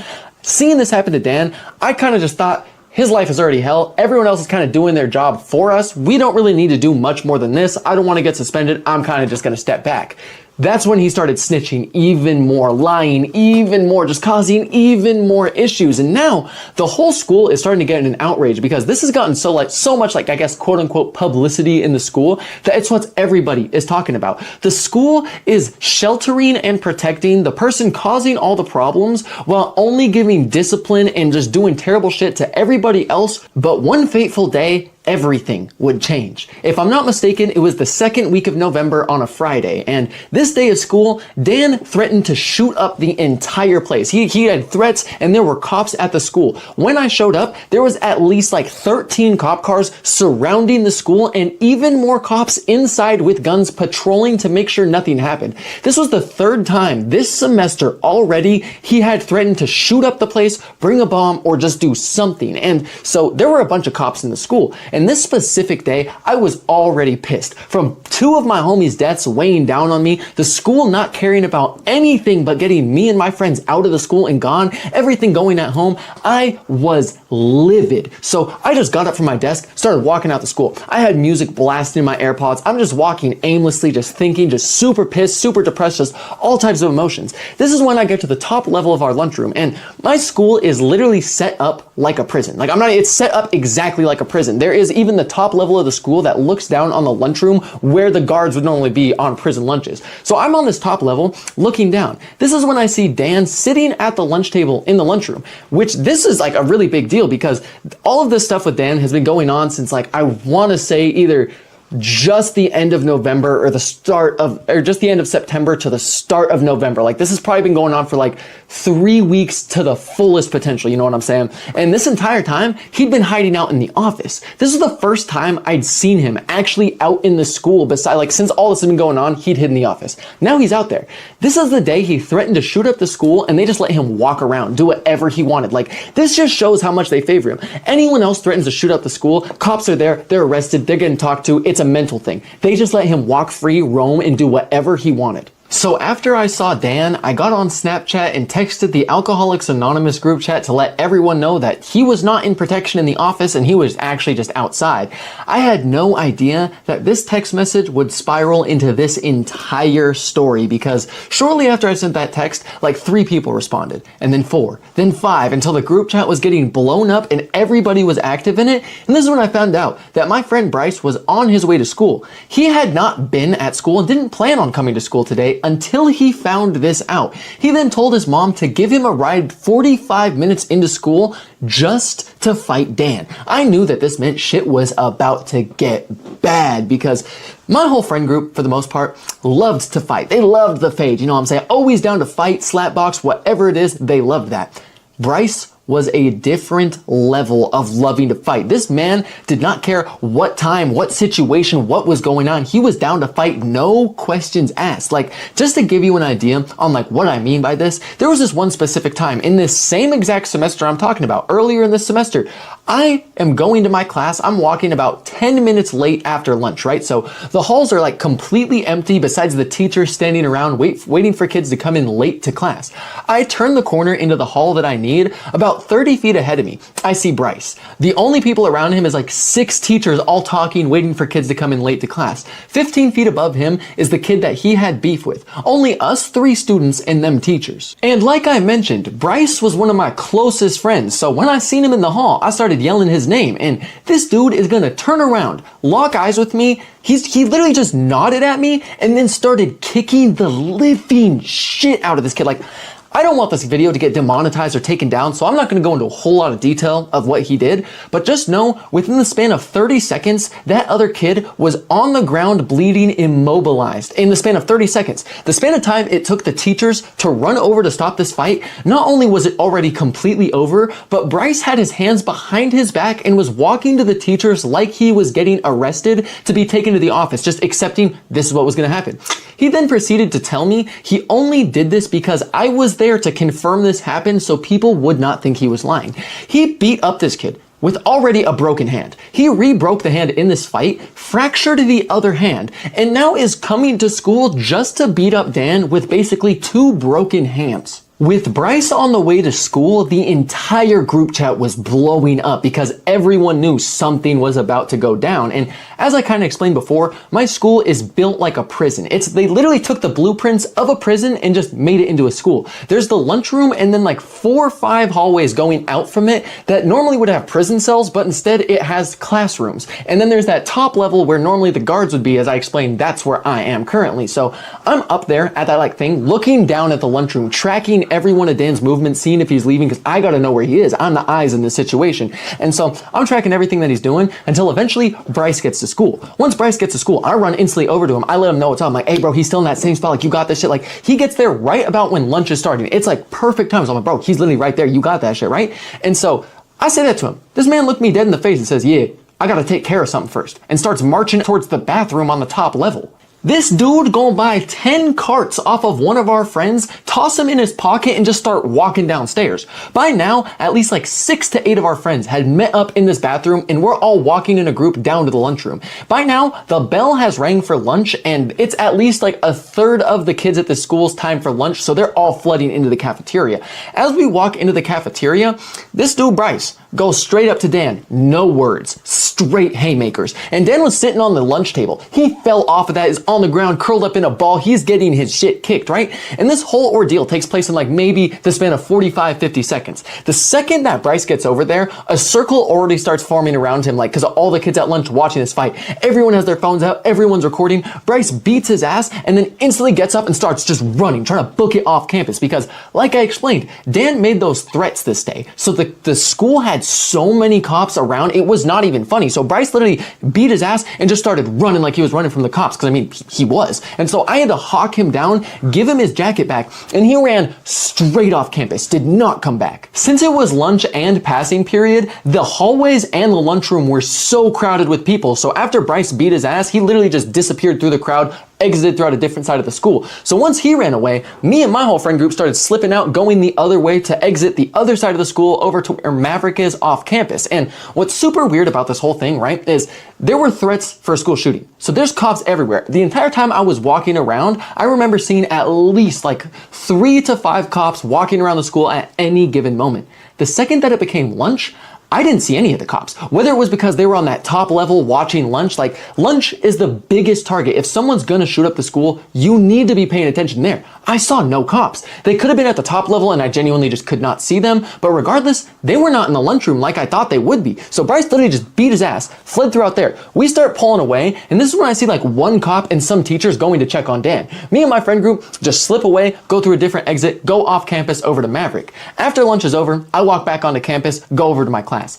I don't even get 1 foot through the door before my teacher's like, Owen, they need you in the office, because at this point I'm like, yeah, that's expected. You know, I have to go to the office. They don't even send me notes anymore. I'm at this office so consistently that they literally just tell me to go. I walk over there and I go into Miss Johnson's office, right? As I'm walking in there, her office is like, right, you have to walk past the ISS room to get to her office. I see multiple of my friends in there, James and a couple other my homies who were there at the fight. So I'm like, yeah, we about to get questioned, right? So I walk up in there and she told me to sit down. I sit down. She's like, so where did Bryce go? What happened? And I told him I don't know where he went, because like genuinely, truly, I had no idea where he went. I had no idea what his plan was. He lived 45 minutes from the school and was only there for 2 minutes after his mom dropped him off, and then he just ran away. I did not know where he went. She's like, well, next time he sets foot on this campus, he's expelled on terrorism charges.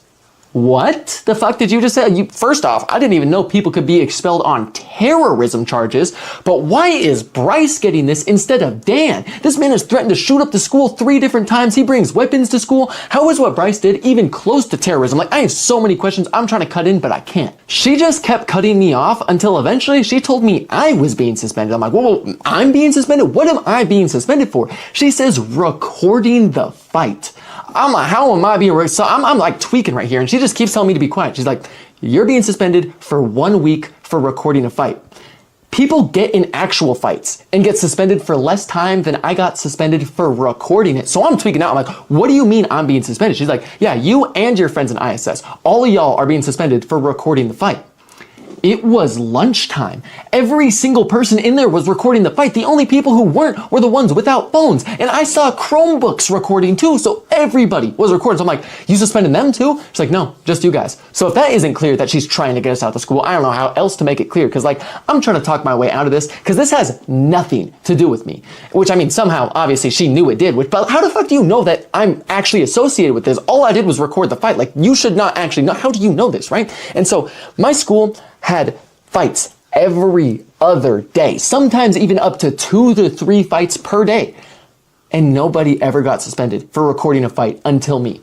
And my dad always overreacted to anything I did in my life. Any small mistake, minor inconvenience, whatever it was, he overreacted every time. So I thought he was about to tear me apart when I got home, take away all my belongings, take off my door, and then ground me for bare minimum 3 months like he normally did. But to my surprise, this was the only time he was actually reasonable about my punishment. Once he found out I was suspended for a week for recording a fight, he actually said that that was stupid, didn't make any sense, and that he was not going to ground me. I just wasn't allowed to hang out with friends the whole week I was suspended for, which, I mean, actually made sense. And I was really surprised about how reasonable he was with this one thing compared to everything else I'd done in my life that he got like just pissed off about for no reason. So that whole week went by. I didn't hang out with any friends. I just stayed at home, did my schoolwork like I was supposed to. The following week after the suspension was Thanksgiving break. So we had a full 2 weeks off school with the suspension. So once Thanksgiving break hit, I was no longer like quote unquote grounded or whatever. So I was allowed to hang out with friends. Little did I know, this was going to be the final detrimental mistake I made to get on the FBI watch list. Since it was Thanksgiving break and I was allowed to hang out with friends, I texted James to see if he could come over, but for whatever reason, he could not come over. I can't remember why. So I hit up my friend Gavin and he ends up coming over instead. Once he got over, we were just chilling for majority of the night, but he really wanted a cart. We didn't have any type of weed, no cart, no anything. So he hit up a plug and the plug stops by, we buy a cart, have to sneak out and get it, sneak back into my house, and we don't have a battery. So we have to cut up wires and take wire rips. We get baked as dog shit. Like, we get so high. And now it's just about 2 a.m. We get the bright idea to record a diss track on Dan. So for the next probably good hour or so, we are just laughing about bars on the song. We're making the song and we're just laughing about how funny some of it is until eventually we finish the song and we decide to send it to the group chat thinking that they'll find it funny. So we screen record the whole song. I send it to the Alcoholics Anonymous group chat and then we just go to sleep after that. But then this is when things spun completely out of control, because the next day I woke up to not only the group chat blowing up, but my entire Snapchat was flooded with so-and-so mentioned you in their story, so-and-so mentioned you in their story, and I was really confused. Turns out what happened was the group chat didn't just think the song was funny. They thought this was a genuinely good diss track, like a fire song. So they all saved this to their camera roll, posted it on their story, and mentioned me. At the same time, this thing called the Dan challenge is going on. Everyone's curling up in a ball like he did when he got his ass beat, and they're all just curling up in a ball, posting it to their story.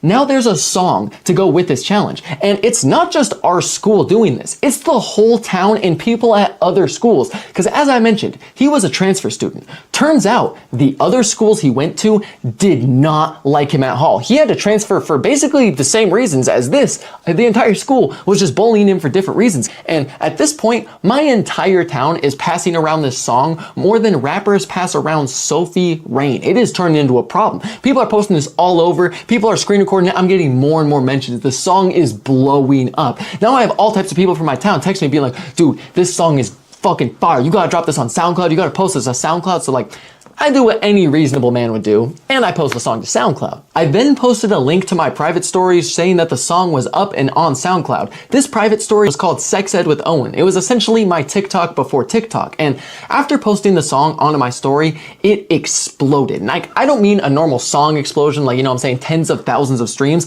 I just mean in my town, within the people of the school, the youth of my town, this song got over 1,000 streams within 3 days. First song I've ever made and posted. So I'm watching this just explode, showing no signs of stopping.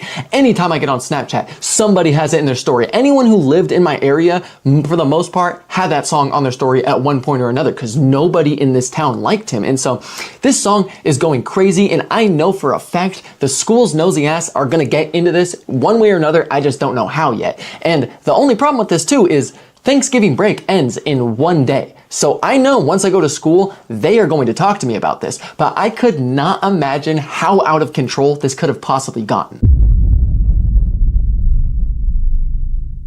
The day I had to go back to school, I woke up with this gut feeling that I was cooked. The second I went to school, I knew I was finished. And I just had this gut feeling the entire time I woke up, got ready, and drove to school. I knew once I walked through those doors, I was done for, right? So on the car ride to school, I go onto SoundCloud and I hide the song from public viewing. I private the song so that way, if I get called in, I can tell them that I felt bad and I deleted the song. So that way, if they search up my account, it's clearly deleted, the song wasn't there, and I'm just like, it's just some mistakes we made at 3 a.m, stupid decisions, am I right? So I hid it from public viewing, just decided to see how it would play out. And so I got to school, went to first period, just fine. First period ends, I go to second period. Once again, nothing happens. Third period rolls around, make it all the way through. So now I'm on lunch. I go to lunch and I'm like, okay, you know what? Maybe I was being paranoid. There's no way, right? Then fourth period hits. I have Spanish class. I walk into Spanish class. The second I go in there, the teacher has a note for me. I explained, I didn't really get notes. So this terrified me. I saw that note and I'm like, so I grabbed that thing, go to walk to the office, right? I'm doing that walk of shame, deleting everything out of my iMessage, Snapchat, camera roll, anything that could possibly be incriminating if someone went through my phone, whether it was parents or school, had to be deleted. After I finished clearing my phone, I got to Miss Johnson's office and walked in. The second I got there, she was sitting down with the school's police officer, so I knew this was about to be bad. The second I sat down, the first thing she said was, I think you know why you're here.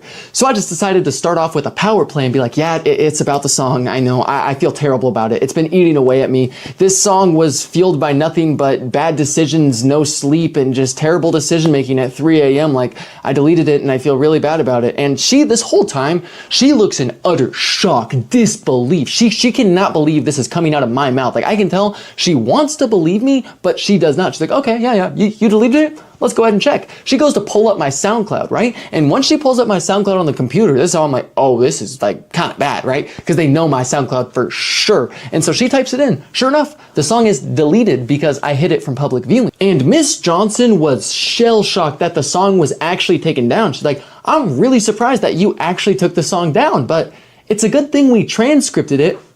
Slaps down the lyrics to the entire song on the table in front of me. My stomach has never dropped down as much as it did in that moment. I've never felt that much of a surge of anxiety because I'm staring at the sheet of paper on the desk, right? And I see voice 1 and voice 2. Voice 1 was me. Voice 2 is my homie. Not only am I proud of my bars, like I have some intricate rhyme schemes, like my shit was hard and I know damn well it was, right? And at this point in time, my friend was in the process of transferring to the delinquent school, and when we recorded that diss track was actually the last time I ever saw him. He didn't technically go to my school, which meant the principals and the school board could not get him in trouble for any of this. And even if they could, his mom did not care if he got in trouble. This dude could get expelled and not even get a slap on the wrist, versus my dad would damn near put it inside me if like I got caught up with this. So I am already stressing. So when she said, "Are you voice 1 or voice 2?" I'm like, "Oh, I'm voice 1, I'm voice 1, I'm voice 1. Because this is when things get even worse, right? Because I am getting the 1,000-yard stare taken over me as I watch my last bit of freedom glimmer away in my eyesight, knowing that my dad is about to get called. But somehow, it still gets worse. Because it turns out the reason that it said voice 1 and voice 2 and there were no names on the transcript is because the school did not find this song. The FBI and police did. For those of you who don't know, back in 2020 to 2021, if you needed anything illegal, you could just go on Snapchat to find it. There were plugs selling anything and everything on Snapchat stories, from weapons to substances, stolen phones and AirPods for cheap, whatever you wanted. If you went through Snapchat long enough, you could find someone who was selling it. And Snapchat has worked with FBI and different law enforcement since like 2014. But in 2020, even local police departments were using Snapchat to catch all types of criminals, from just thieves, dealers, scammers, whatever it was. If you were posting stuff on your story, there was a really good chance you could get caught. A lot of my friends, or just friends of friends, got arrested or in legal trouble from just posting anything and everything on their stories. And it just so happens, since I was friends with all the people getting caught using Snapchat, since they reposted my song all over their stories, all of those people who had the FBI and police departments looking at their stories happened to stumble across my song. I did not think shit was close to that serious, but this when Miss Johnson's gonna look me dead in my soul and say, this is worse than what Bryce did. And not only do they think that, so does the law enforcement, and they think I'm a threat to the school. On top of that, the school board wants me permanently expelled. She's telling me all this, and I'm like trying to process this in my mind, like, whoa, what's going on? But she keeps continuing to talk about you are a threat to this school. Every kid in this school is terrified of you. You scare the kids. All the staff and students think that you're a threat to the school. The staff and the law enforcement think that you're gonna shoot the place up, do all types of stuff. And I'm like, this is why I literally just cut her off. I'm like, whoa, back up, take a couple steps back here, right? Because from the sounds of it, I'm about to get the treatment that Dan should have been getting for threatening to shoot the place up 3 separate times. I didn't even threaten the school. I just made a diss track on Dan. This has nothing to do with the school. But she told me that this was completely out of her hands and completely up to the school board. But not only that, there was most likely going to be an investigation taking place on me as well. So my mind is moving a million miles an hour. I'm having such a hard time wrapping my head around the fact that a diss track that doesn't mention the school, took place off of school grounds, somehow involves the school, the FBI, and the police. Like, this seems so blown out of proportion. In my head, it seemed more plausible that they were lying, capping their ass off, blowing this way out of proportion to terrify me than actually be true. And I'm literally staring off trying to comprehend how this has even got, how we got from A to B this quick, right? I have no idea how this even happened.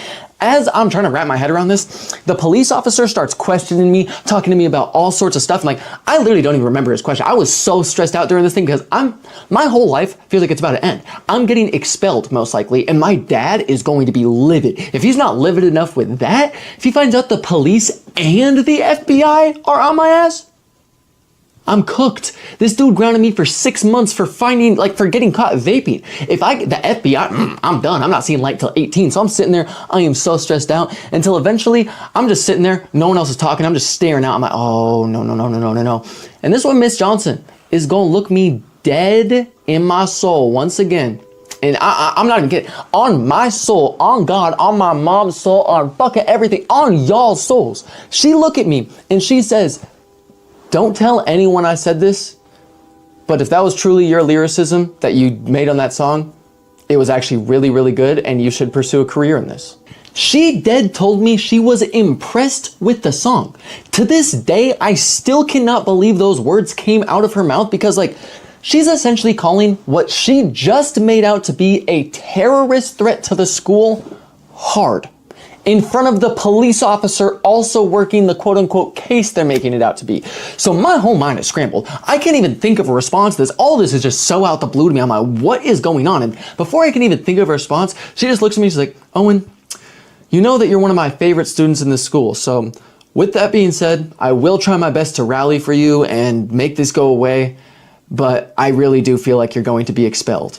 And so I'm just sitting here, I'm lost, I'm so lost, I'm getting expelled, I don't know what's going on, and I don't even know if I can trust what she's saying, because she always lied when she was on the phone with my dad. Like, whenever she had to call my dad, if I was getting suspended, if I wasn't getting suspended, whatever the situation was, she would lie so much to him, so I didn't even know if I could trust her. Then she told me no matter what, I was going to get a baseline week-long suspension while the school board decided what to do with me, but the suspension was indefinite and I was not welcome back on school property until a decision was made, but I would most likely be expelled. So I literally know nothing. I just have to wait at bare minimum a week for them to make this decision. And so Miss Johnson rambles on for a little bit longer. I don't really remember exactly what she said, but then this is when the cop finally starts speaking again, because for the most of the time I was in there, he was just sitting there trying to stare at me, looking all mean, trying to be like intimidating, threatening or whatever. This dude's a chubby, bald cop. He looks like he can't even run a mile. I'm like, you're not threatening me whatsoever. But he finally starts talking again. He's like, do you own a gun? Like, no, I don't own a gun. Do you plan on using a gun at school? I just told you I don't own a gun. Do you have thoughts about doing stuff to the school? Like I said, man, I don't own any guns. I'm not doing any. I don't like Dan. I have no problem with the school. I'm not going to do anything irrational to the school. I don't like Dan. I've made that clear. I've apologized about everything else. I've made it very clear what my intentions are, and it should have been clear in the song that I'm not going to do anything to the school. You're treating me like a terrorist trying to board a plane or something. I don't own nothing. He looked at me like he did not believe a word out of my mouth, which, I mean, honestly, I don't blame him. I mean, I had run-ins with him my entire high school career. As a freshman, I was the first kid in the state suspended, and within my first week of high school, we were already on a name-to-name basis because he had to talk to me so much. Like, I get where he was coming from, but after he asked me all those questions, he sent me to the ISS room. And it was a weird situation, though, because I was technically not allowed to even be in ISS because I was unofficially expelled. So they had to call up my dad and have him come pick me up from school. And this dude shows up and he is livid. The second I step in the car, he's screaming at me non-stop, asking me all types of questions. What did you do? What did you do? And I'm like, I made a song. I made a song. He's like, no, what else did you do? What else did you do? He refuses to believe that this is all over a diss track. He thinks me and the school are lying to him. This is when my dad says, okay, Owen, if this is just about a diss track, then why do I have police and FBI showing at my door trying to take my guns? I froze. I didn't know what to say because I'm like, whoa. Police and FBI are at your door? That means that nothing the school just told me was lies. Like, I'm genuinely frozen because I'm like, I'm trying to process how all of this happening is the result of a diss track and how this is all taking place in less than the span of 24 hours from me being found at school out for all of this. Like, in the span of literally what felt like from I got called in the office at like 1 o'clock just about. It's now 1:30. In the span of this 30 minutes, I have just now found out that a diss track is getting me expelled on an FBI watch list, almost arrested, and my dad has FBI and police trying to take away his guns. How is that result of a diss track? It makes no sense to me. So I am frozen trying to process this. I'm like, wait, the school isn't lying. This is real. This I thought I was dreaming, having a nightmare or something. And then what was probably a 7-second pause gets interrupted by my dad screaming at me. Well, tell me, Owen, why are the police at my door? What are you doing? And I just responded, it's just a diss track. Like, it's genuinely just a diss track. It's just a song. And he said, if it's just a song, why are the police and FBI at my door? Why am I getting phone calls from police about my guns and about you? I've been getting calls. I've been getting random fucking police at my door. I get off work to come home and relax, not deal with your bullshit. What is wrong with you? What could you possibly be doing? He's trying to figure out how all this is the result of a song. I'm trying to figure out the same thing. And like, keep in mind, this whole time, I don't trust the school whatsoever. I trust my dad even less. The school might have lied to me, blatantly distracted me, but my dad did even worse. He had been lying to me about the most random things my entire life coming up, to the point where if I was in a public setting and I was about to tune into a conversation, like say something, I'd have to make sure it wasn't something my dad told me before I got embarrassed by every single person because of how blatantly untrue the fact was. So I didn't trust my dad at all. And so this whole time, I literally, in my head on this drive home, I'm thinking it is 1,000% more plausible for the school and my dad to just be telling me this. So that way I like stop making a diss track, whatever it is, I think they're just trying to like fear monger me out of whatever like delinquent type state. I'm trying to think of anything, because this makes no sense to me whatsoever. I don't understand how this is the result of a song. Because why would this matter to the school if it happened off of school grounds? Why do the police even care? And this does not seem like something the FBI would take the time out their day to do. I live in a tourist town in Idaho. There is no gang violence, no shootings, no nothing here. We have the KKK, terrorist groups, ISIS, and just cults. It's more likely to see arson than it is to see a shooting in my town. And so it's Idaho. I'm like, why do y'all care?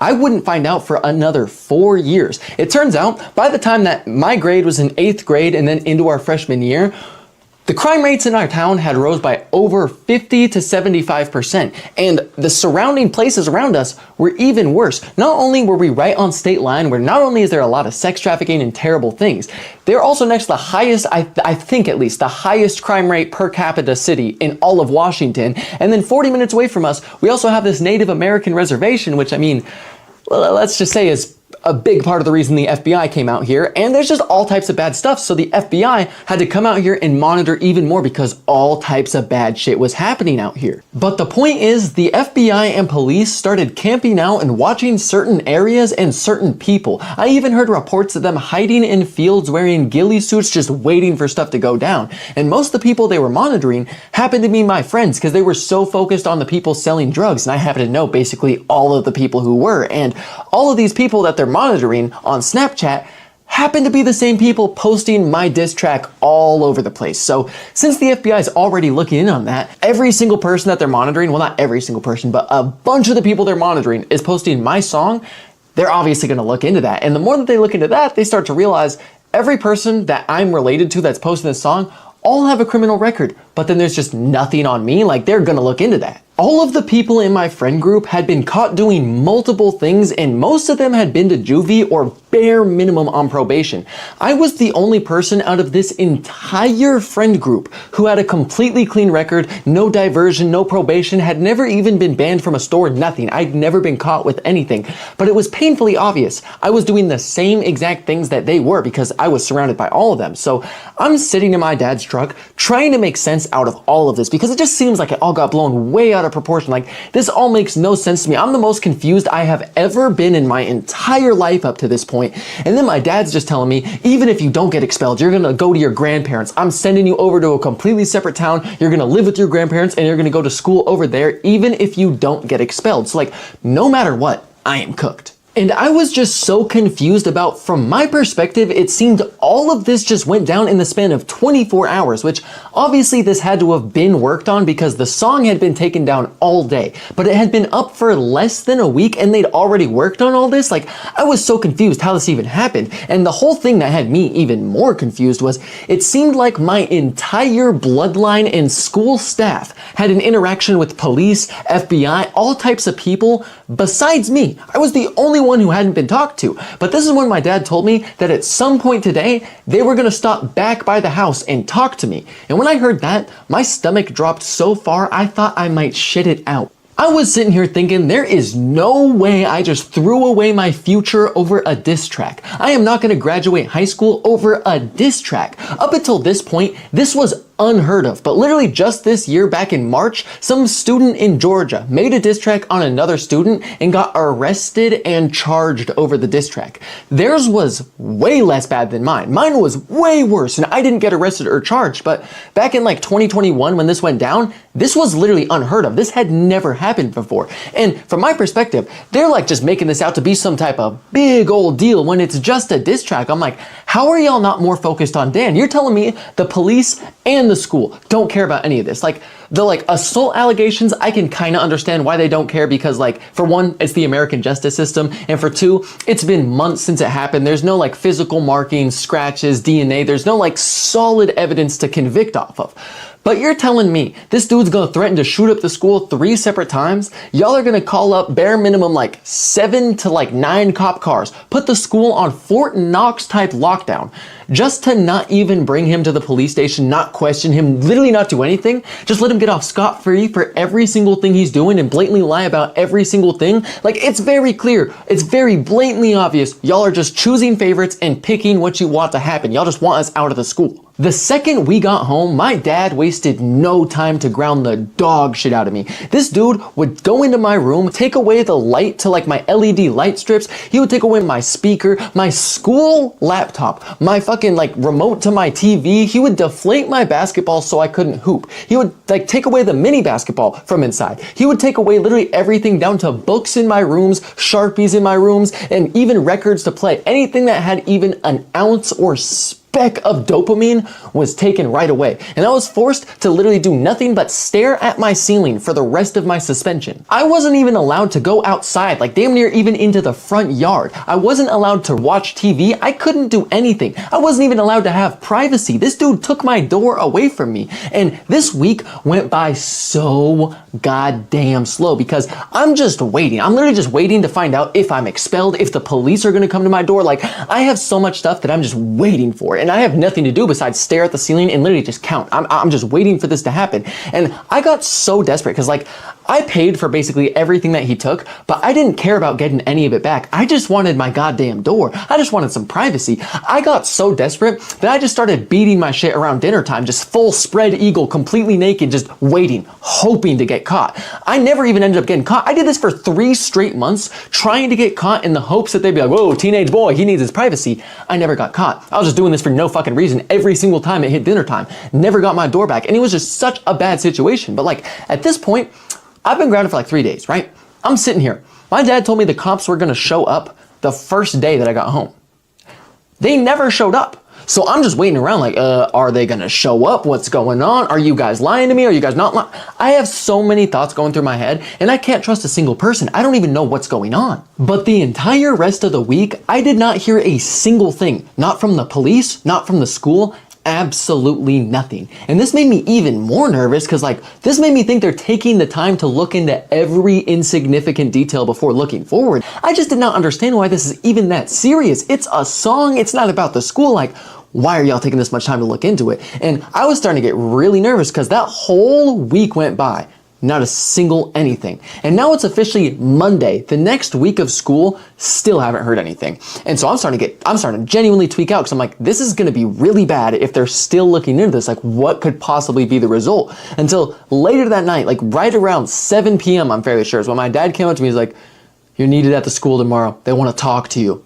He said this shit all pissed off. I'm like, this is great news. If I'm going into the school, this most likely means I'm not expelled, right? And so next day, I go into school just as a normal day, go to my first period. Before the class even starts, I get sent down to Miss Johnson's office. I walked into Miss Johnson's office to see her sitting right next to the police officer once again. And the second that I sat down, the first thing she said to me is, well, Owen, you messed up real bad.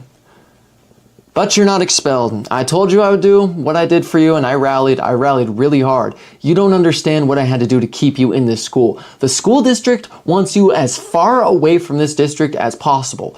I had to put my position on the line to keep you here. And I'm hearing all this and I'm genuinely like shocked because I knew she liked me more than the rest of my friends, but I did not believe that I was actually one of her favorite students. I did not believe she was gonna rally, fight for me, let alone this hard. Like, I'm hearing all this and I'm hearing about basically my friend's Grim Reaper saving my life. And I'm like, well, I'm not gonna complain about this obviously, but I'm just sitting there shell-shocked. I'm like, I'm not expelled. The police haven't talked to me. Like, what's going on right now? And to my knowledge, Miss Johnson had never done this for a student before me and has not done anything close to this for anybody after me. It was genuinely shell-shocking. She was willing to do this for me. Like, it's still kind of unbelievable to me now. And she told me the only reason the school board even thought about keeping me in school was because I had near perfect attendance and at least decent grades. I had almost all A's and B's, well, besides Spanish class. I was failing the dog shit out of Spanish class. But I mean, look at my white ass. Well, I don't even know what I was doing in there. I can't even roll my R's. That was bound to happen, but she told me that if I even so much as slipped up and got behind on schoolwork, I would be expelled. If I got caught skipping class, going off campus to the gas station, expelled. If my attendance so much as slipped up, expelled. Anything I did, expelled. I was essentially on lockdown. They put me on something called a level 3 AA protection protocol or level 4 AA, something along the lines of that. And this piece of paper was signed by the head of the school board, all the heads of the school board, vice principal and principal, school's police officer, and myself all had to sign this. And this piece of paper essentially stated that me and an unnamed student could never be in the same class, which the student was obviously Dan, and we already had 2 classes together. So it went on to say if we had the same class, I had to be as far forward and diagonal from him as possible, and I could never be seated near him and especially not behind him. I wasn't even allowed to leave the classroom unless it was passing period to walk to my next class, the only other exception being if I got a note summoning me to the office. And on top of this, every single lunch, I had to be within the eyesight of the police officer. Whenever it hit lunchtime, I had to find him wherever he was, have him sign this piece of paper saying I came up to him, then I'd have to sit at the seat closest to him so I could be in constant supervision and constant eyesight of the police officer. There was a lot more to this whole protection protocol, so many more rules and regulations. It was somewhere between 3 to 5 pages long and like size 10 font. There was so much rules and regulations to this whole thing, but like those are the highlights of it. And if I can find any screenshots of this, I'll put them up in the video. But for the most part, this was all on Skyward on my computer, so I didn't have any screenshots on my phone of it. I don't think, but I will look. Besides the point though, these were the most important highlights of it, and if I was caught breaking a single one of these rules and regulations, I was immediately expelled and potentially sent to juvie since I signed that whole contract thing. Even if I was caught doing anything, if I got suspended, ISS, skip class, no matter what, struck with the band hammer, I'm expelled.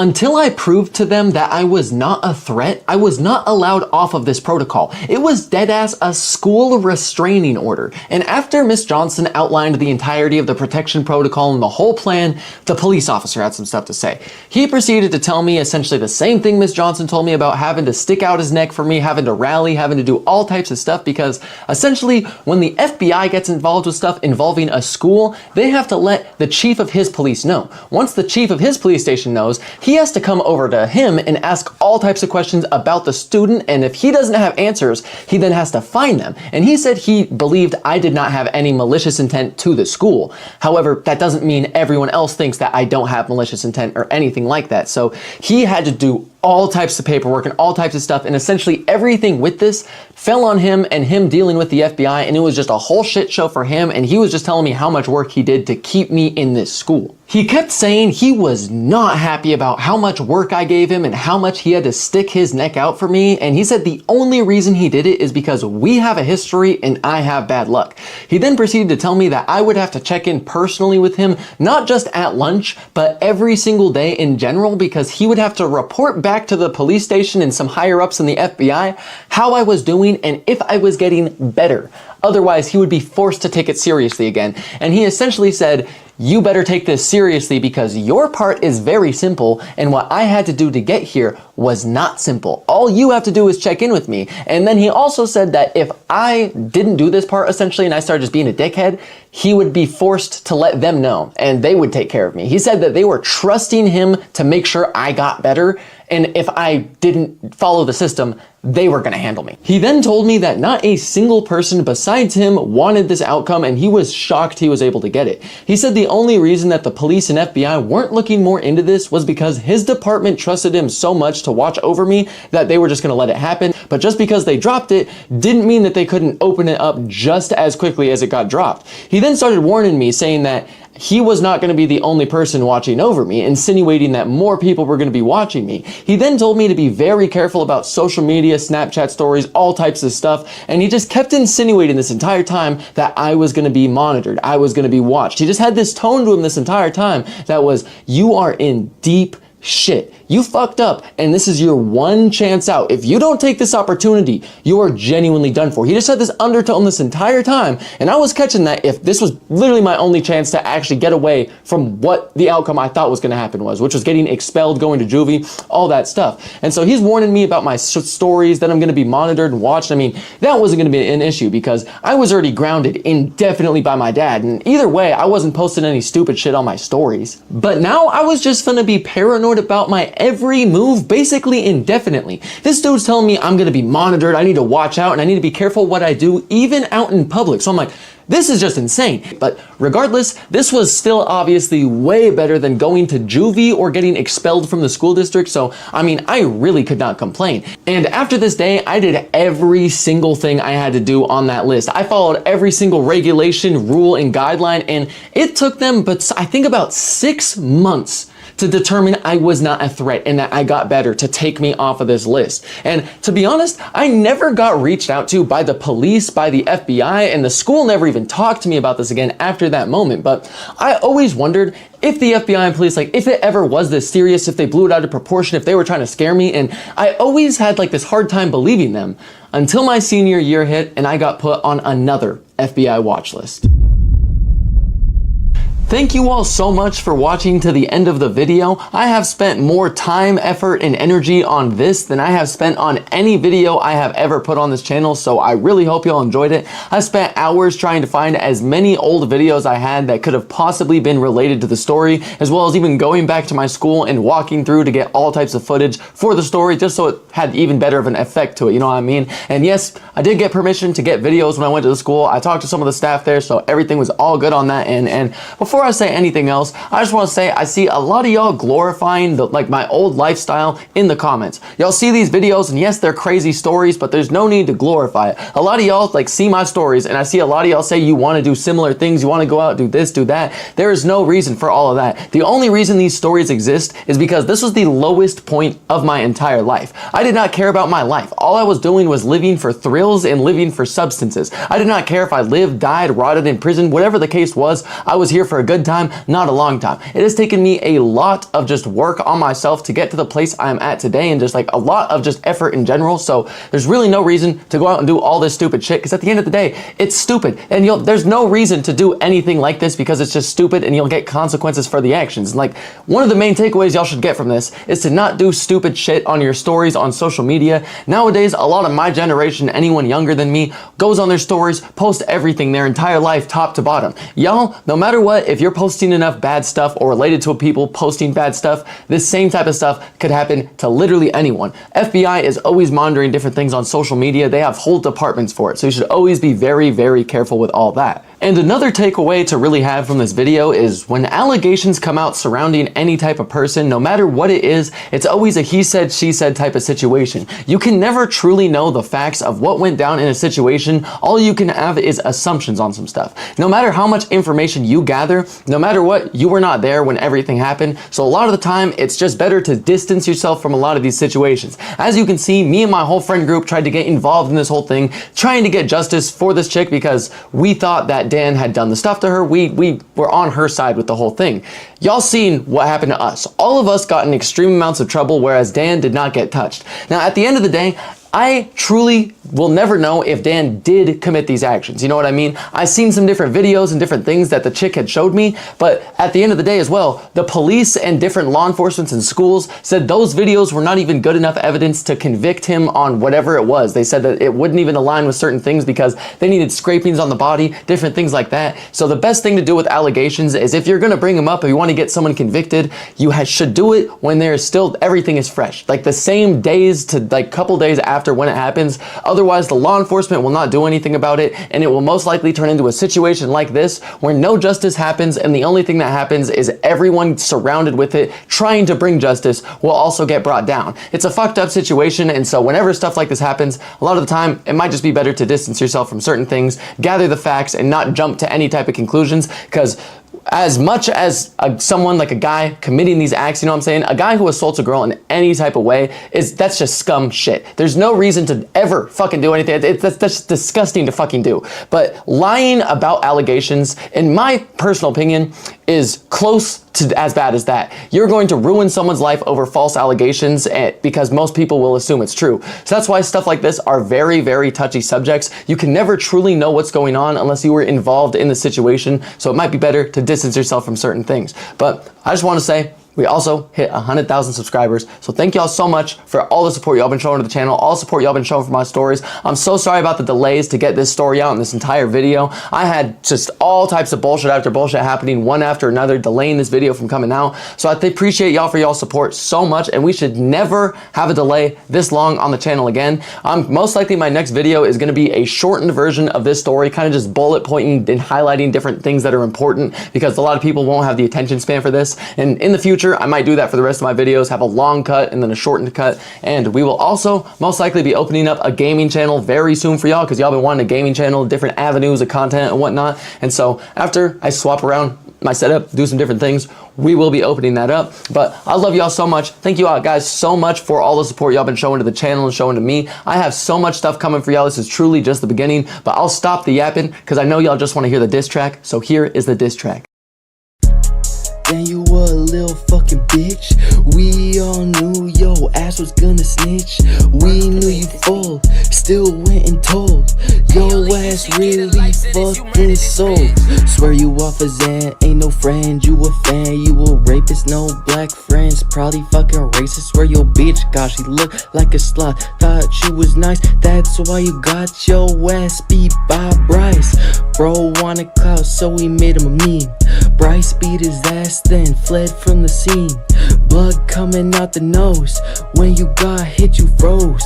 Thought you were the shit, then got news you ain't the man. Told you not to come to school, now you look like a fucking fool. Wanted to bring a blade, still got ran your fate. Bryce never missed names, and now it's Daniel really folded. Wanted to be part of the fucking mob. Now you see us and you gonna get robbed, bitch. Yeah, gonna get robbed, bitch. Yeah, Dan a little snitch. I appreciate any of y'all who made it to the end of the video. Be sure to subscribe if you enjoy story content like this, because I have a lot more coming to the channel very, very soon, but I will see y'all in the next video.